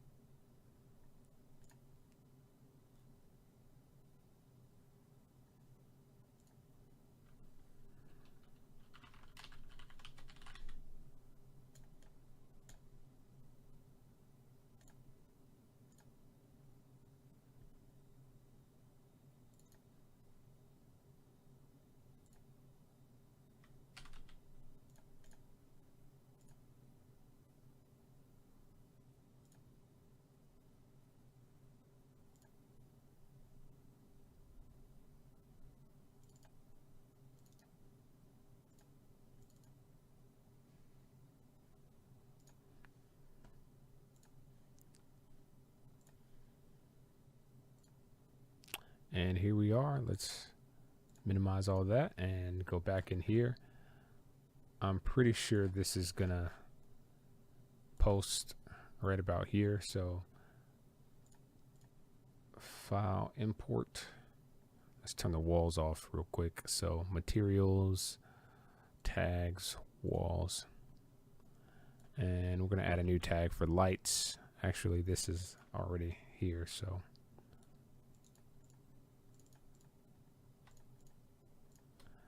set these to light and turn the light off. Save, import.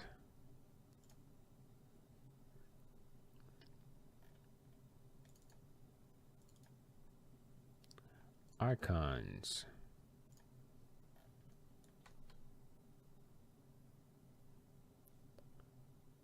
And it probably imported. Did it import? If so, where?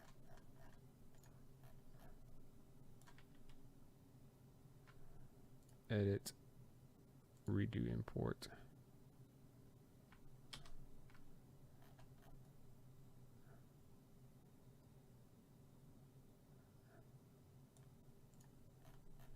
How is this? Let's try that again. I don't know where it imported to.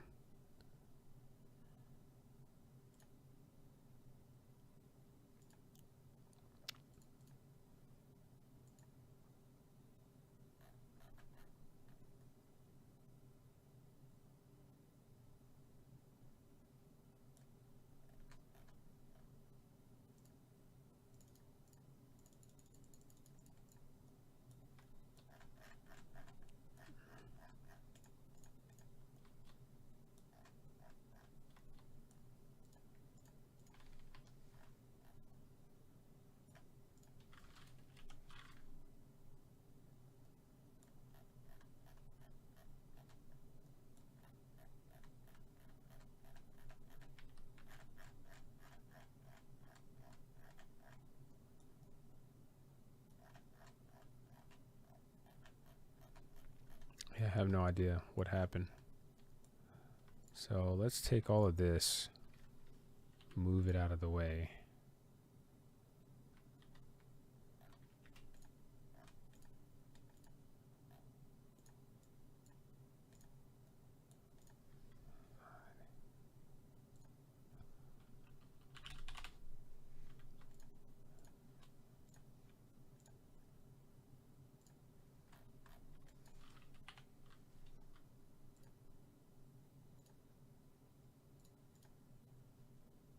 Layers and lines. There's a lot of layers and lines, but I'm not seeing it being imported.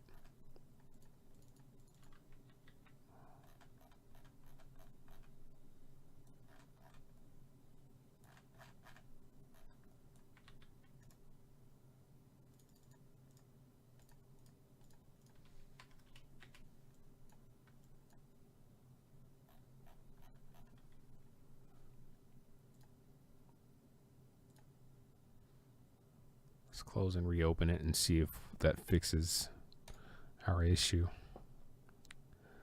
It's possible something stopped working. And if not,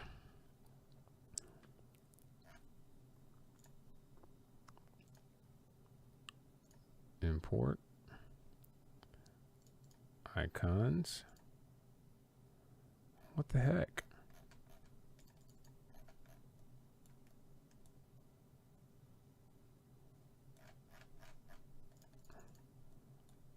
Yeah, something's off. So let's go File, New, File, Import, Icons,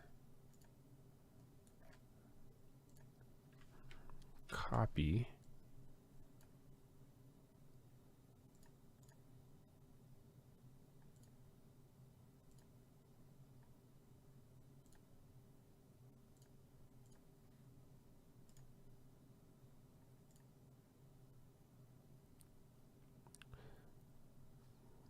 open 2 windows at a time, and this might help us accomplish what we were just trying to accomplish. And maybe it was so zoomed in that we couldn't see it. I don't think that's the case though, because I remember very explicitly zooming out.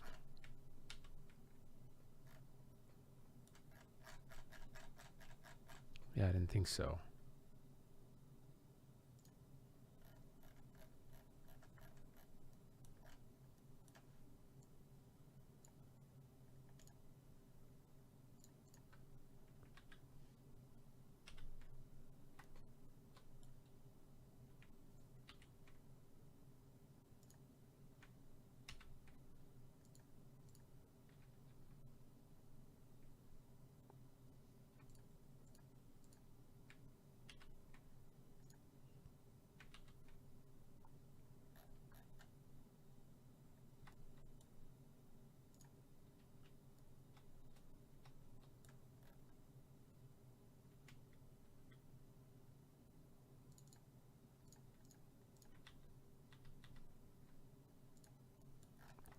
All right, so it might help if I go into this and draw a line from here to here,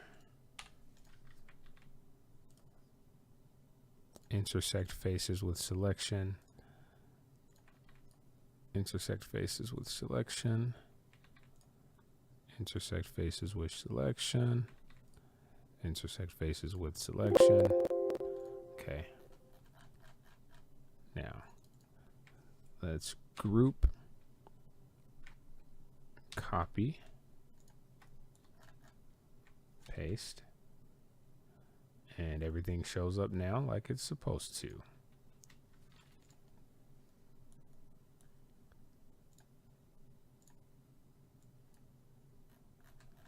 Let's go Q.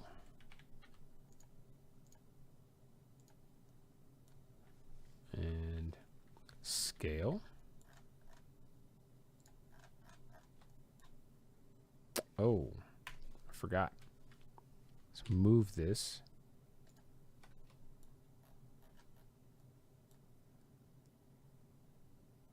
To here and scale it to there and move it. Let's move it to about right there.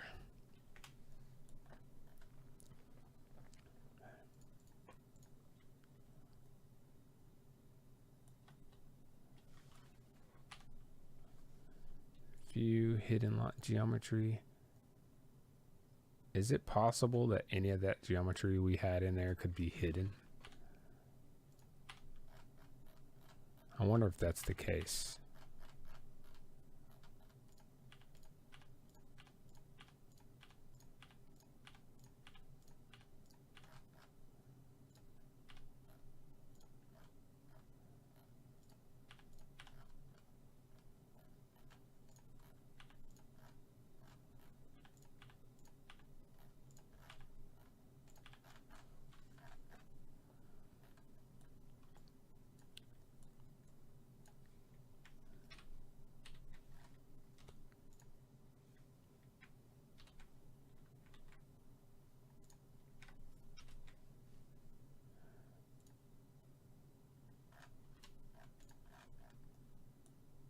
No, I don't think so. View, hidden geometry, save.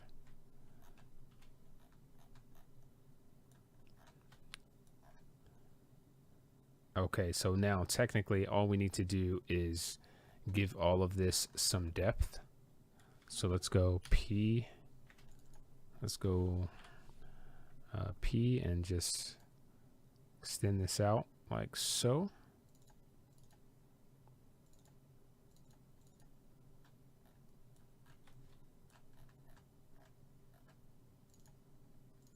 And we'll use this as our reference for the curving.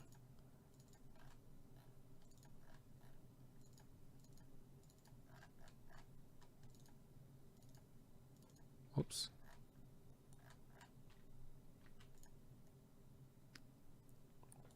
So there are two ways that I can go about this.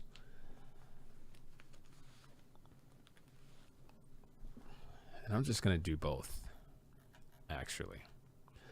So let's select our faces that we want to add our curve to.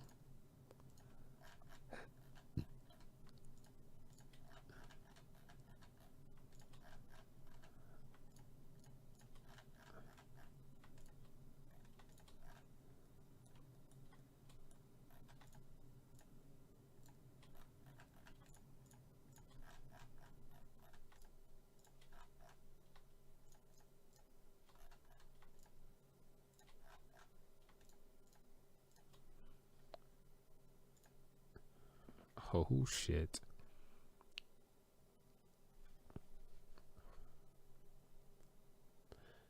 And let's give it a 1 inch, or let's try 2.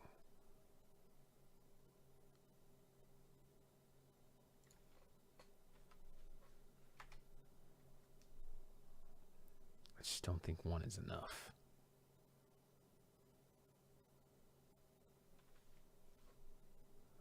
So let's escape.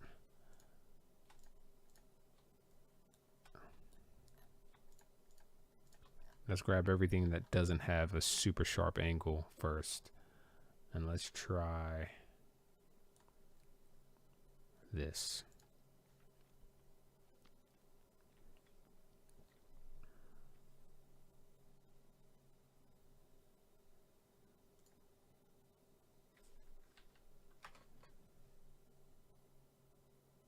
Ooh, 4 might be too big. Let's go 3.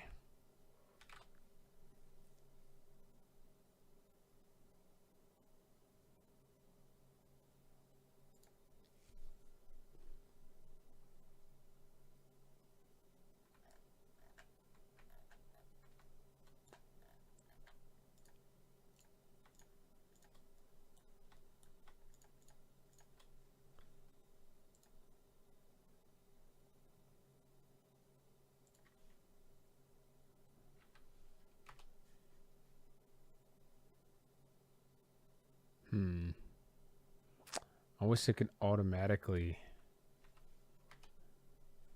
fix potential issues.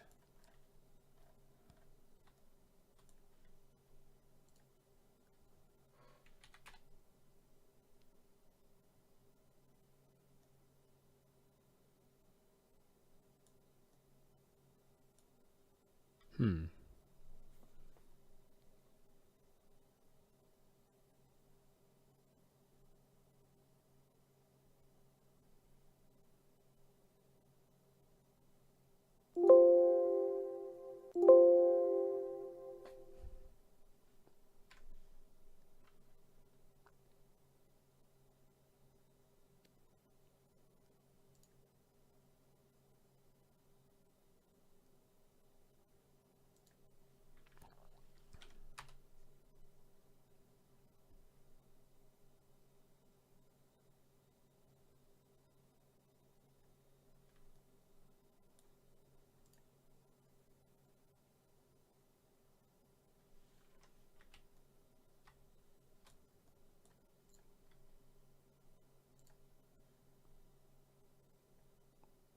I wonder what's different on this side. What about this is different?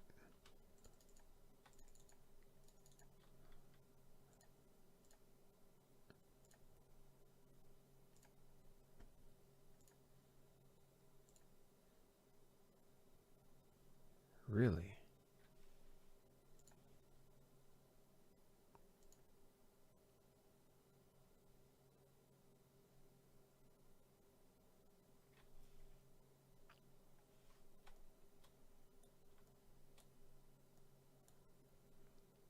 It's got to be these curves right here. Hmm.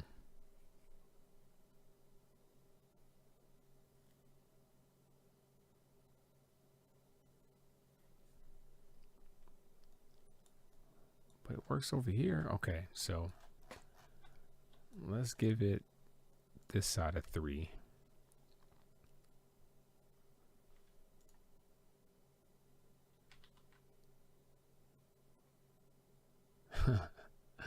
Something got all jacked up in this wheel well.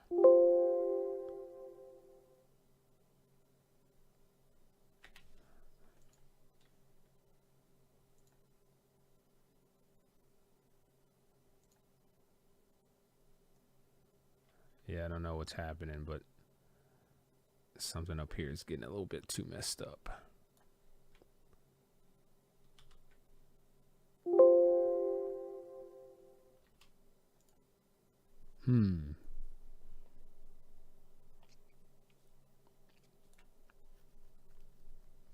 All right, let's go for 2.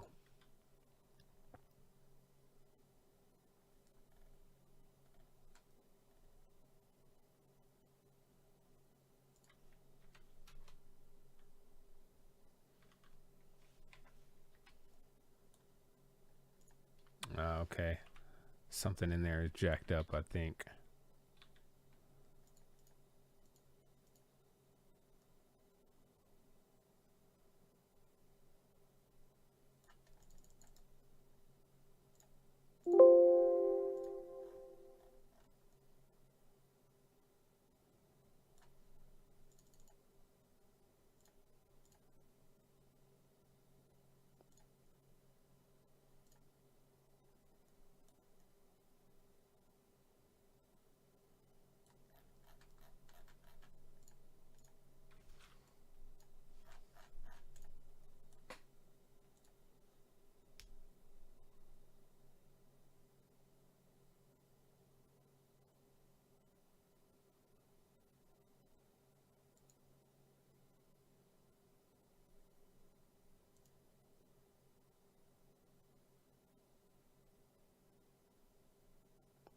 Two-inch ratio, 100% to unselect offset line.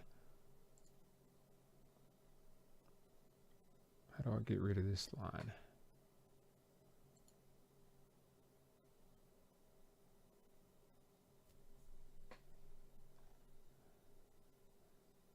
What happens now? No, something's still messed up. Okay, so there's an edge somewhere that's throwing some errors. And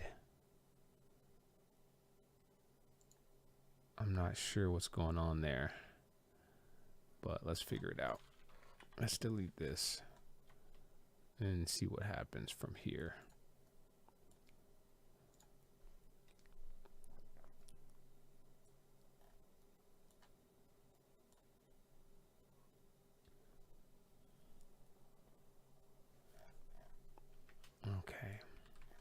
Yeah, something's up with the car. I don't know what it is yet, but let's go ahead and move on to the other ones and just get that 3-inch.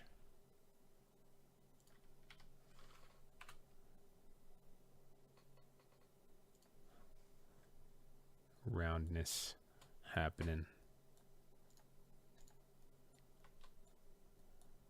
This might be too tight too, but let's try it. Oh shit, I think that's gonna work.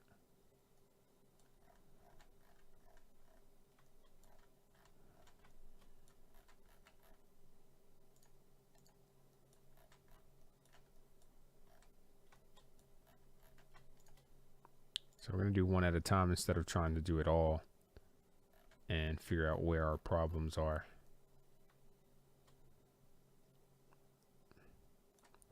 So let's do a edge selection.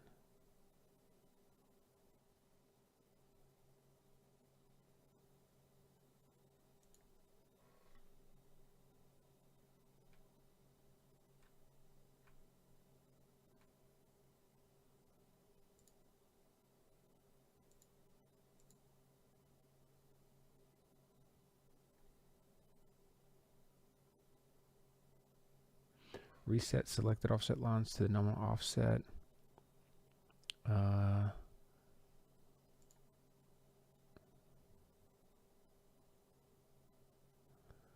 Select.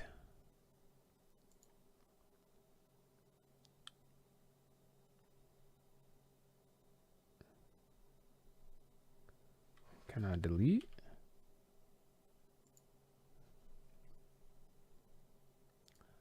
Okay, exit editor. Edge prop filter.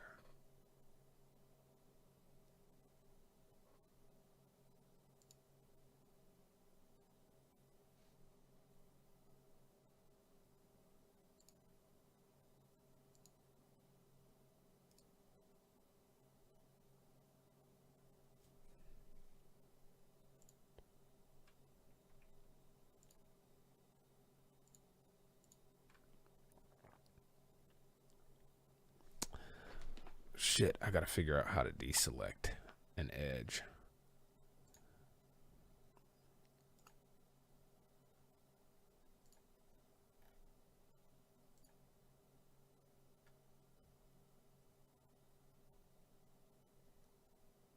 Damn.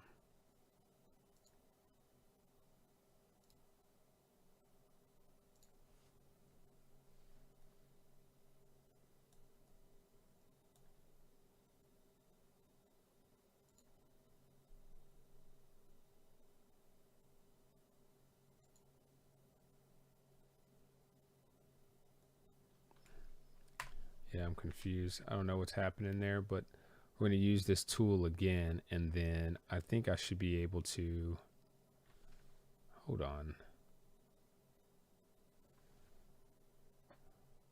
corners.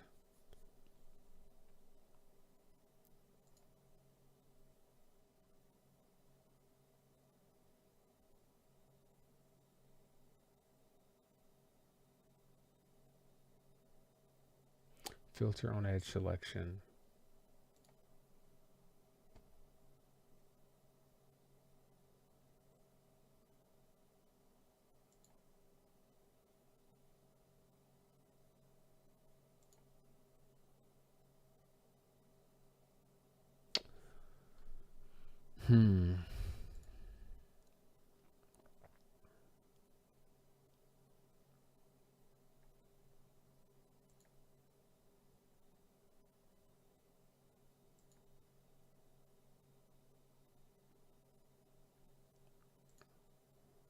What is this?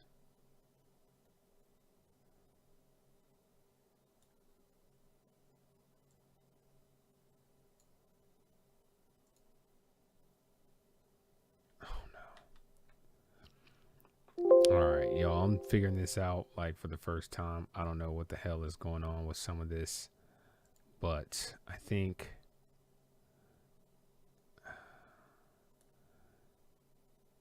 it has to be this corner.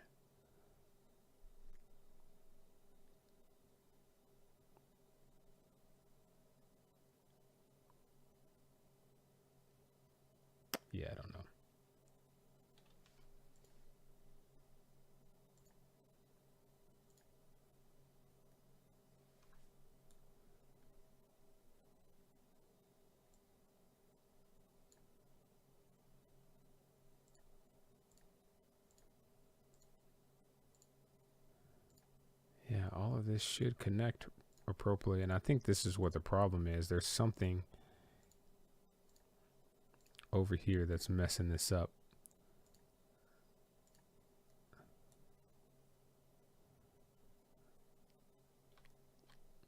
No idea where it is.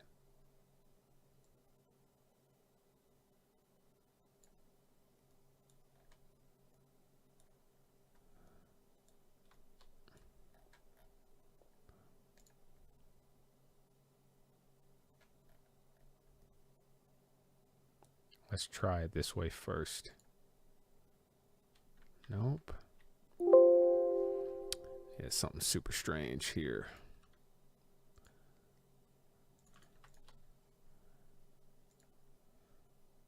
So I guess we're going to have to pull this down to like 2.5.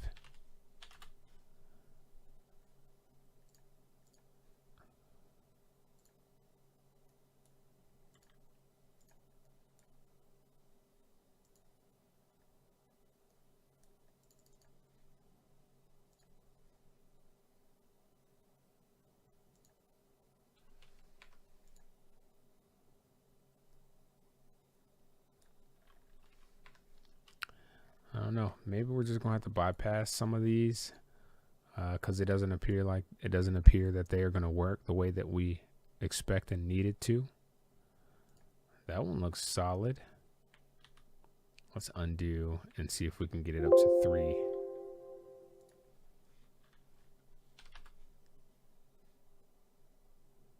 Yeah, this one looks solid.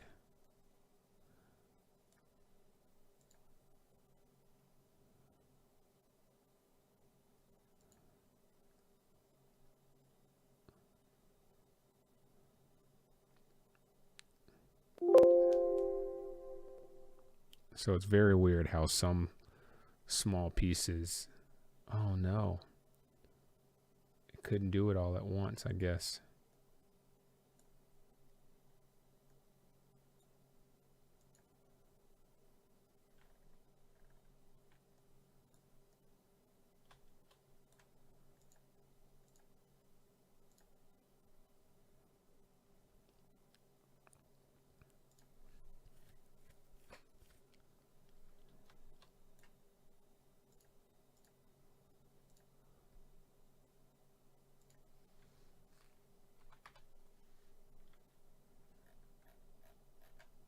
Let's see if this works.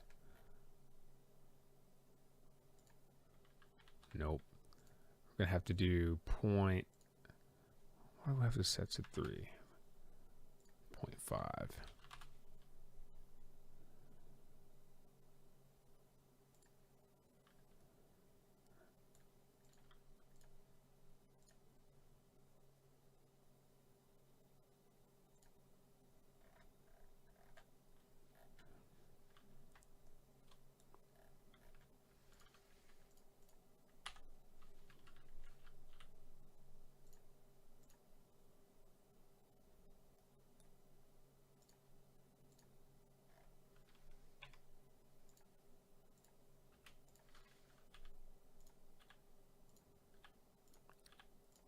Oh, snap.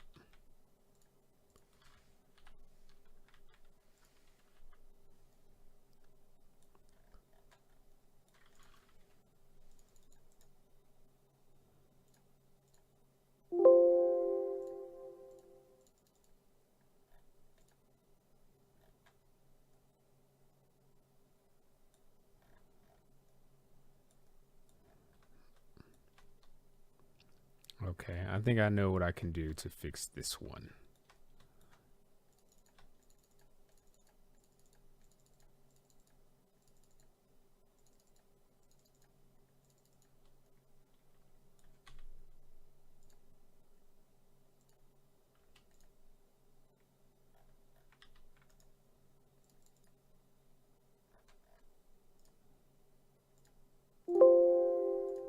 Really? Nothing's intersecting with it, huh?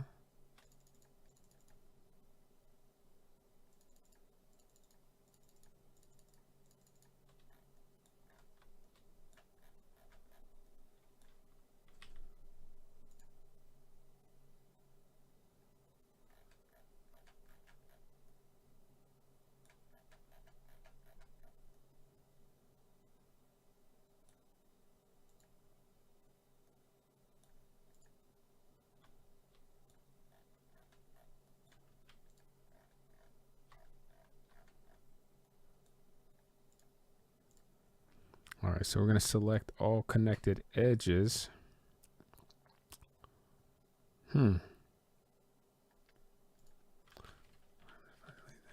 Okay, let's do hidden geometry and see what we come up with then. Intersect. And this might make a big difference, because there's probably some geometry hidden. Maybe.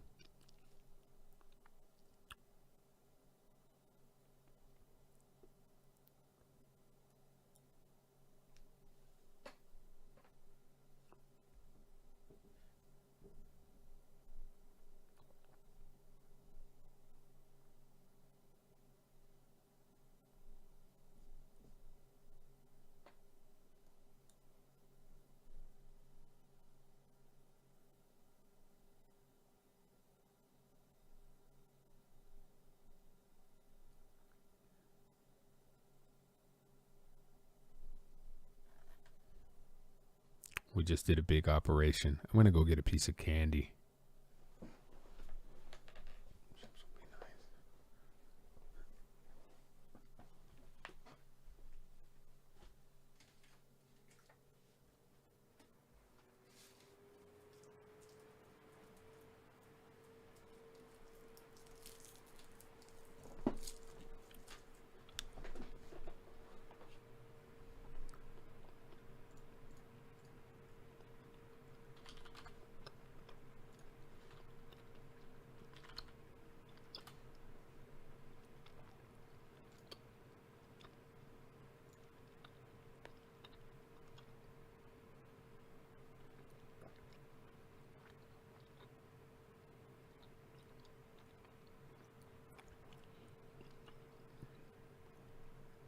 I'm really almost up to 1,000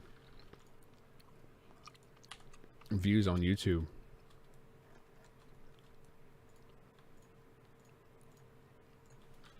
So one of the major issues with this, I believe, was that there was a lot of hidden geometry, and I needed to unhide the geometry to fix the issue.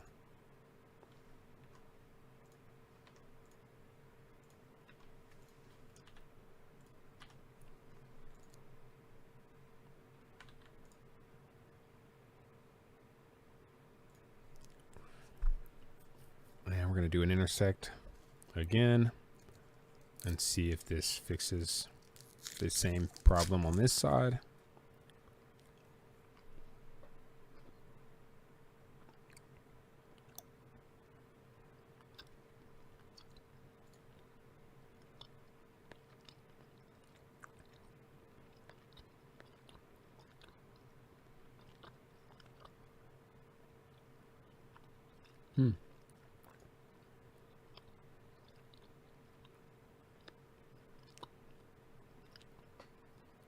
My watch time in the last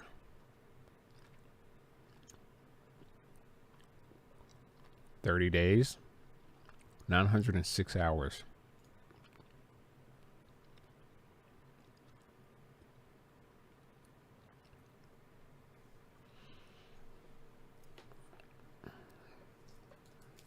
The goal is to get to 3,000, 4,000.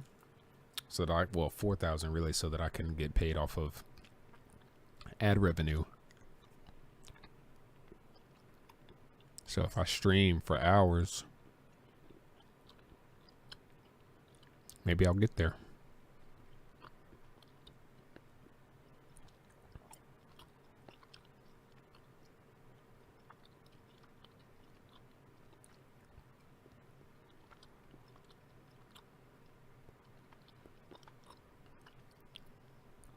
Gonna let this do its thing.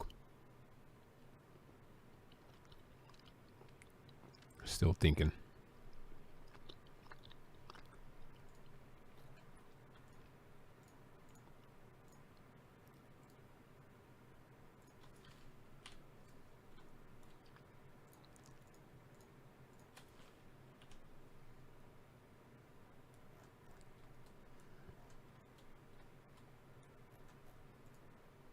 All right, so let me save. And we're going to attempt to do this with a much smaller bevel, I guess, since something is wrong with this. I don't know what's going on. And maybe we don't need... Oh, there's the issue. There's the issue. Okay, so let's take a line here.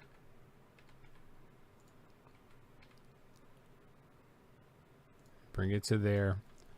And let's push this edge away. Right? Right.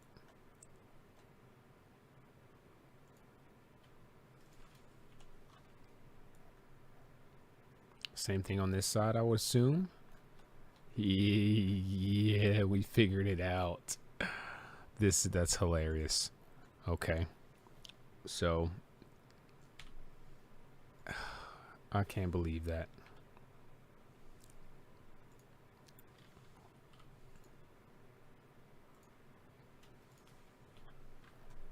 All right, so there's one side fixed. It's possible that there could be a similar issue with another side. Now let's try this again. Save.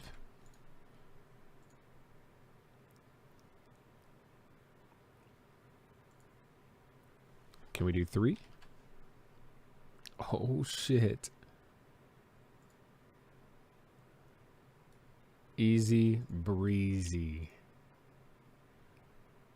Oh my god. Fix that one. So it's possible that there's a similar issue here where we have some lines that are too close together somewhere. And there it is. That's gotta be the problem right there. So can hardly see it, but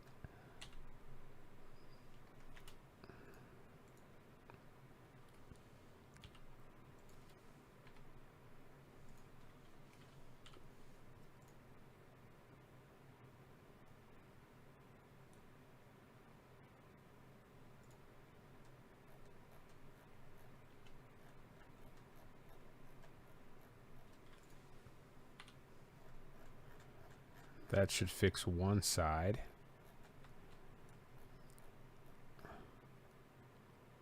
Could potentially fix the whole thing. So let's try this again.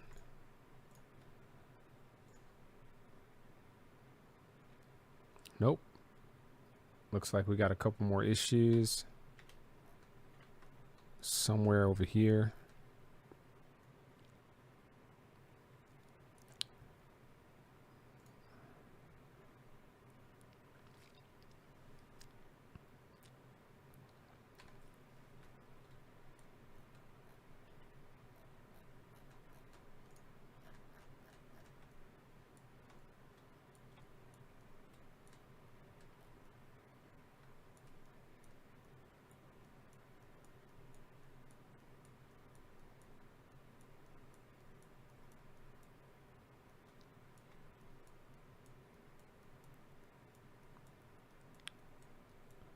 All right, just trying to track to see if there's anywhere where I notice 2 lines way too close together.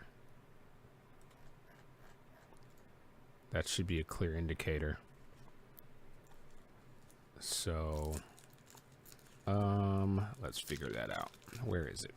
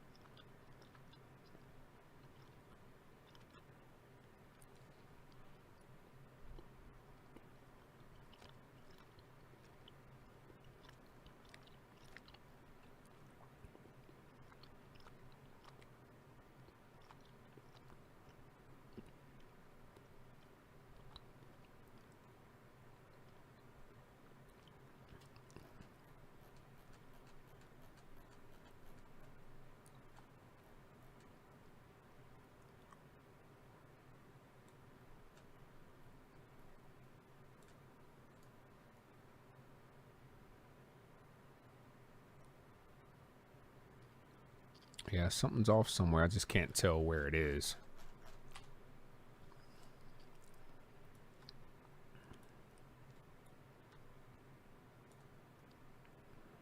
So what I'll do to make this much easier is I'll draw a line from here to here, and then we're just going to push this off.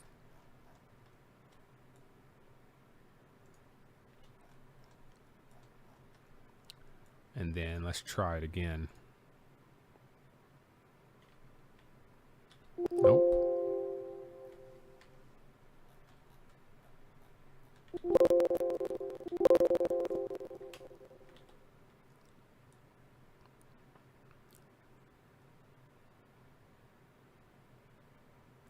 So let's go from here up.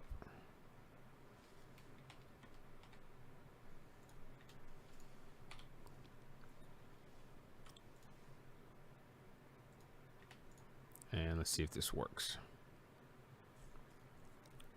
Okay, something is still off.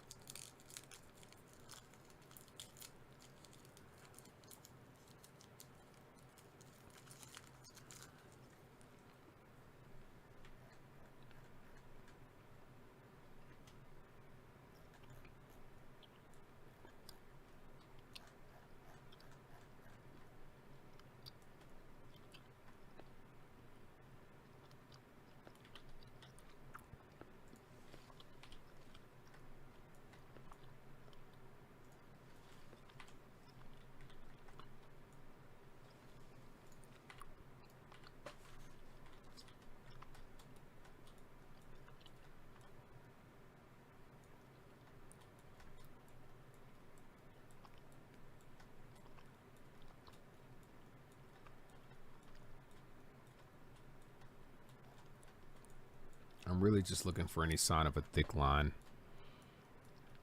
It's got to be something really simple. Let me go ahead and get this one done.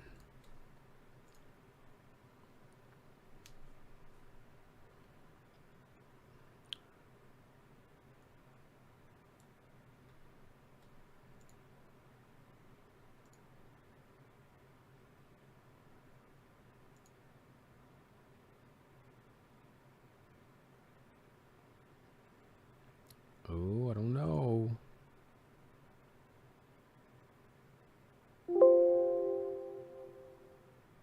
I didn't think that was going to work.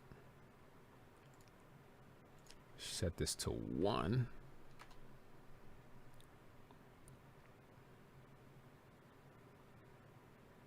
Let's go to 2.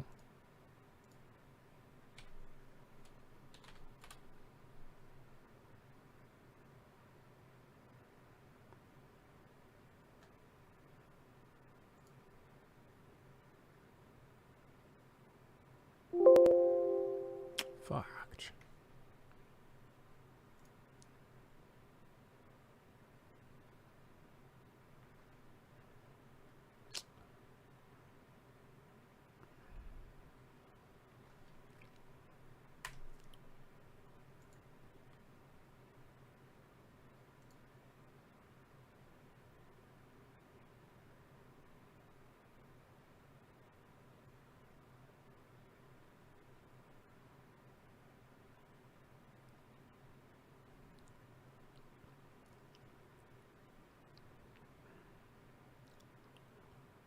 Okay, I have to do it again.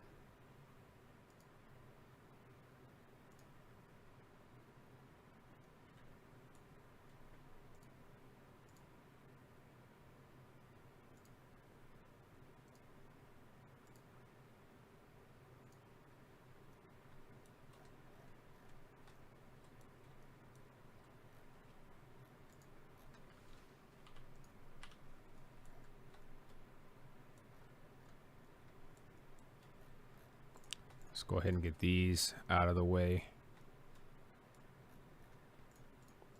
Should be simple.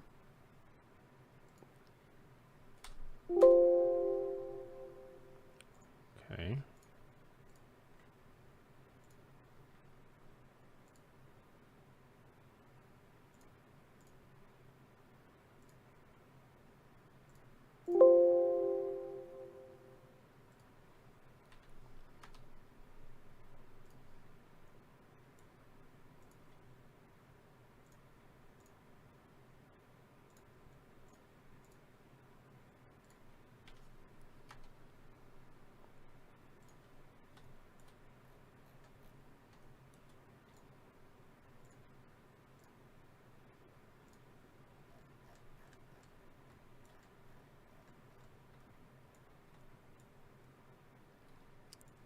So for this, we might just have to bring it down to 2, since we're having such a weird issue with it.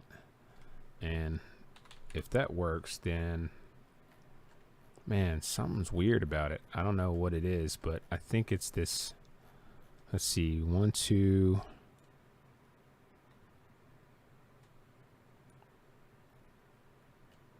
There's something going on right there, I think. Is it this one?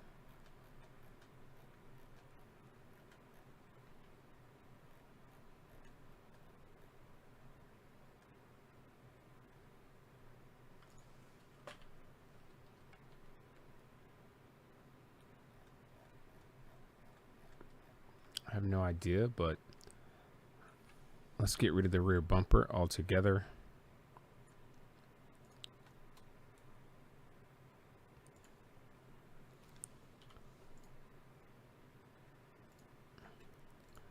And let's give it a go.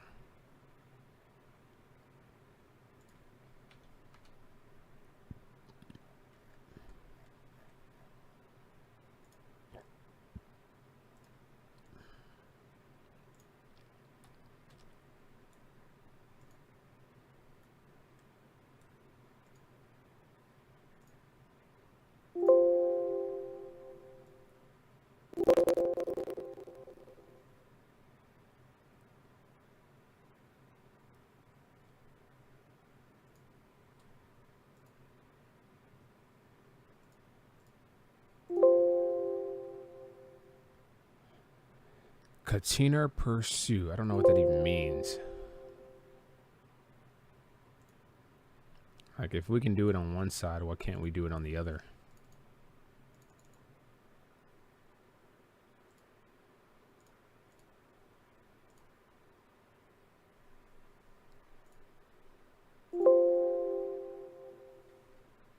Let's Google it.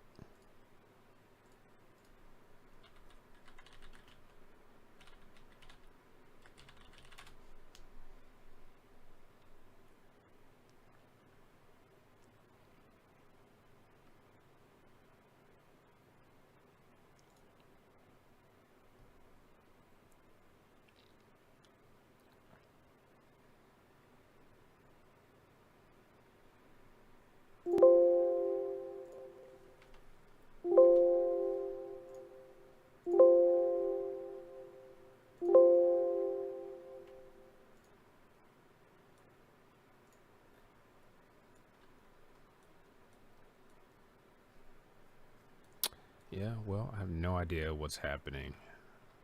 But an easy thing to do about this would be to delete this edge and basically grab everything.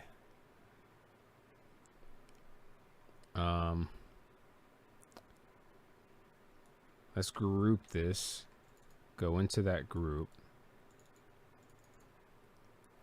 grab everything, and then unselect this. Okay, and now I'm just going to move it. Control.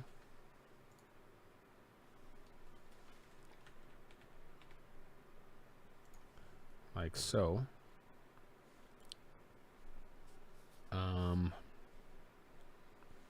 Let's move it some more.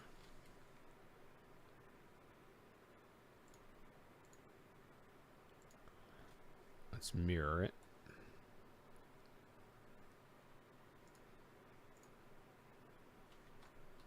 And then we'll move it here. Control X.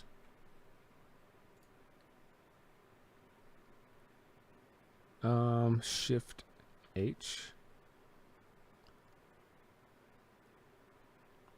Actually, Shift.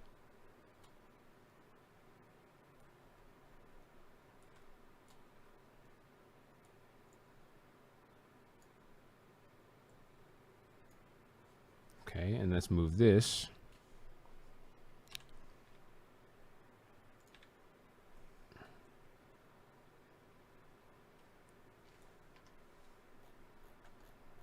from here to here, and Control Shift paste, and then move this up there.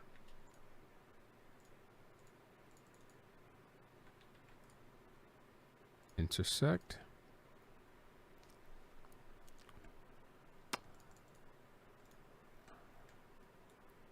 See, like, we can do what the plugin can't do, and I'm good with it. If it takes us manually doing all of that to get those round edges, this would be much easier to do, obviously, in Blender, but I really want to accomplish this in SketchUp.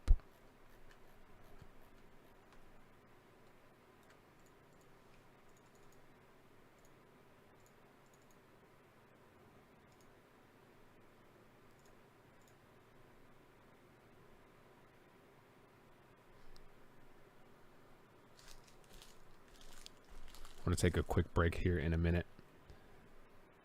Go grab me a little snack.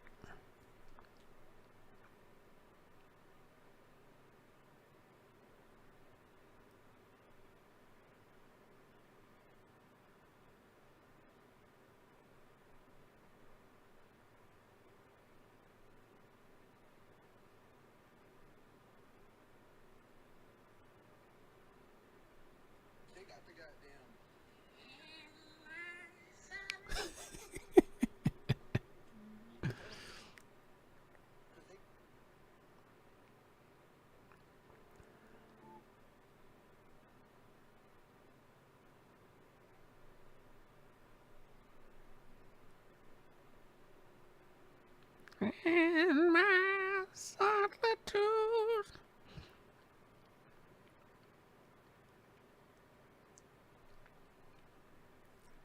Lady. All right, well, this is processing. Oh, and there it is. It's done processing. Let's see what we accomplished with that minute change. I have a hard time understanding what happened there. If I delete stuff, like, are we gonna be missing some items? Doesn't look like it.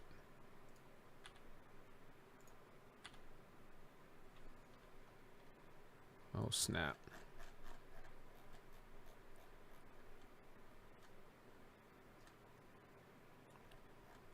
Where am I?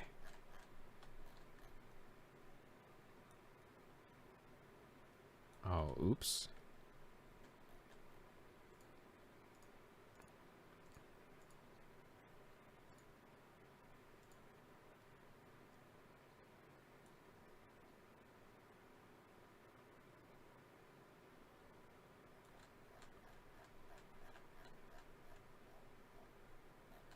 Okay, I would say that was helpful to perform that operation. So all these double thick lines, if any, can be deleted. Let's attempt. Oh no.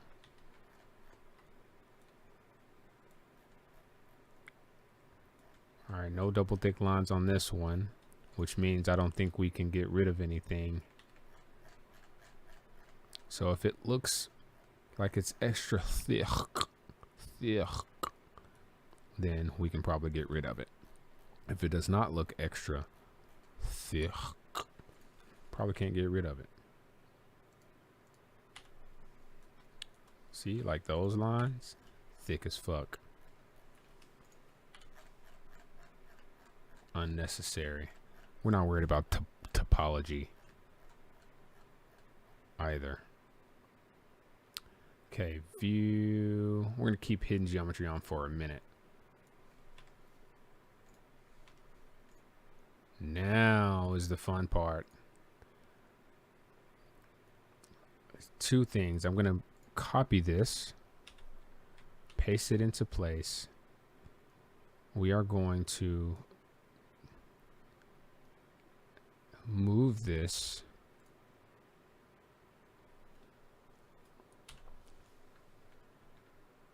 from here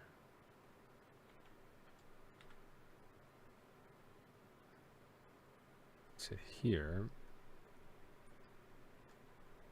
How is it not centered? Did I move some stuff for at some point? Oh, I did. I moved it up 4 feet, I think. So let's move everything up 4 feet. Oh shit. Great memory. Great memory in the dome. Okay. And now let's move it again.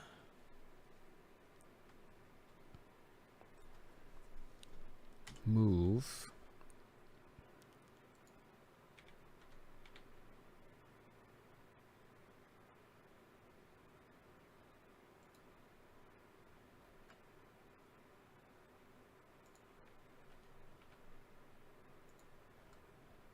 All right, so while that actually sits in there, I've got to get the rest of like the car and these other pieces to go all the way in. So I think the car is probably kind of like the deciding factor of how deep in this needs to go. So let's grab this.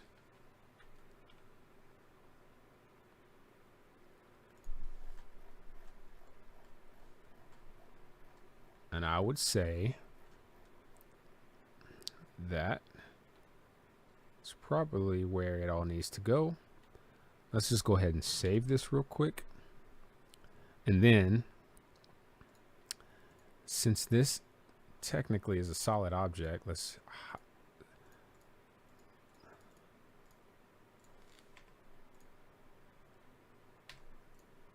going to copy this into this group.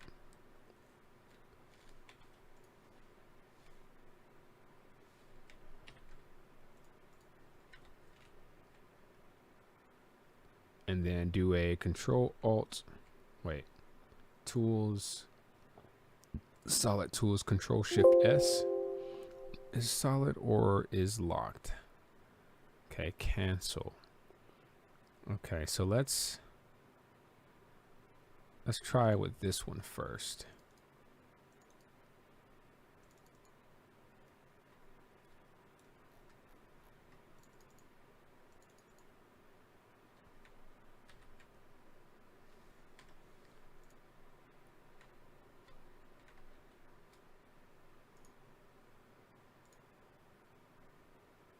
Control Shift S.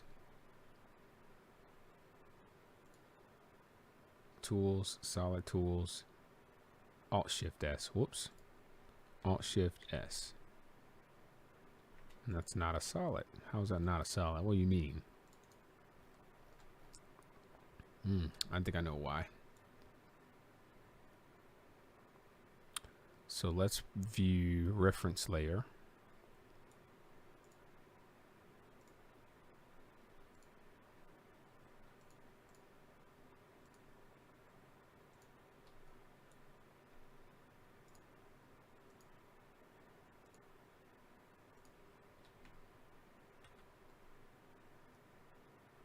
Shift H.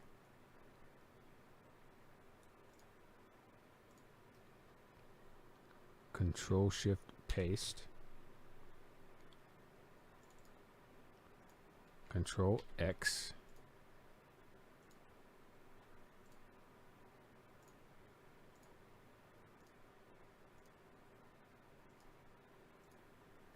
Group. Control Shift Paste. Take the references off. Okay. References, nothing in there. So let's go all clean up, clean. Selected. We don't need to validate. Blah, blah, blah. Purge unused. Erase hidden geometry. Clean up.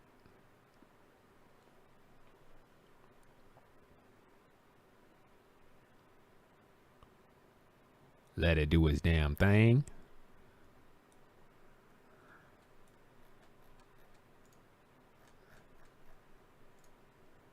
Okay. Clean with last settings.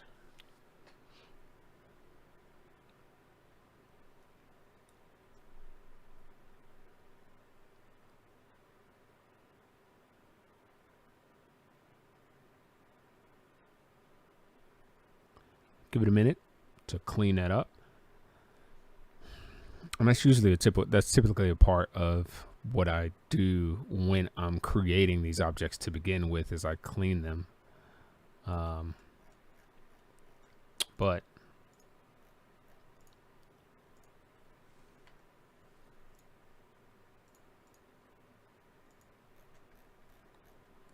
now Alt-Shift-S. See if this is gonna work. It'd be so cool if it did. Fuck. Looks like it worked.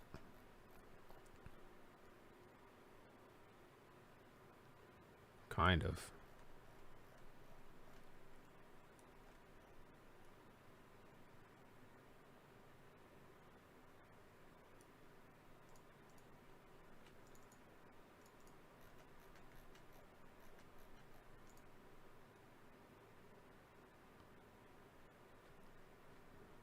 Okay, view hidden geometry.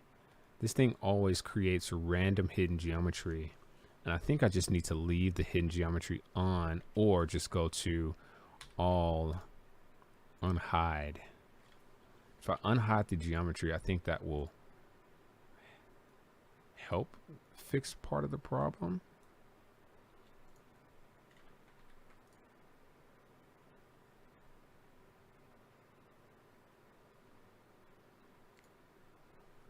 Let's see, edit, unhide all.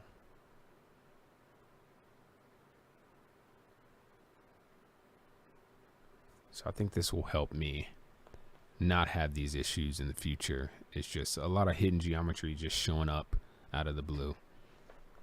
Let me let that do its thing real quick and I'll be right back.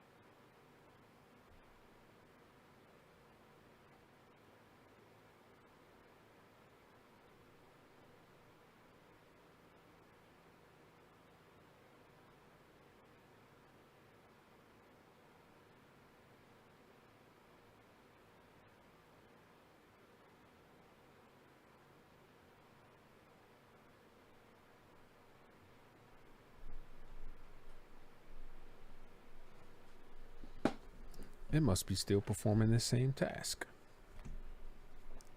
Oh, it never unhid it all. I'm over here thinking that it's gonna unhide all the lines. But as we can see, we have a little hole in our geometry.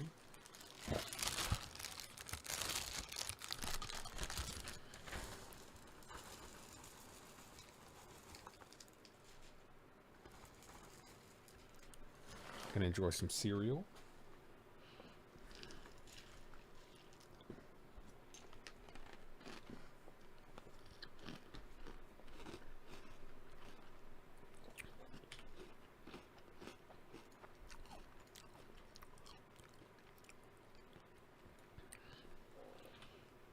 Yeah, I don't understand why this is happening. But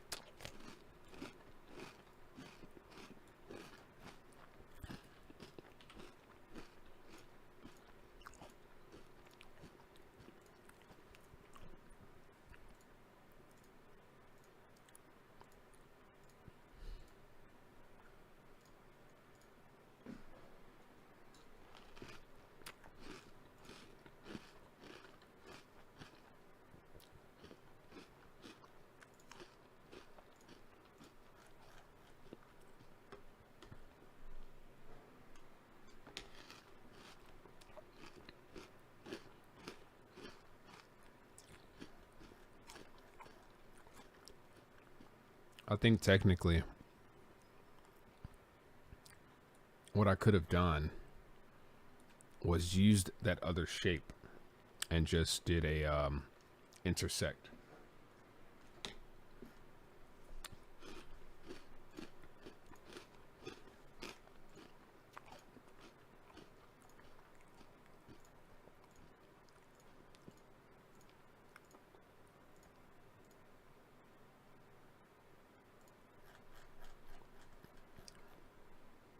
So that's what we're going to do next time this happens.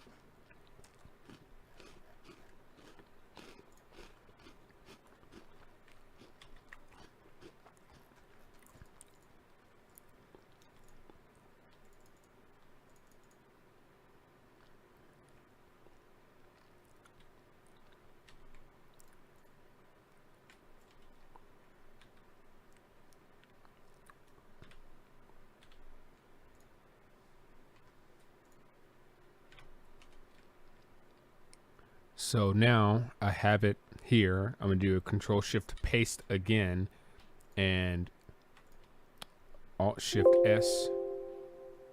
It's not a solid. How's that not a solid? Something's wrong with it then.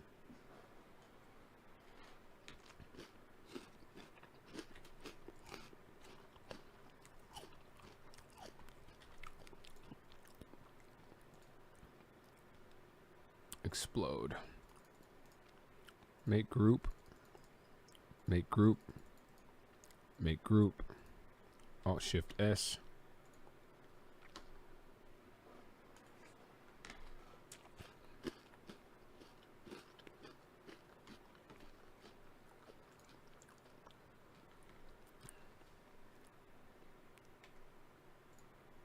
Oh. Messed it up again.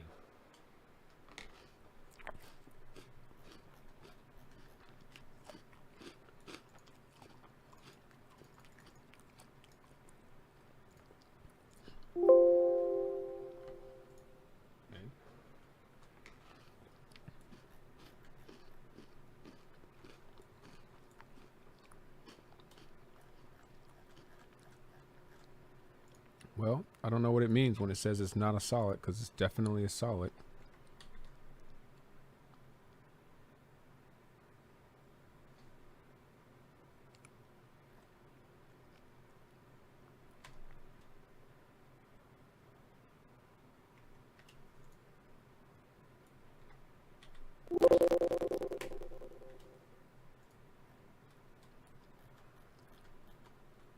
Oh, it happened again. Oh no.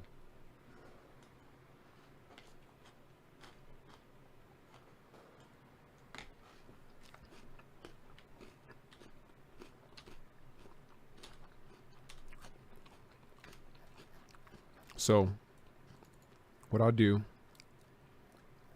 and I probably should have duplicated these before making that change to it. I think that's what I'm going to do though real quick is I'm going to copy and put this under hide and then turn that hide layer off.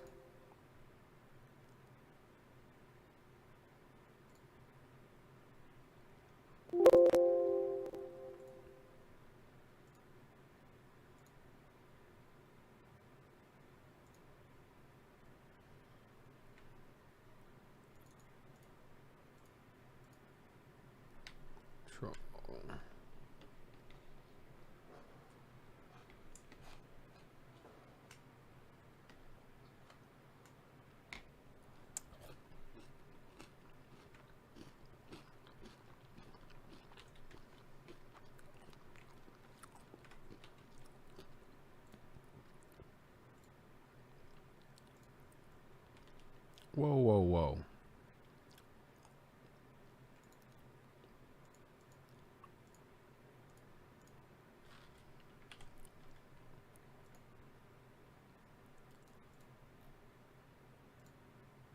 I see.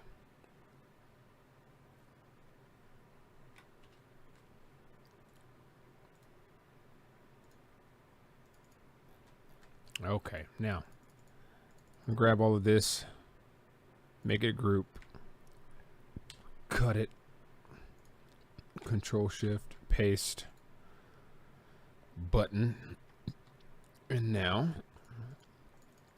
do the same thing with this.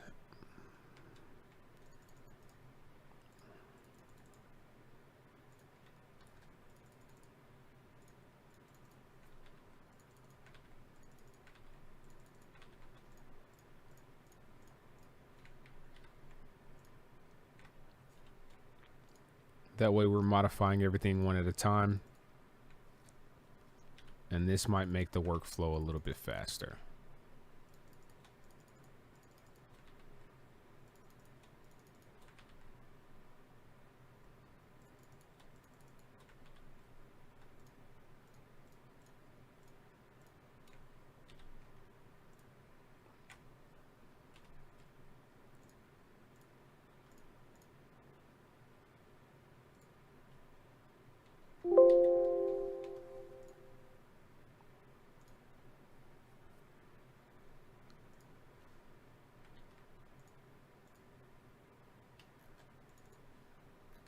All right, we've got to figure out why this is not a solid. Let's delete this window. See if there's anything in there. It shouldn't be. All right, there must be a hole in this thing somewhere. Let's see, intersect faces. Ah.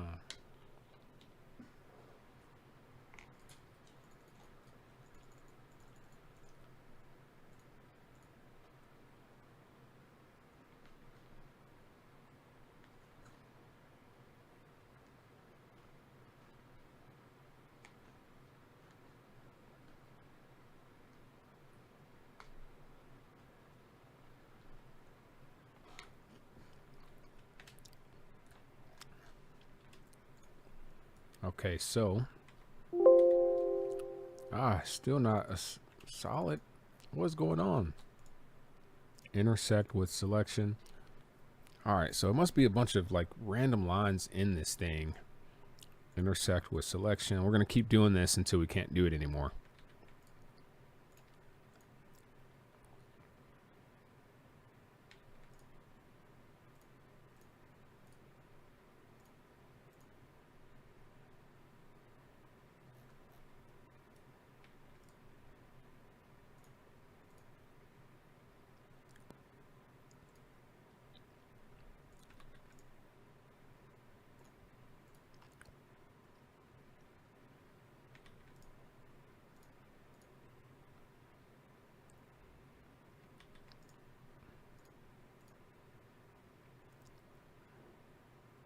Because if, oh man, I don't know, maybe I can just use the clean tool, but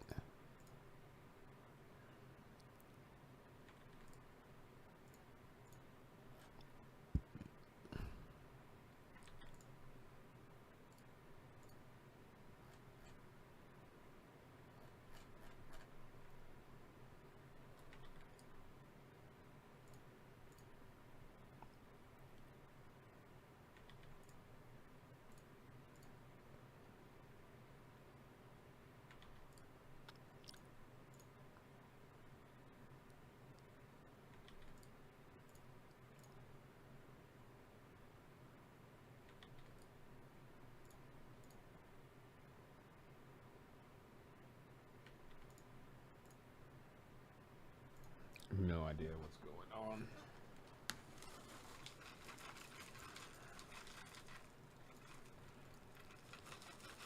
Can anybody guess what kind of cereal I'm eating?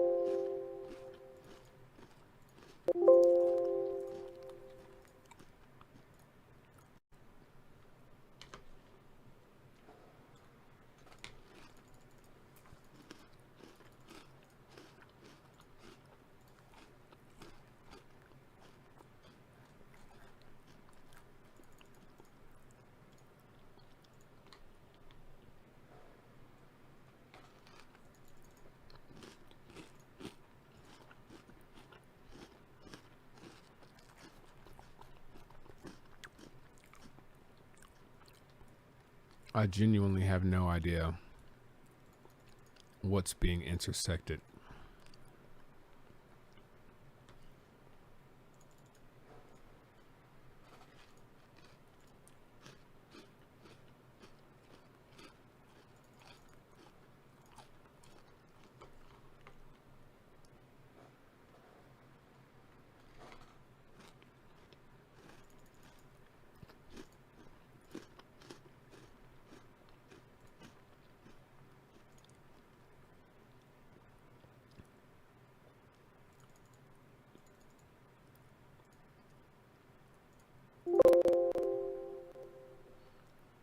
Oh.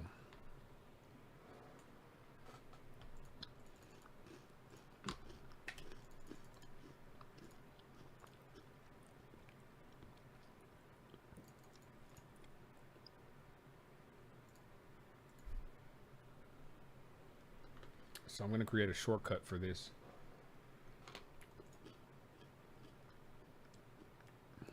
Preferences, shortcuts, intersect with selection. Control Alt Shift I.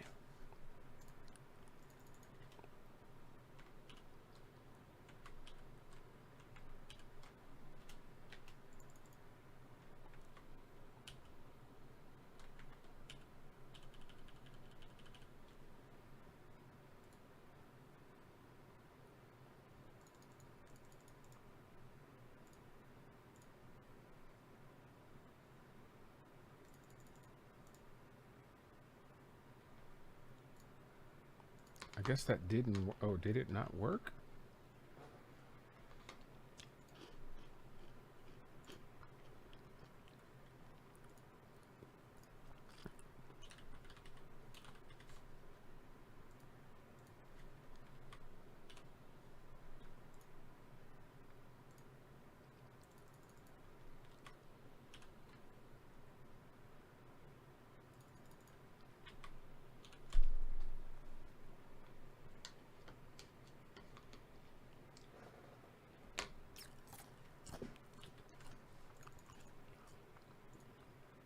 Preferences, select all,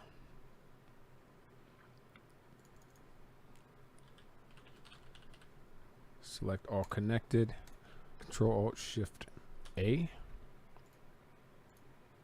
Okay.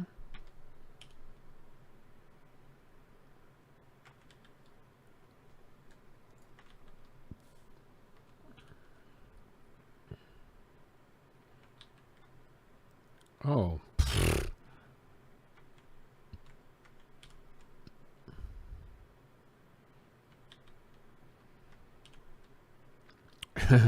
I don't know, man. I don't think that this is gonna turn into what we want it to. I think that we're running into like a loop here.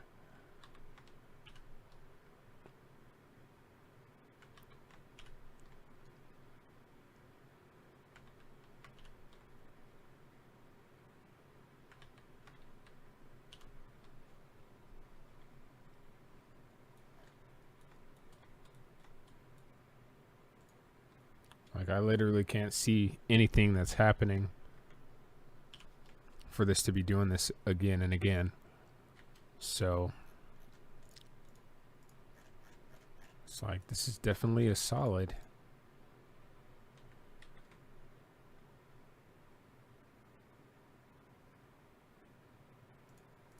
Control Alt Shift S.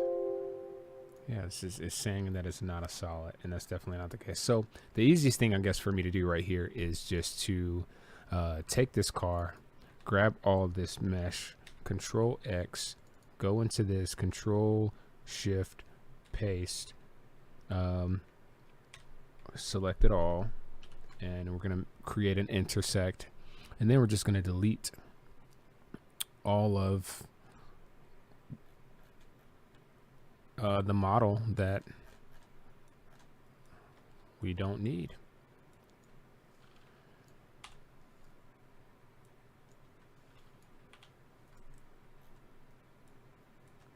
Let's hide hidden geometry. Okay. And orient faces. Why this one switched, I don't know. Let's undo that. Let's go to view, hidden geometry, and orient faces like this. There we go. So that was a much quicker process. And I think that we're going to use that from now on instead of solid tools. So that's what I should have done. 6 different ways to do everything. Now we know. Control X. Let's go into this. Control Shift Paste. Control Alt Shift I to intersect. And then once it does, we'll go and just delete all of this. View, hidden geometry. Delete that. View, hidden geometry. Orient faces. Boom. All right, cool. All X. Control Shift Paste. All intersect.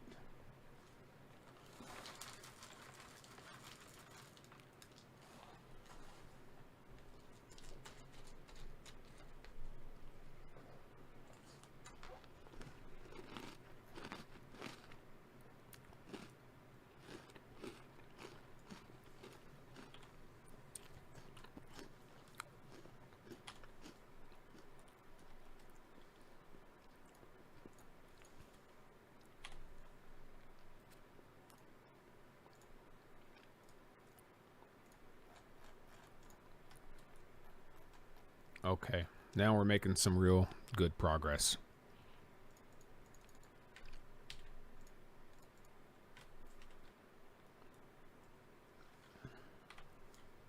Oops.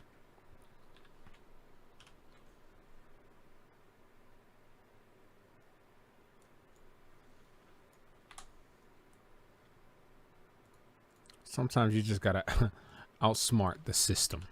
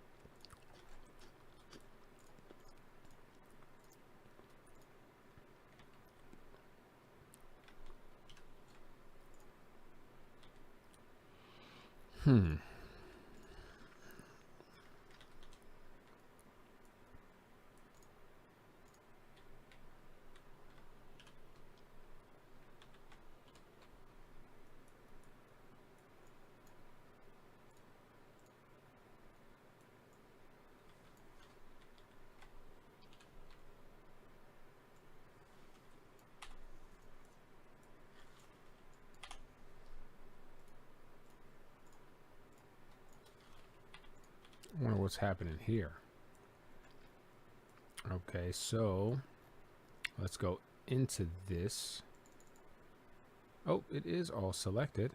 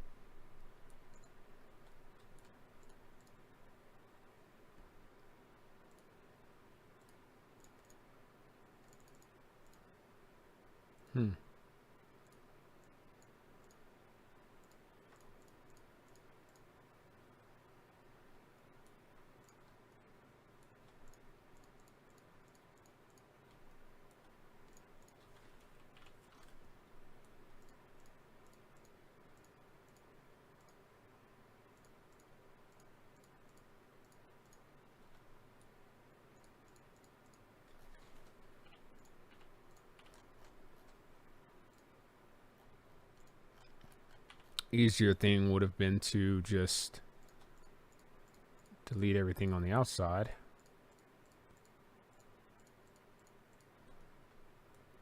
Or so I would have thought.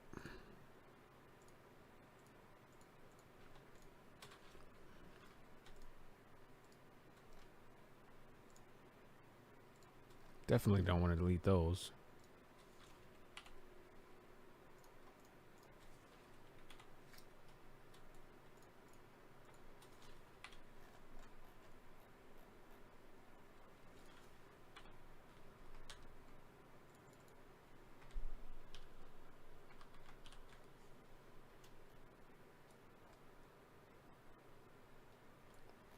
Okay.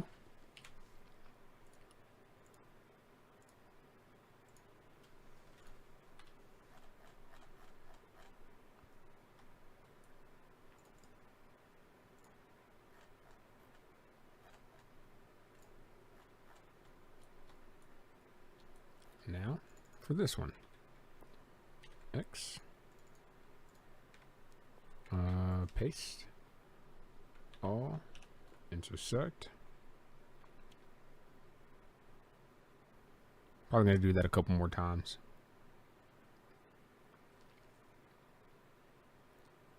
All. Intersect again.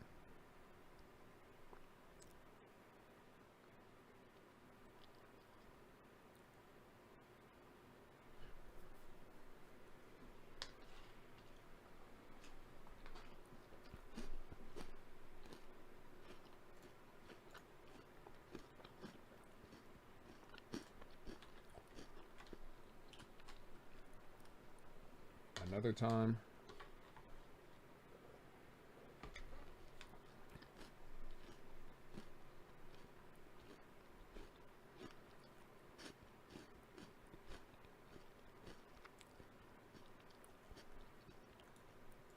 Let's see what this looks like.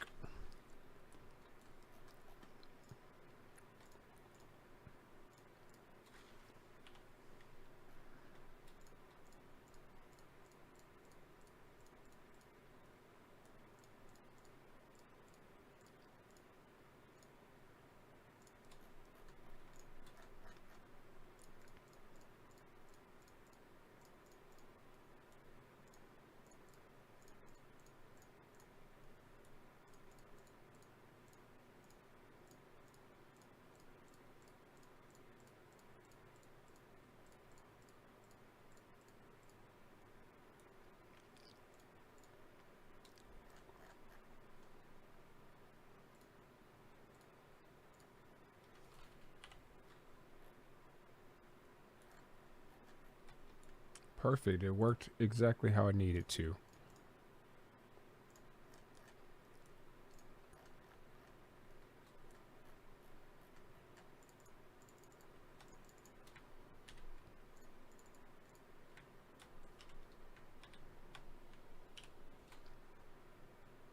This one should be fairly simple. I would hope.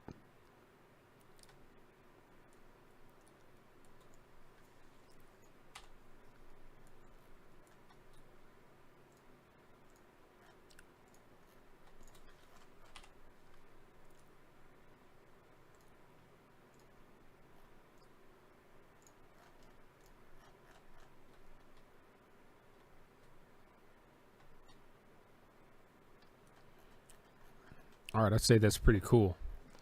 Now we have the daunting task of potentially doing another bezel on some of these edges. All right, so let's save and try to do some more bezeling.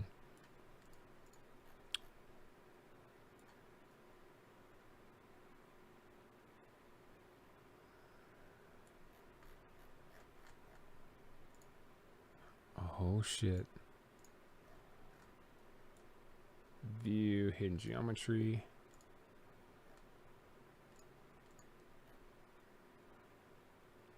So let's go to our bezel tool. Oh shit, that's definitely not gonna work.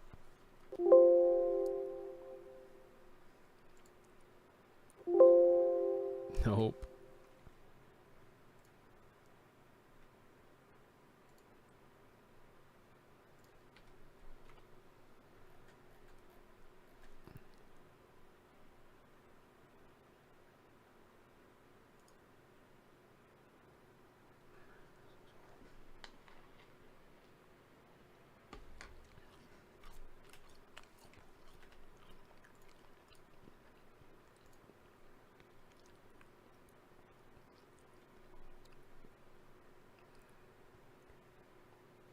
So select.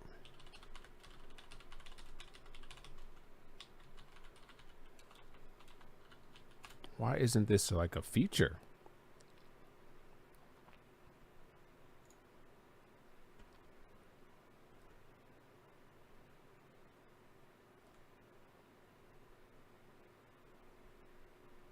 Quad face tools.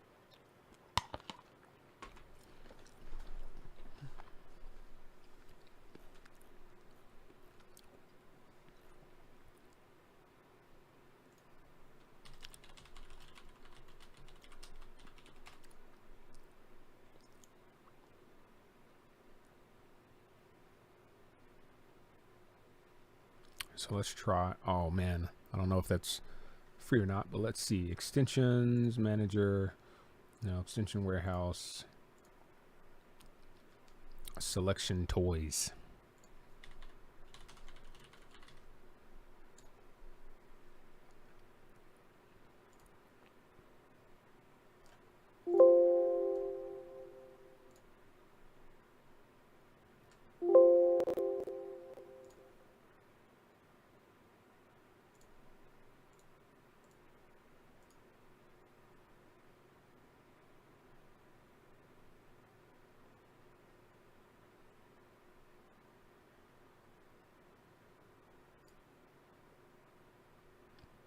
Let's see what this quad face loops thing does. Is it gonna select all the lines, all the edges? Nope.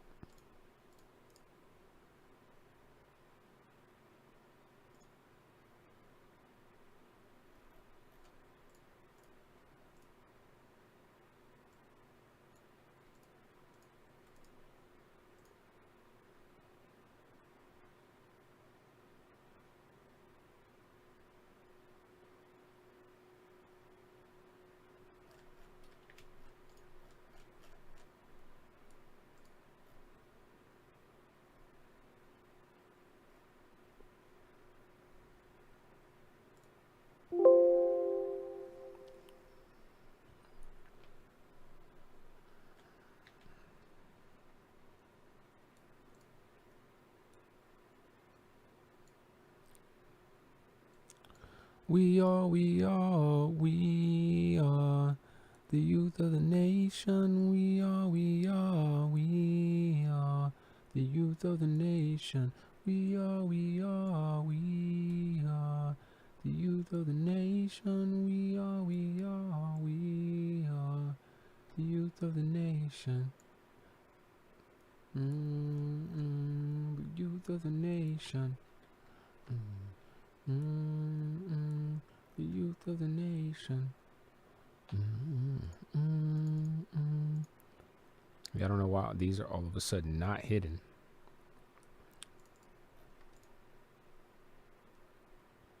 So can we hide those? It's not gonna work. Fudge.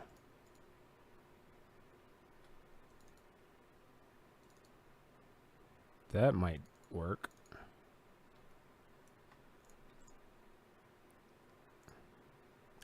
No.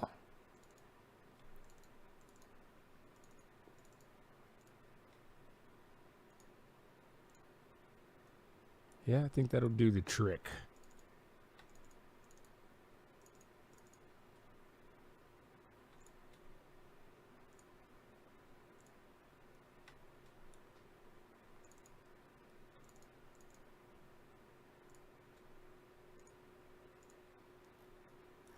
So let's try this now and see what happens. Oh, snap. It's not going to do what I wanted to do. Damn it.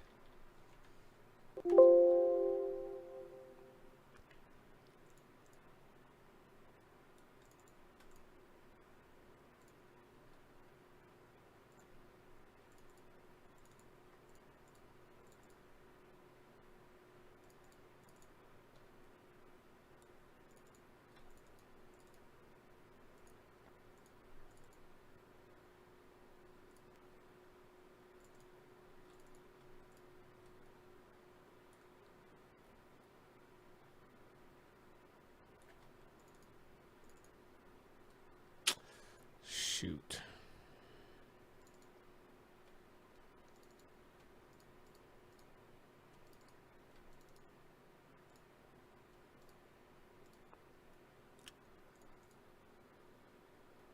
All right, so I know what I can potentially try.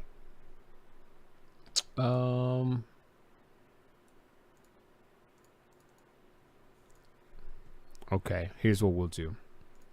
We're going to grab all of this, remove the faces. Oh, snap.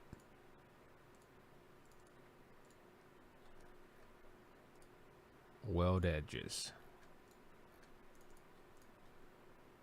Weld edges.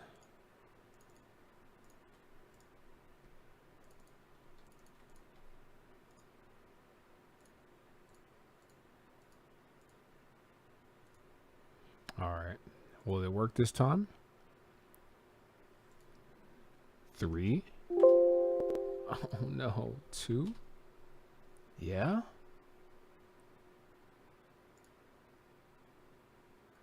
Oh my goodness. We figured it out.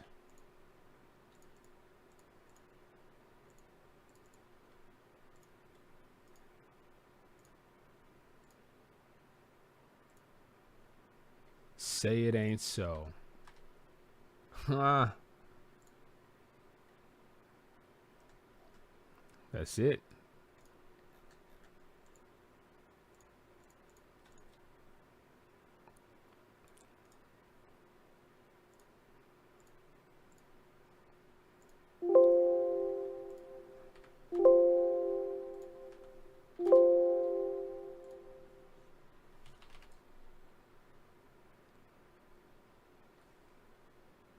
Nope, not gonna work.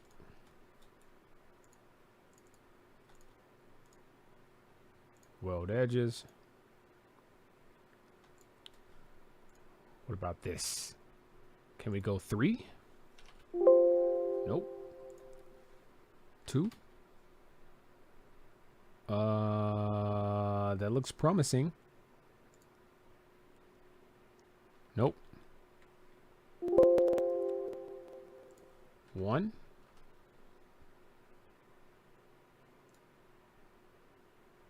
Nope.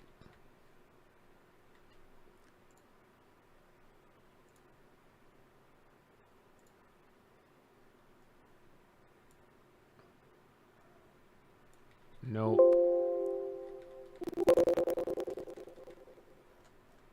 All right, we're gonna have to stick with what we got, I guess. So, can't get it all our way. This is cool. So let's take this material.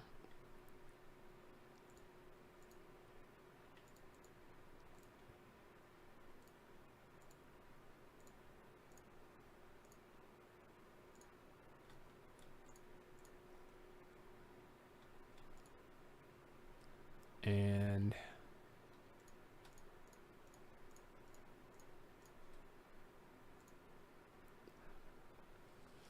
position it, save. Let's look back at our image, and it's got like this dark color on the interior of it. So that's something that we can try to replicate real quick on the inside. So let's grab, excuse me. Oh, excuse me again. Let's go and render this real quick.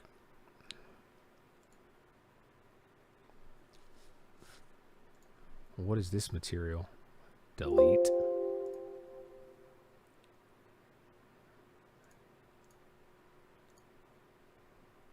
So materials. That's our weathered metal. Let's duplicate this and see if we can get, or see, let's go to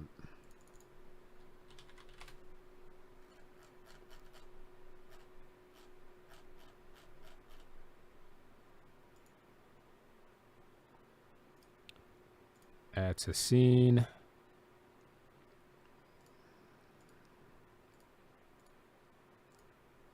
Let's see if we can modify this one to be like a darker color.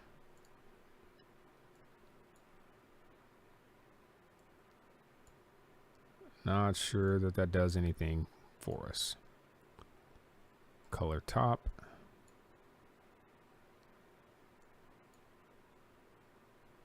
Color bottom.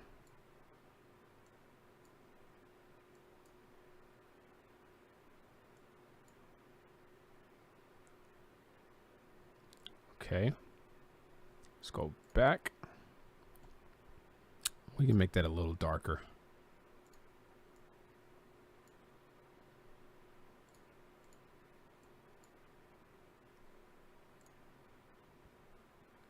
Yeah.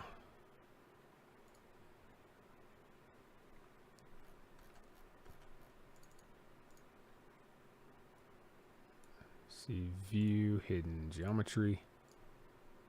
Oh, fudge. Oh, fudge.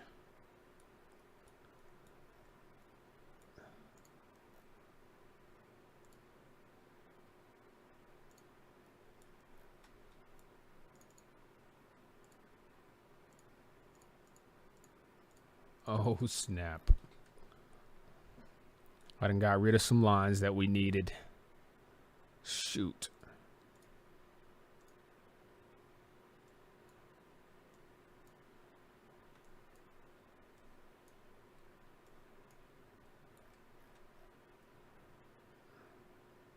All right, how are we gonna remedy this?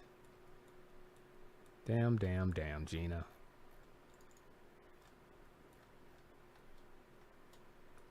Okay, so what I think I could possibly do.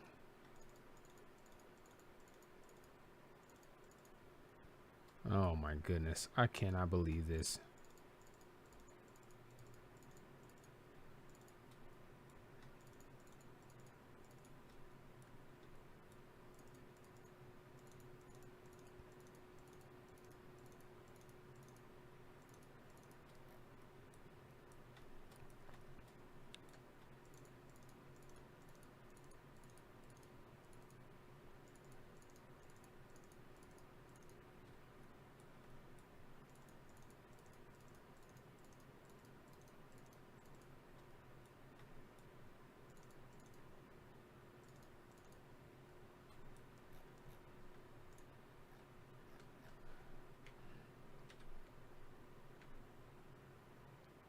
No way.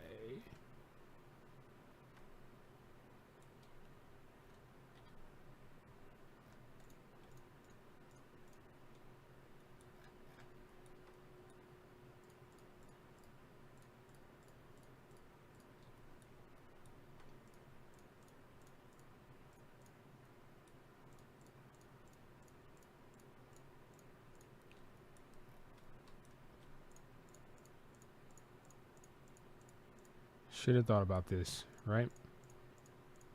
But I didn't. It's all right. It happens.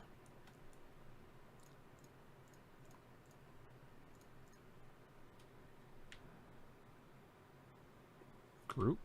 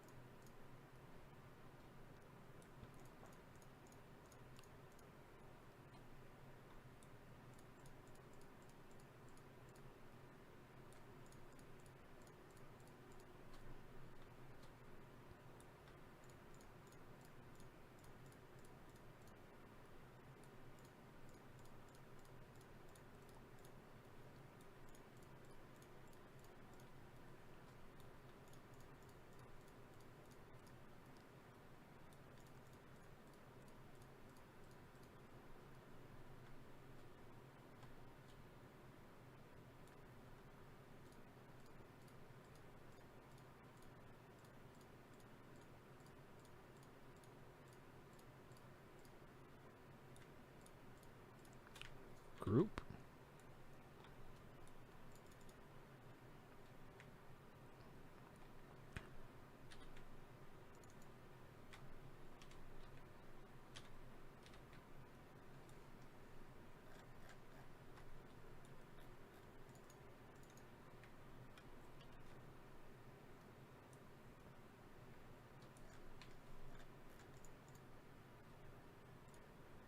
Hidden geometry.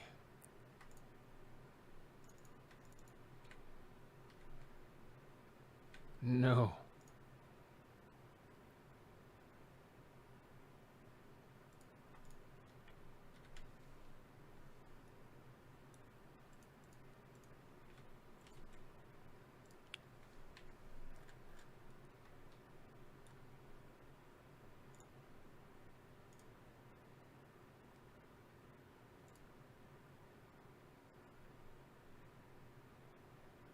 Let's make sure that this is also the right size.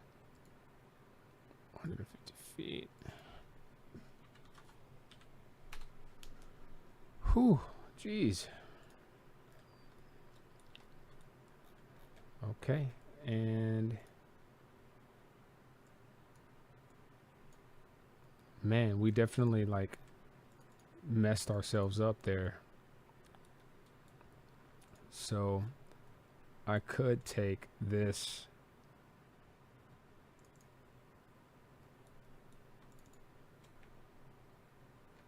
select invert selection group and then apply my material.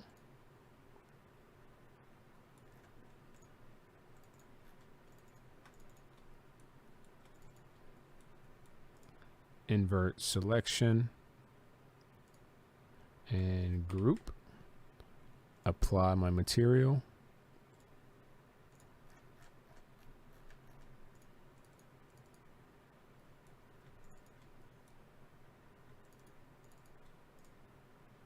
invert selection,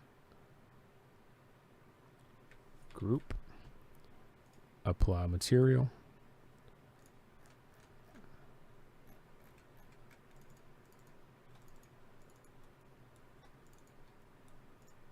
Control Shift I to invert selection. Yep.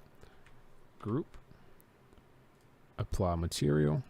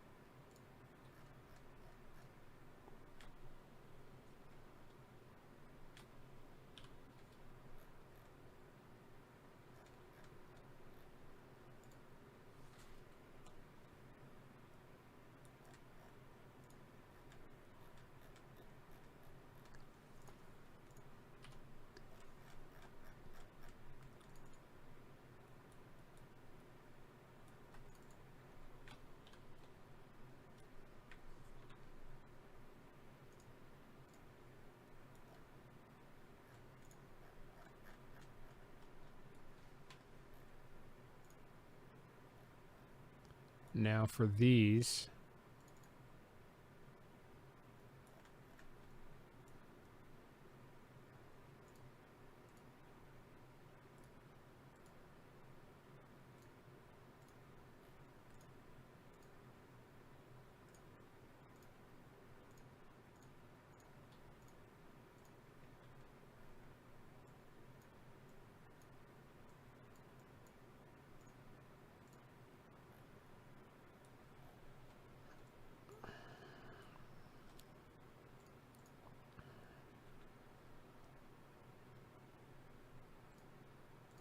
are we sure there's no hidden geometry in here somewhere? I guess not. Now, apply to selection.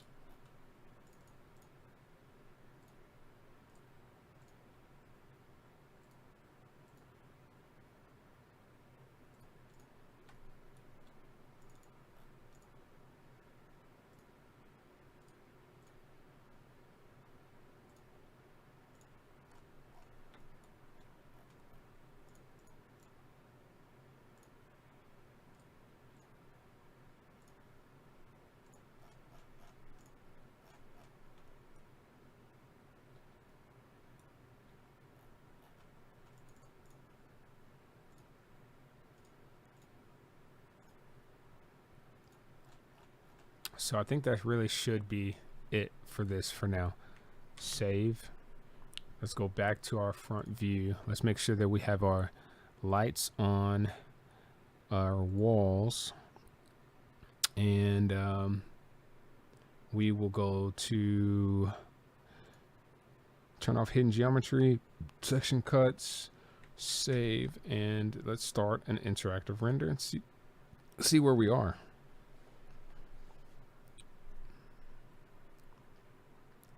Okay, so this material right now is set to 150 feet.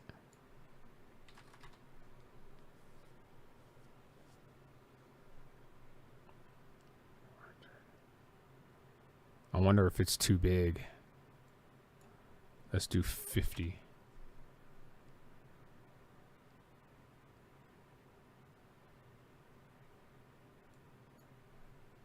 10.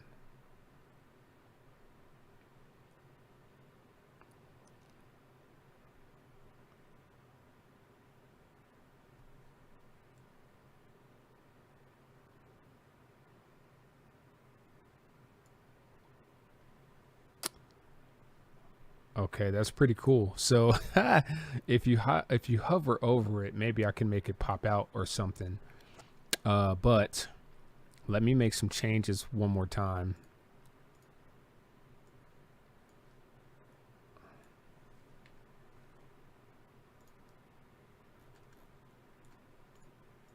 So let's move everything.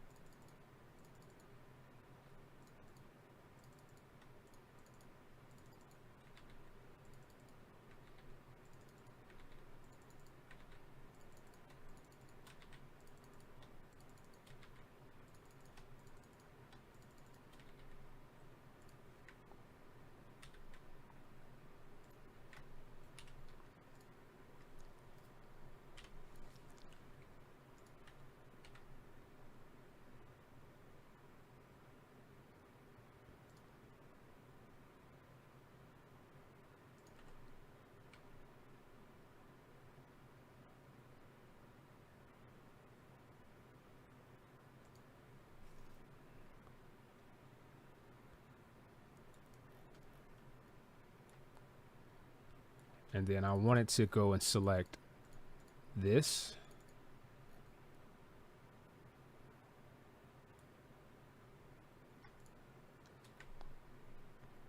Copy.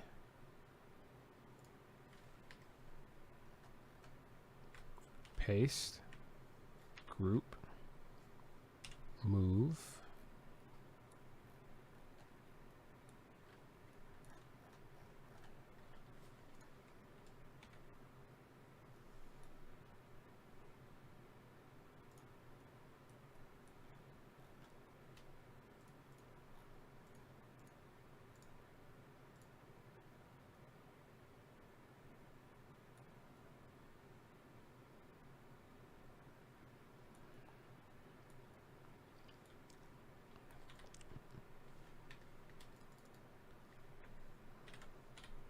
I'm going to draw a rectangle up here. Push it out.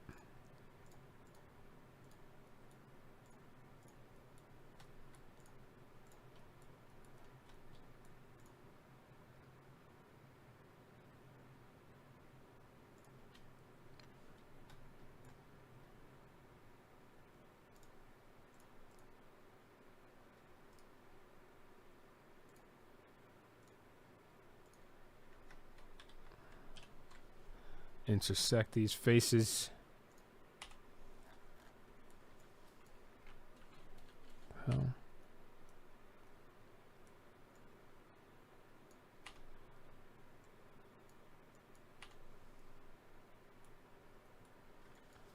We are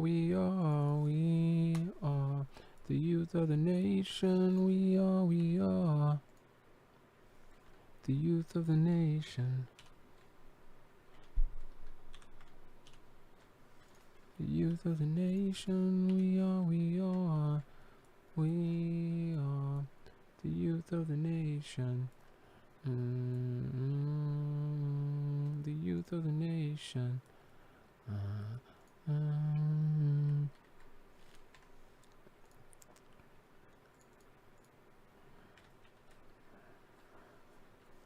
going to move this down to where it basically intersects.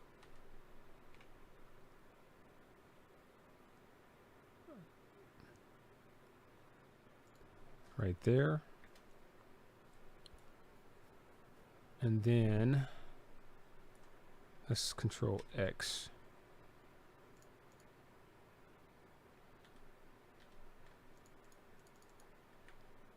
Group X. Paste. Move.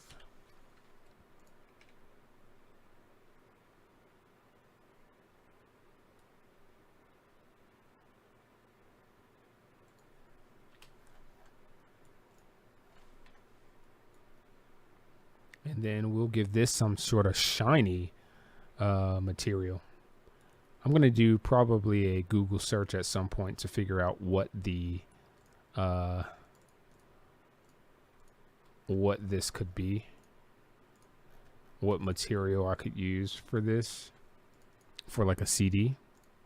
But this is pretty solid work, I think. Let's explode this group. Paste. Cool.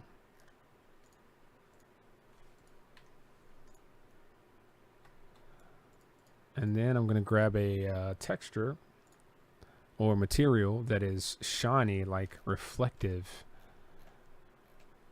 Or maybe not extremely reflective, but you know, this is technically supposed to be a CD, I think.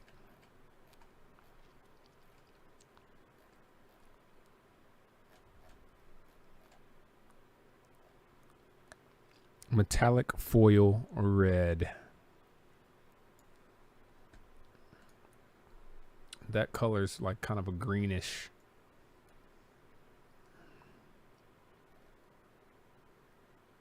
Chameleon looking color. I don't think we have anything in our library that can mimic that. So we might just use this metal color. Add to scene. Apply to selection. Actually, I think I need to delete any material off of it first.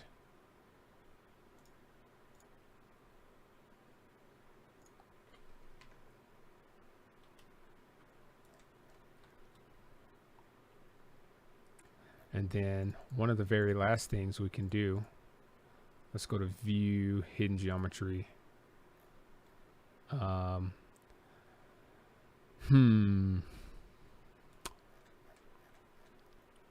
Might be possible for us to just grab off of another object. Let's turn these walls off for a second. Or actually, I don't think I need to. Do I?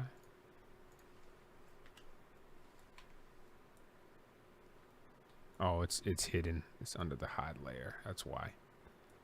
All right, let's turn the walls off and the lights. And we'll grab view, hidden geometry. Let's go in here and grab this.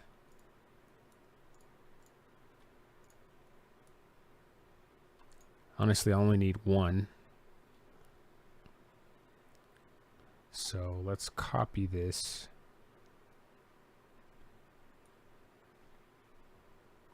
Shift hide. Let's move it from here to here.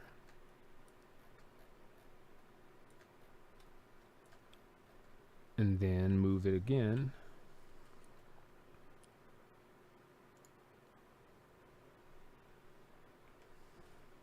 Actually, you know what? I've got a better idea. Shift hide.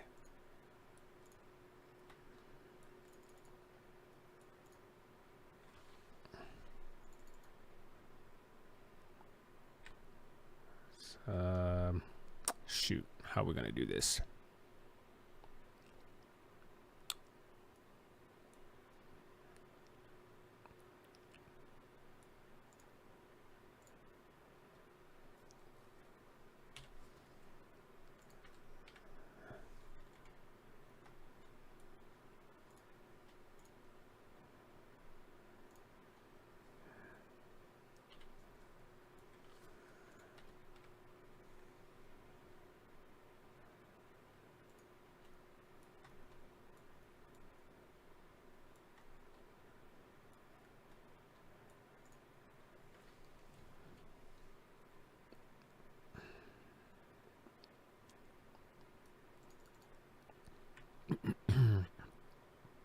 Copy.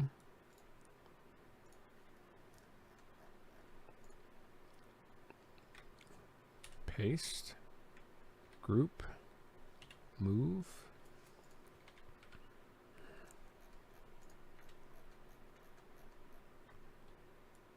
Okay, let's move it again.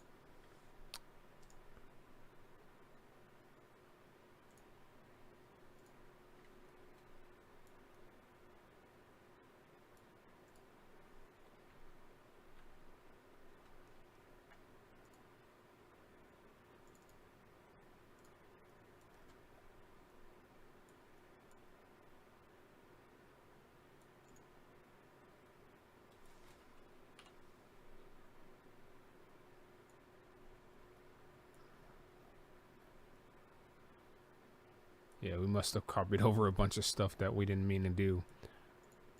Okay, so this feels right. And this should be a light, essentially. Yeah, this should be a light. So let's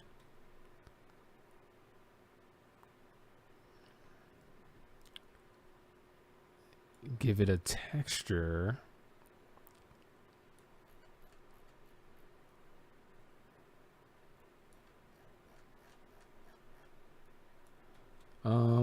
I want it to be green. So let's go glass. Beer glass. Dark blue glass. That's not blue.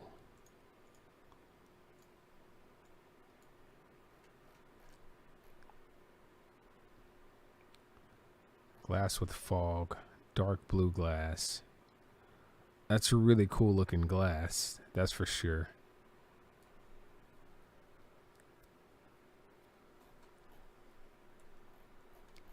I want to see how much further out I can bring this. Probably not much.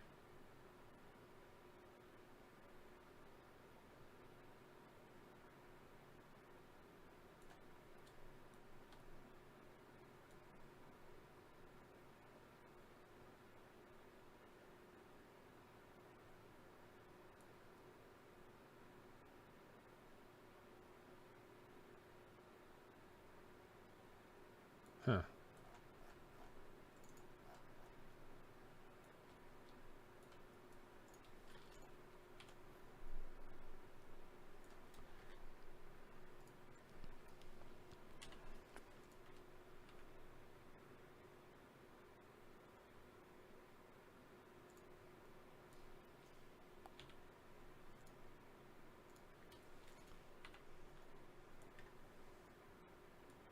Okay, so now I think that's inside of there where it's supposed to be. Yeah. Okay.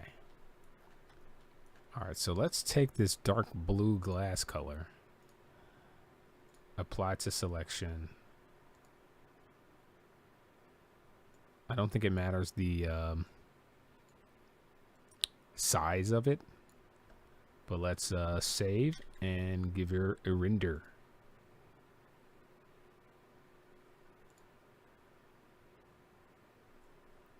Oh, something's off. Wait a minute. Stop.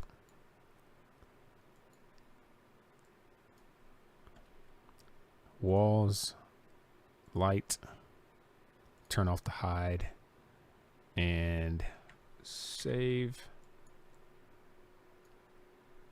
render.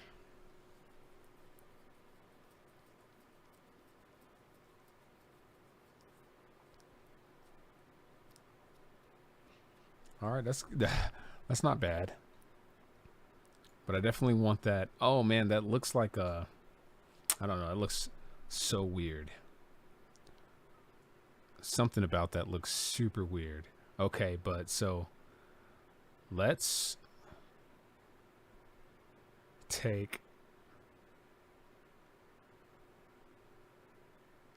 I think I just need all of that to be black. So we're going to grab our black color, this plastic color, and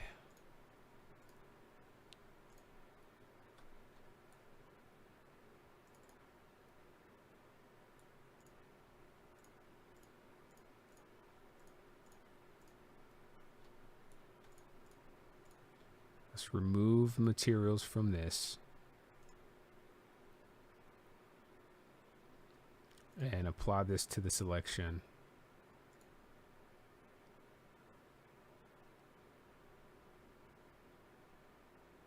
Okay.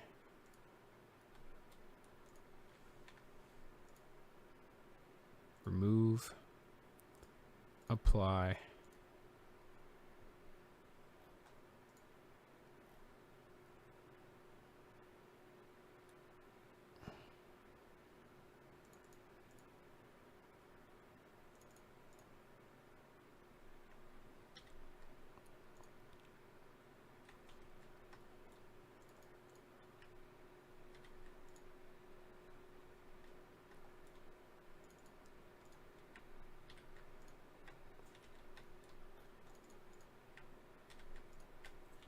This is going to make it easier for me to edit it if I just take these groups out.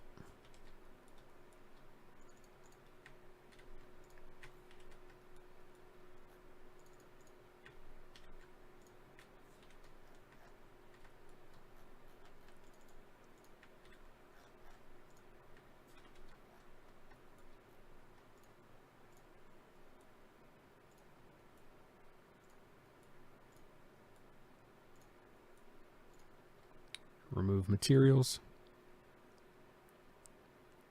Apply to selection. Make sure you're at the right scale. Escape. Now, should I make this emissive?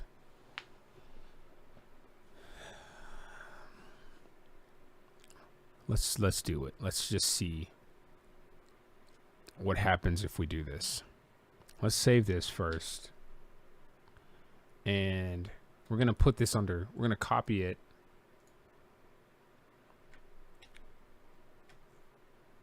Paste it. Put this one under glass.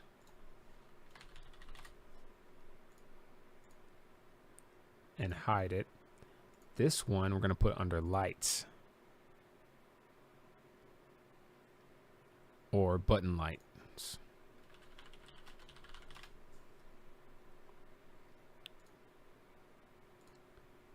And then we're going to make it an emissive. So, let's see. Dark blue glass. Translucency.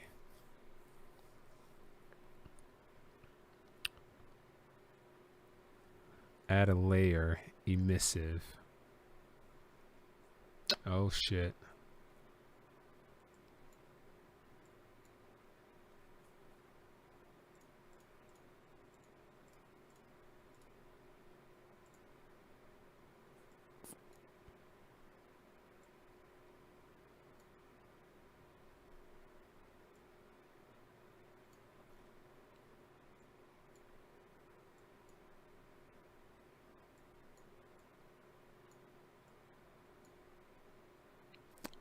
I don't know how I feel about that. Transparency.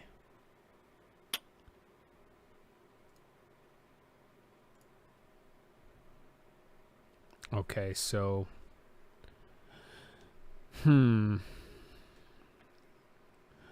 dark blue glass. Let's duplicate this and name this one emissive.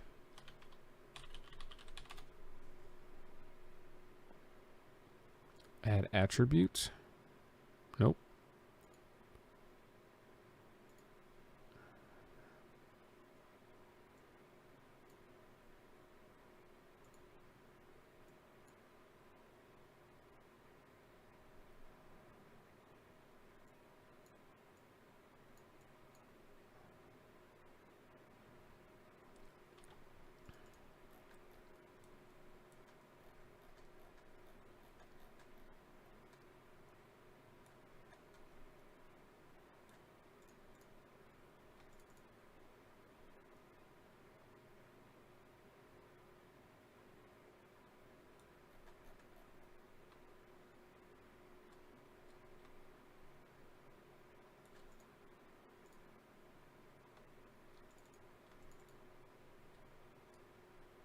Reverse faces. Remove material.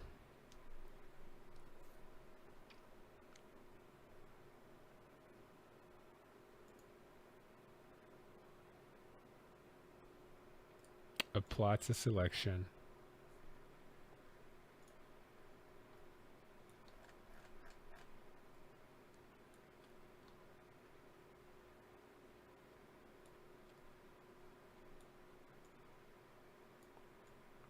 I don't know that we did this right.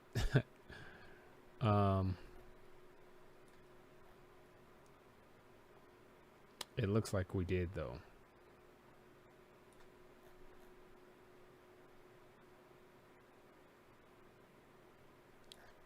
So let's go back here and just see what this looks like real quick.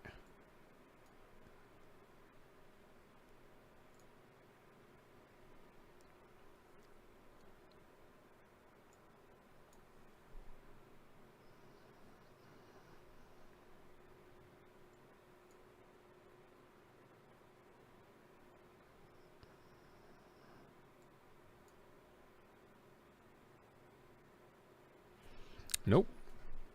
Not really a fan of what that looks like. So let's stop it.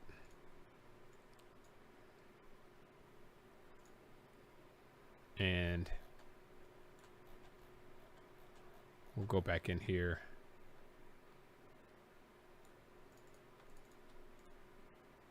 Reverse faces. Select it all. Remove the materials. And then we're going to give it just all emissive.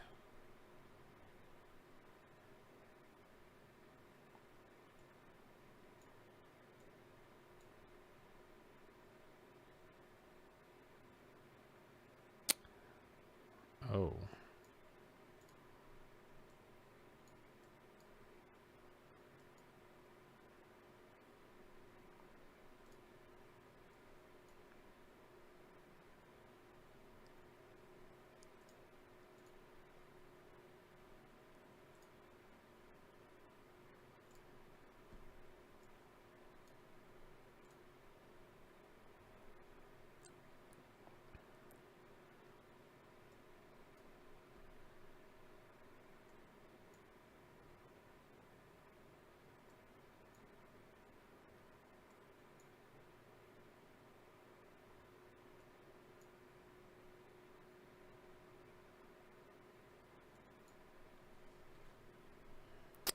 Refraction glossiness. I do want some reflectiveness. So can I add reflective?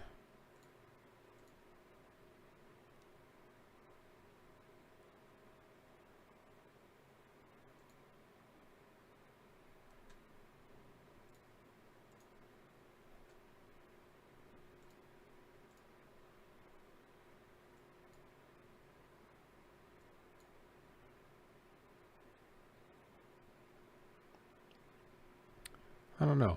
I think this needs to be a light instead of an emissive. Something's really off about it that I'm not feeling.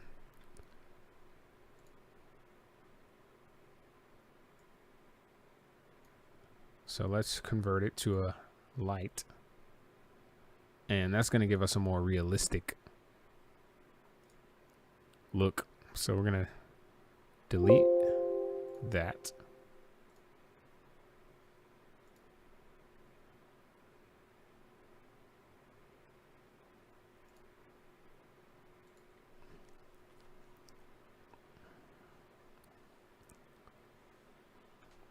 We deleted a material during the render.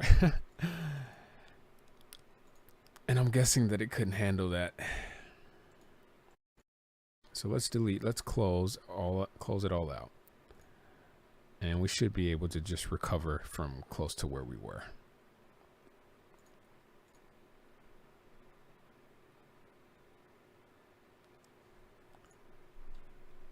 Okay.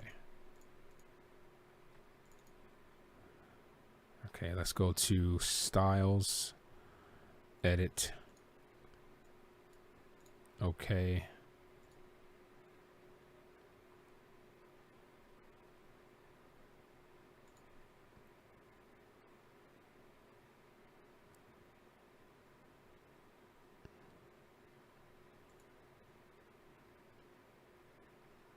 Okay, good.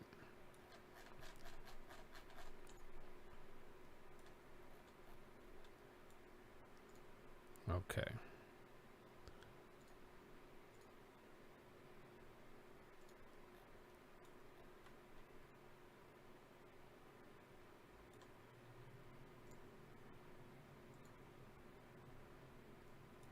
All right, so now we're going to change this to an emissive object.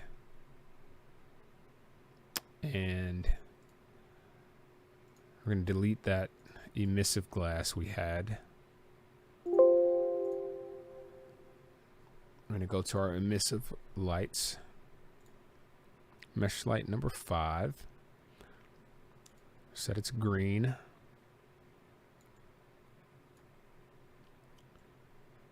going to start an interactive render again.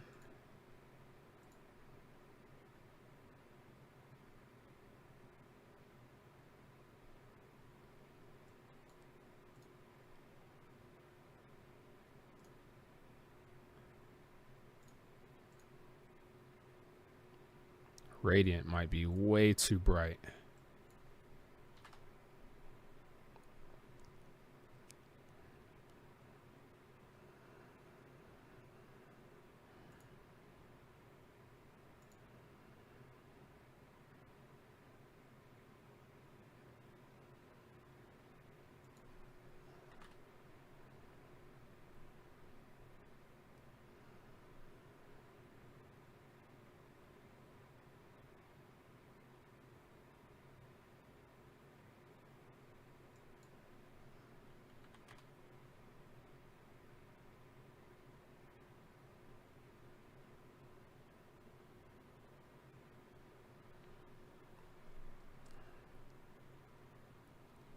Trying to decide exactly how I want to go about this.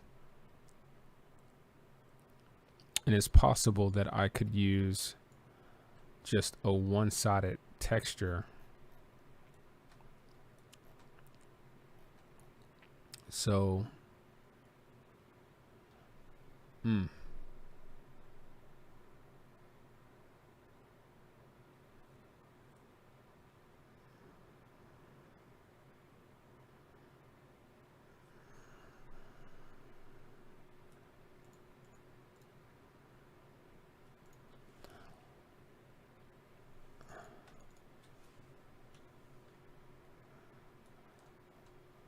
let's see what this looks like.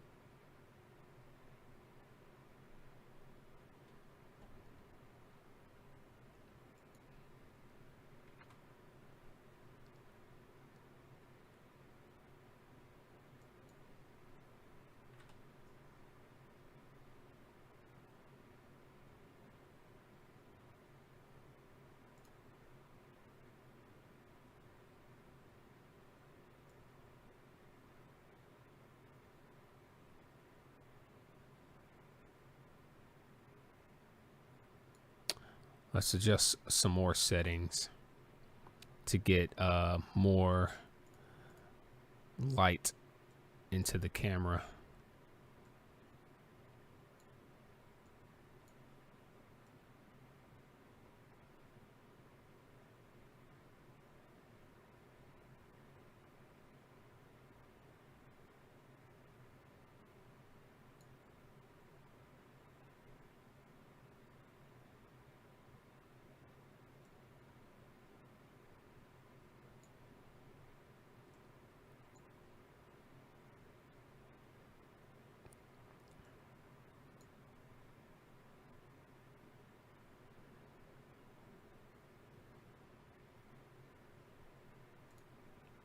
Okay, that's pretty good looking, I think. Okay, so before we continue, what I want to do is take this, Shift H,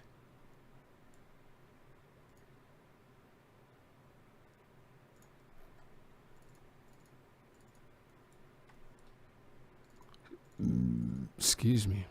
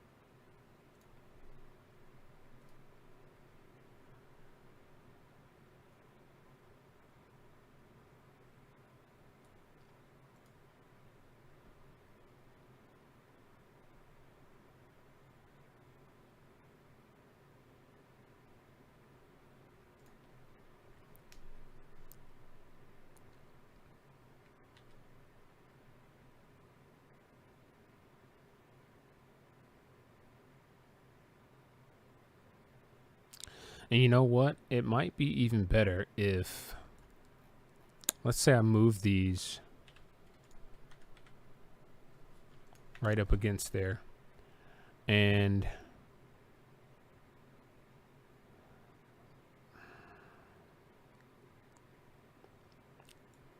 I'm going to put this on the hide layer.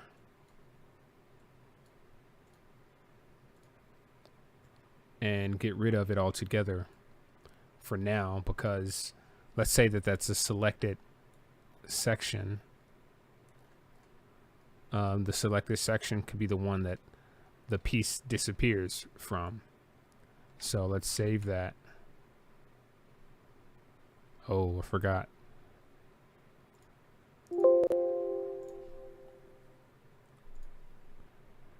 And let's do a very high quality render with the render output of 4K.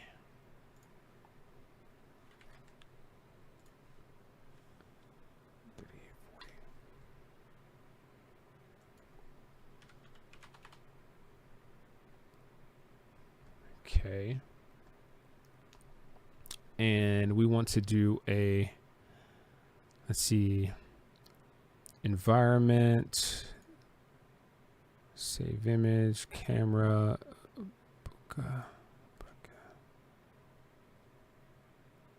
global illumination, volumetric.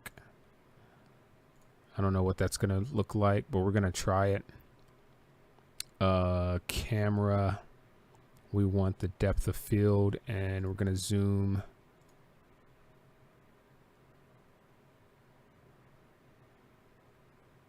to here. Let's first, before we get something too crazy, I'm going to change the output to 800.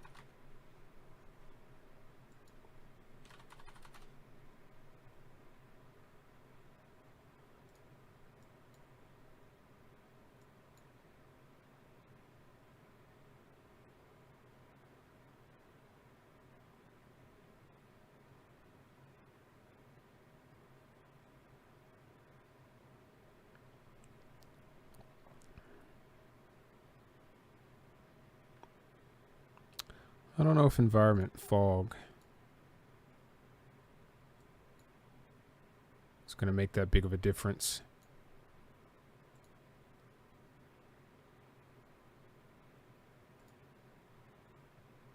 I mean, it kind of looks nice.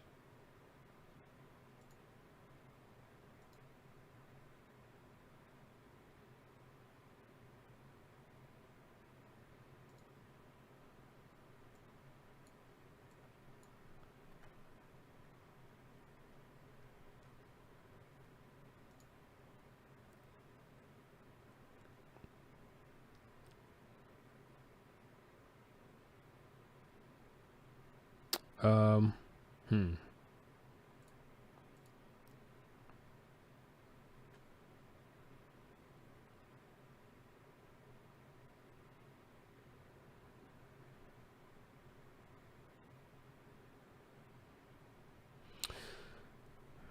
Okay, camera, depth of field, defocus.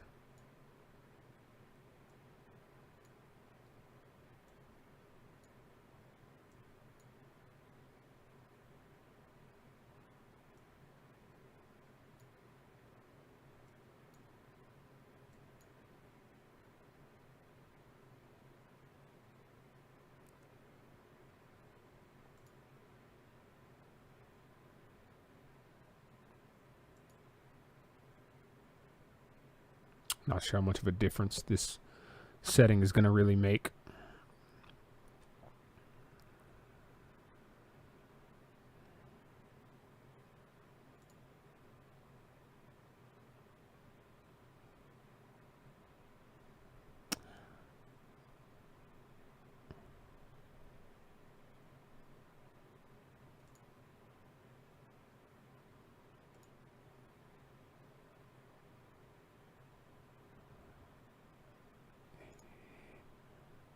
V-Ray denoiser.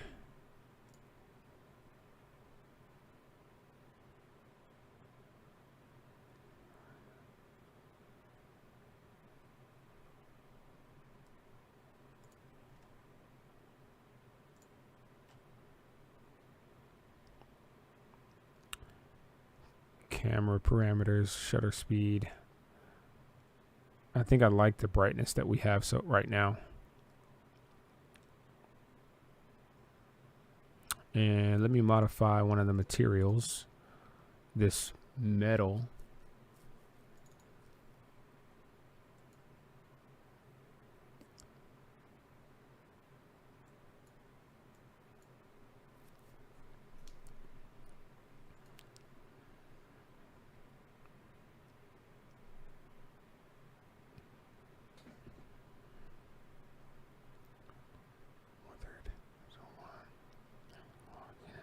Hmm. Thinking. I'm thinking.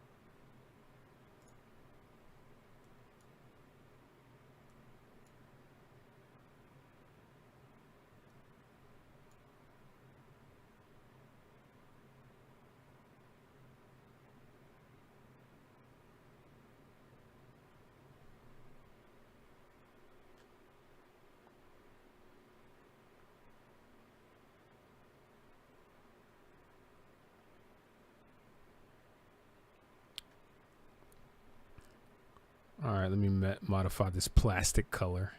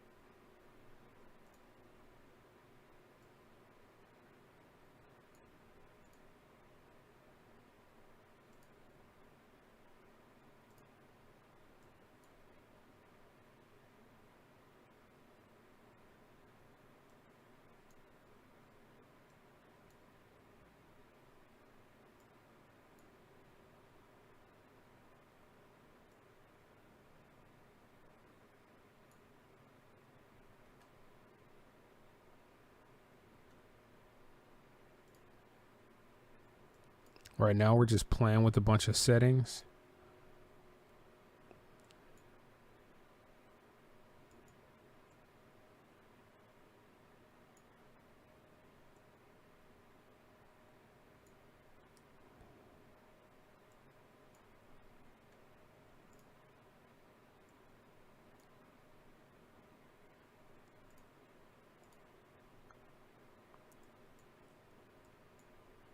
Don't know half of what we're doing, but we're just figuring it out as we go.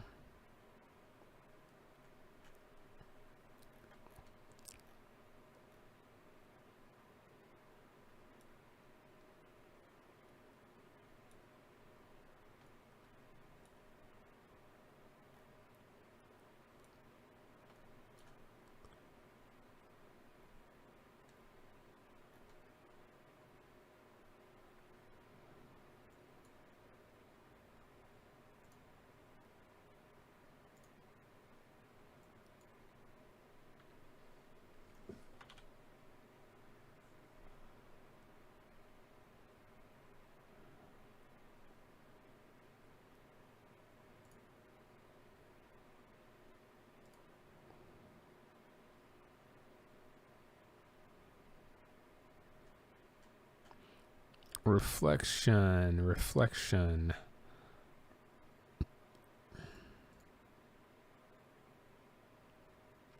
All right, it is super reflective. We just don't have anything in the like in here to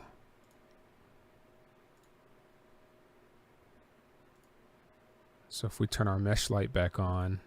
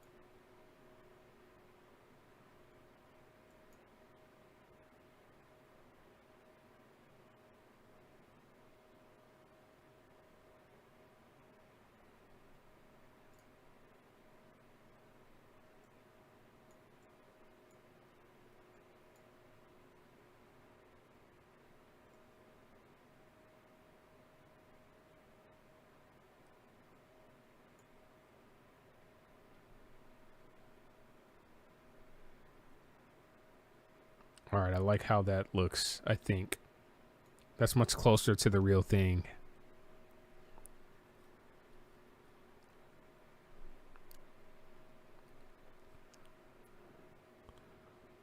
Tight. So let's stop this render. Go back to settings, and I want to set this back to high.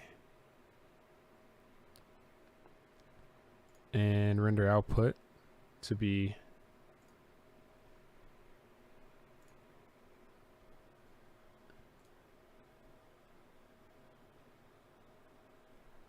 $3840,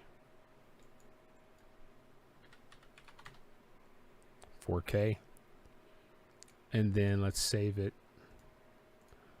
and just do a real render now. Let it do its thing.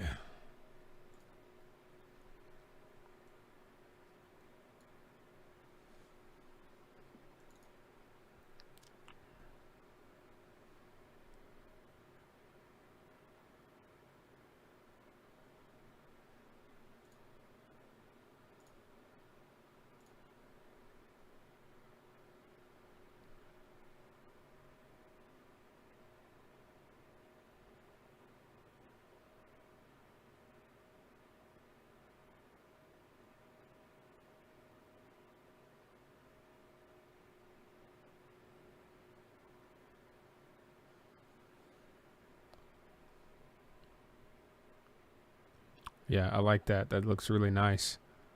So last thing I want to do though before we continue is I'm going to take this material, this yellow,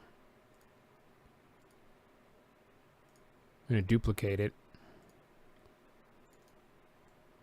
name it red,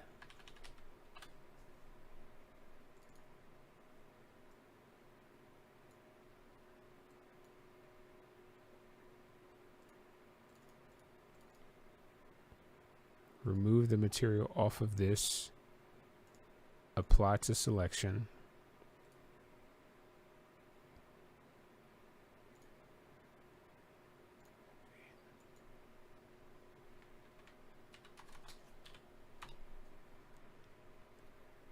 Okay.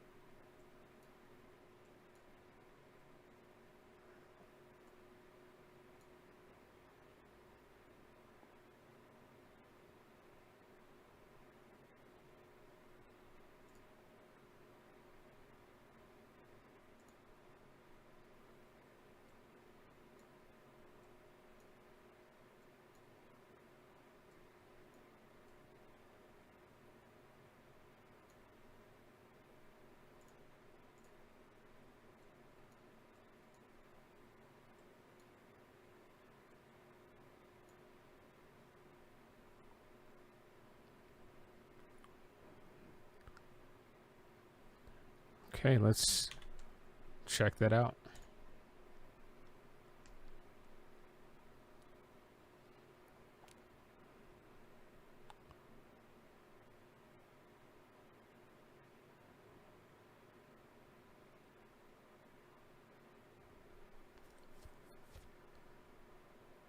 All right, we're going to stop it one more time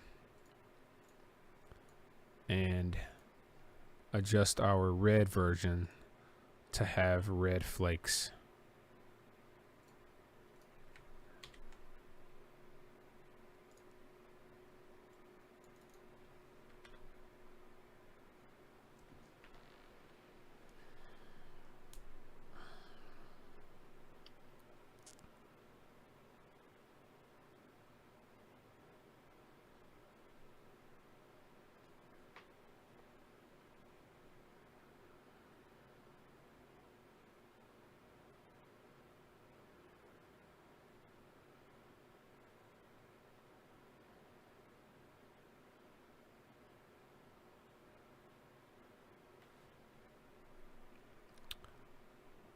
All right, one more stop. I think this is going to look so much better if I set all of these to hidden actors as well.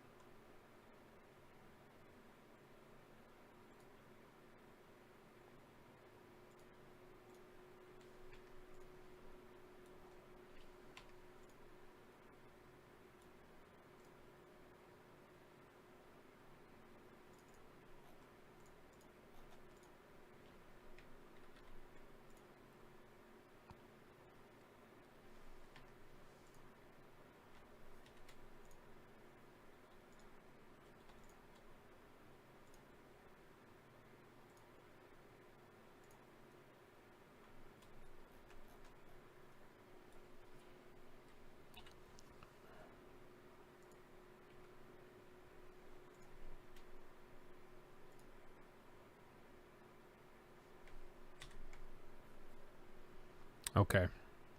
I think we might like that much better. So this one takes all those pieces out.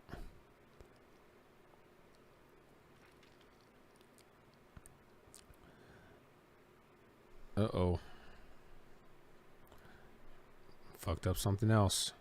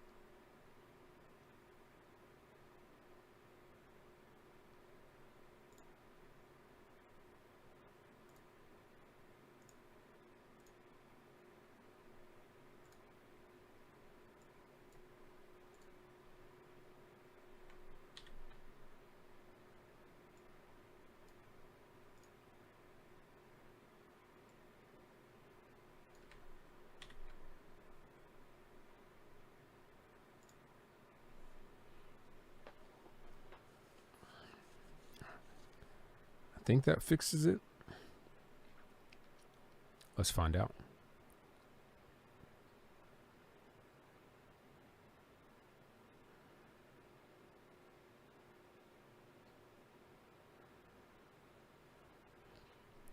Yeah, something's wrong.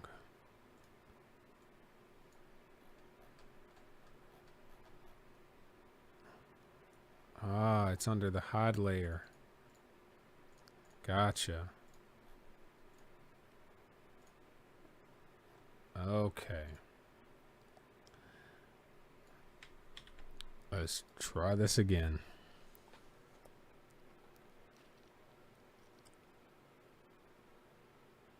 Ah, fuck.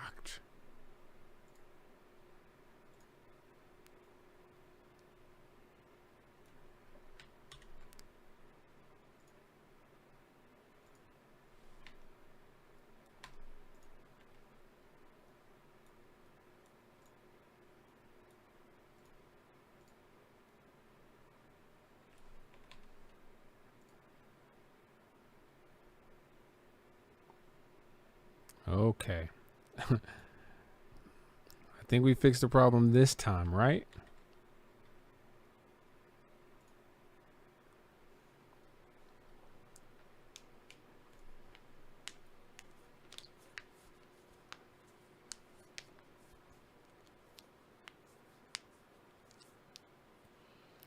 Let's cue up the music.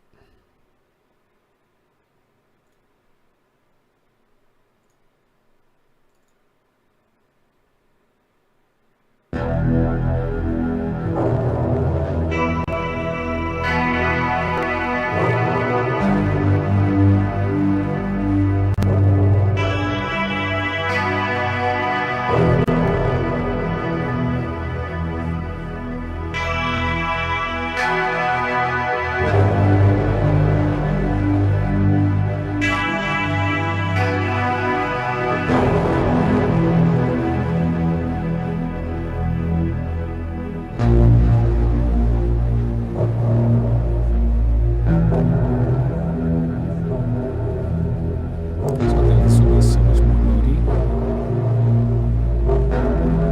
if this part was more black.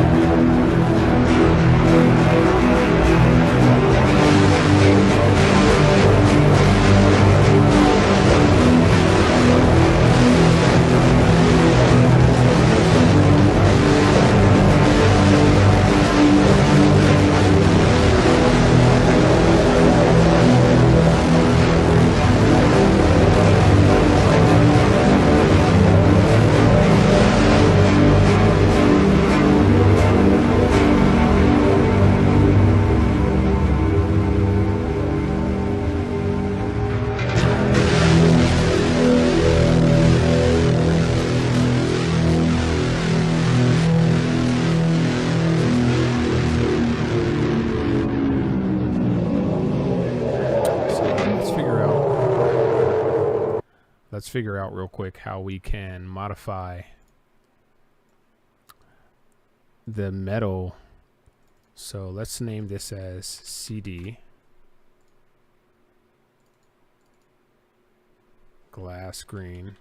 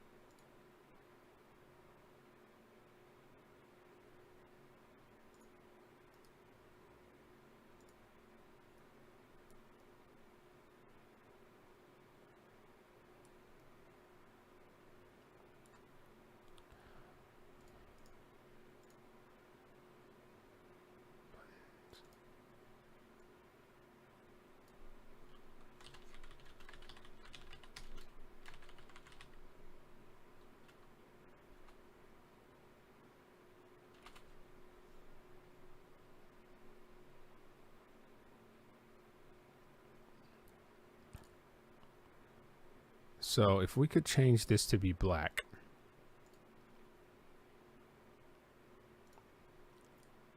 Or if we duplicate it.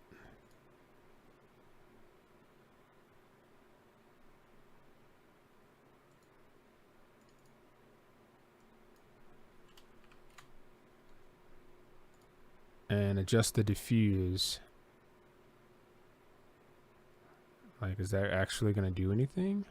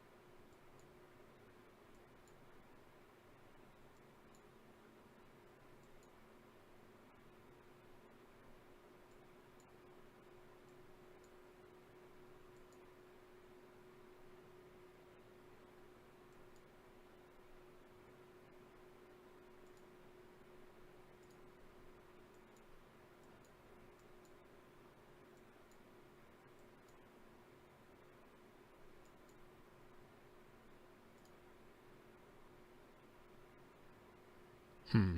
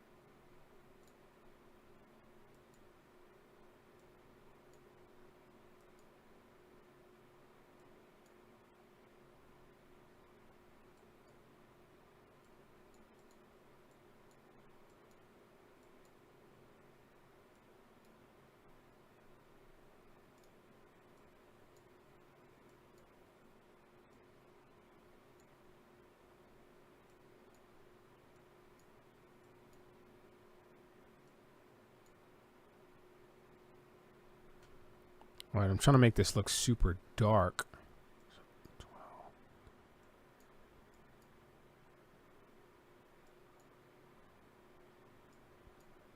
And like interesting all at the same time. I want it to look dark, but I also want it to use, let's see, there's a roughness, glossiness, coat.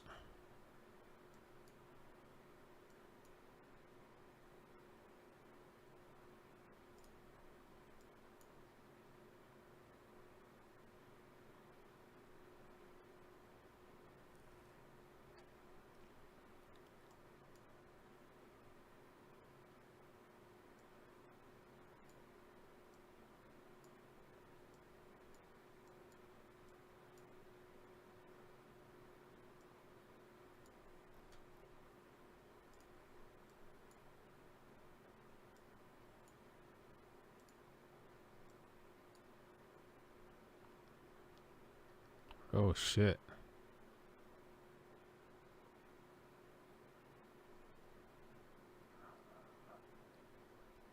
I'm trying to see going what that look like. Let's delete the material.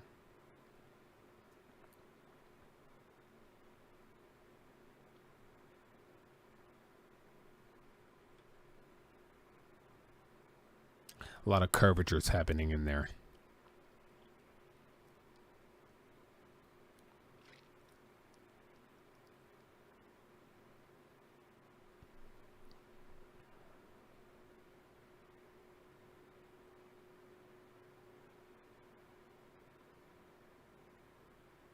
Goodness. Might take us a minute to put the material back on there. 1,000 instances of material maps to be deleted here, I think. Shoot.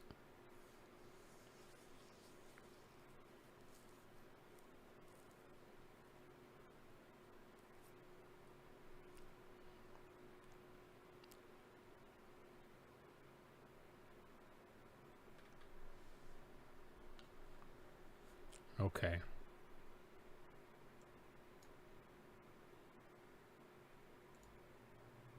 I'm going to do that again just to make sure that the material is not on here anymore. Okay. Right.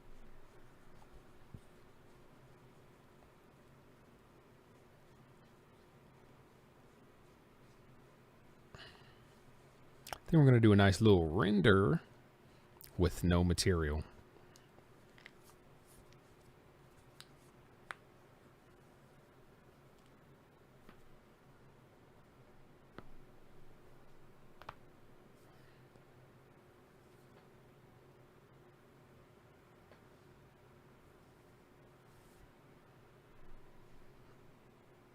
I can't believe I've been doing this for 7 whole hours.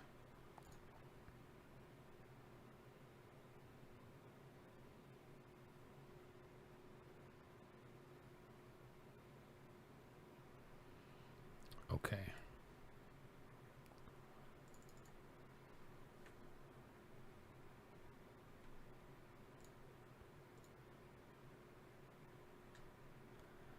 We're going to set this to, this is set to background. We're going to change this to background dark.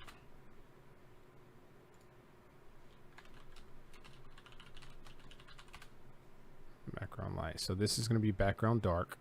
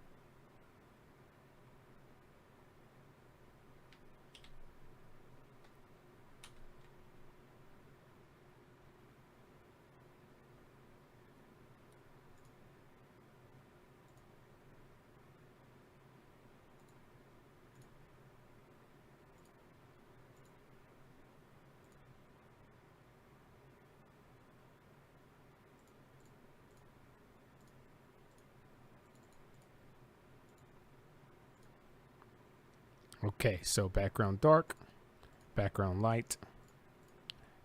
This one is going to have this material, but we need to make sure that it's also the correct size. 150, 150. Okay, apply to, let's make sure it's selected. Background dark, apply to selection. Let's get that projection right. Perfect. Turn this off. Background light.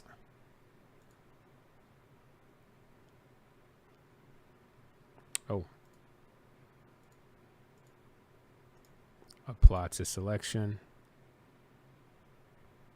Well, nothing selected, I guess.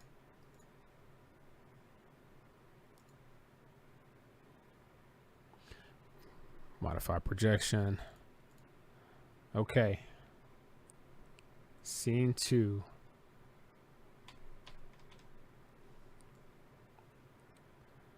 Let's try this again.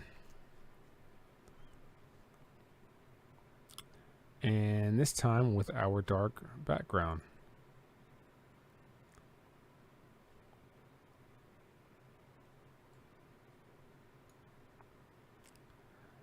Man, you know, I'm really kind of digging that. I'm kind of digging that.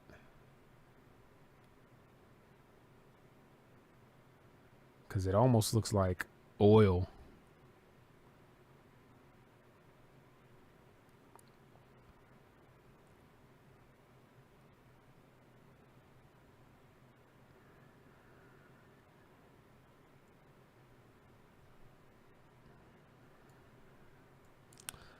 Let's grab the CD.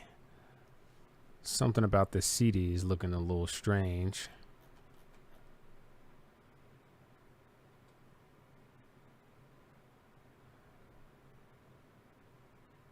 Maybe we should have it a little more glossy.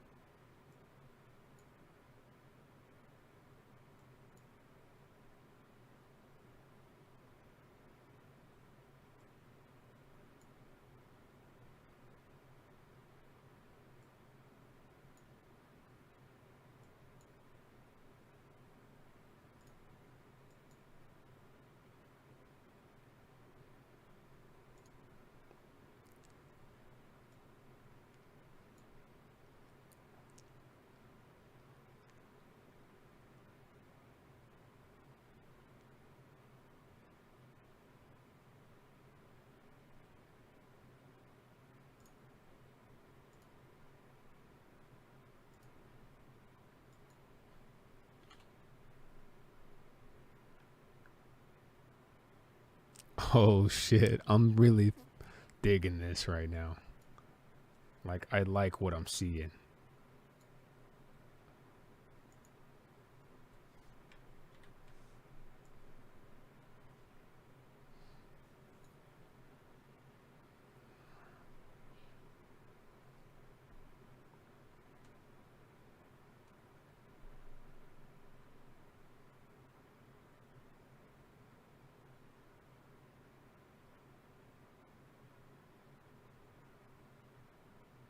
Hell yeah, that's tight. So let me go ahead and just play that track one more time while this render like finishes. And I think what I'll do though is I'm gonna go ahead and render this out like a full size version.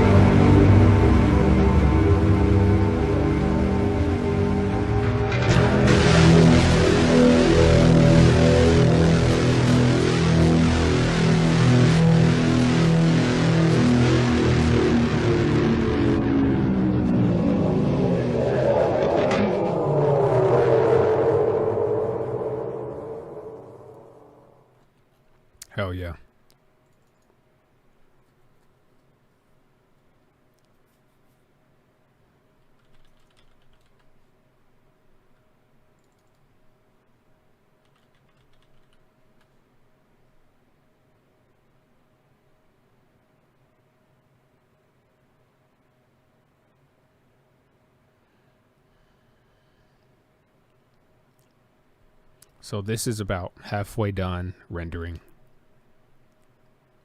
I'm going to finish the rendering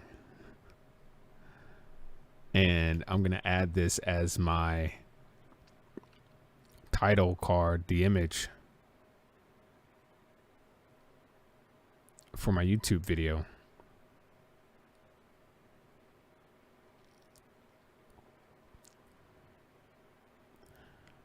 And then I think I'll take this and turn it into a video, see if it can render a video overnight of a sequence.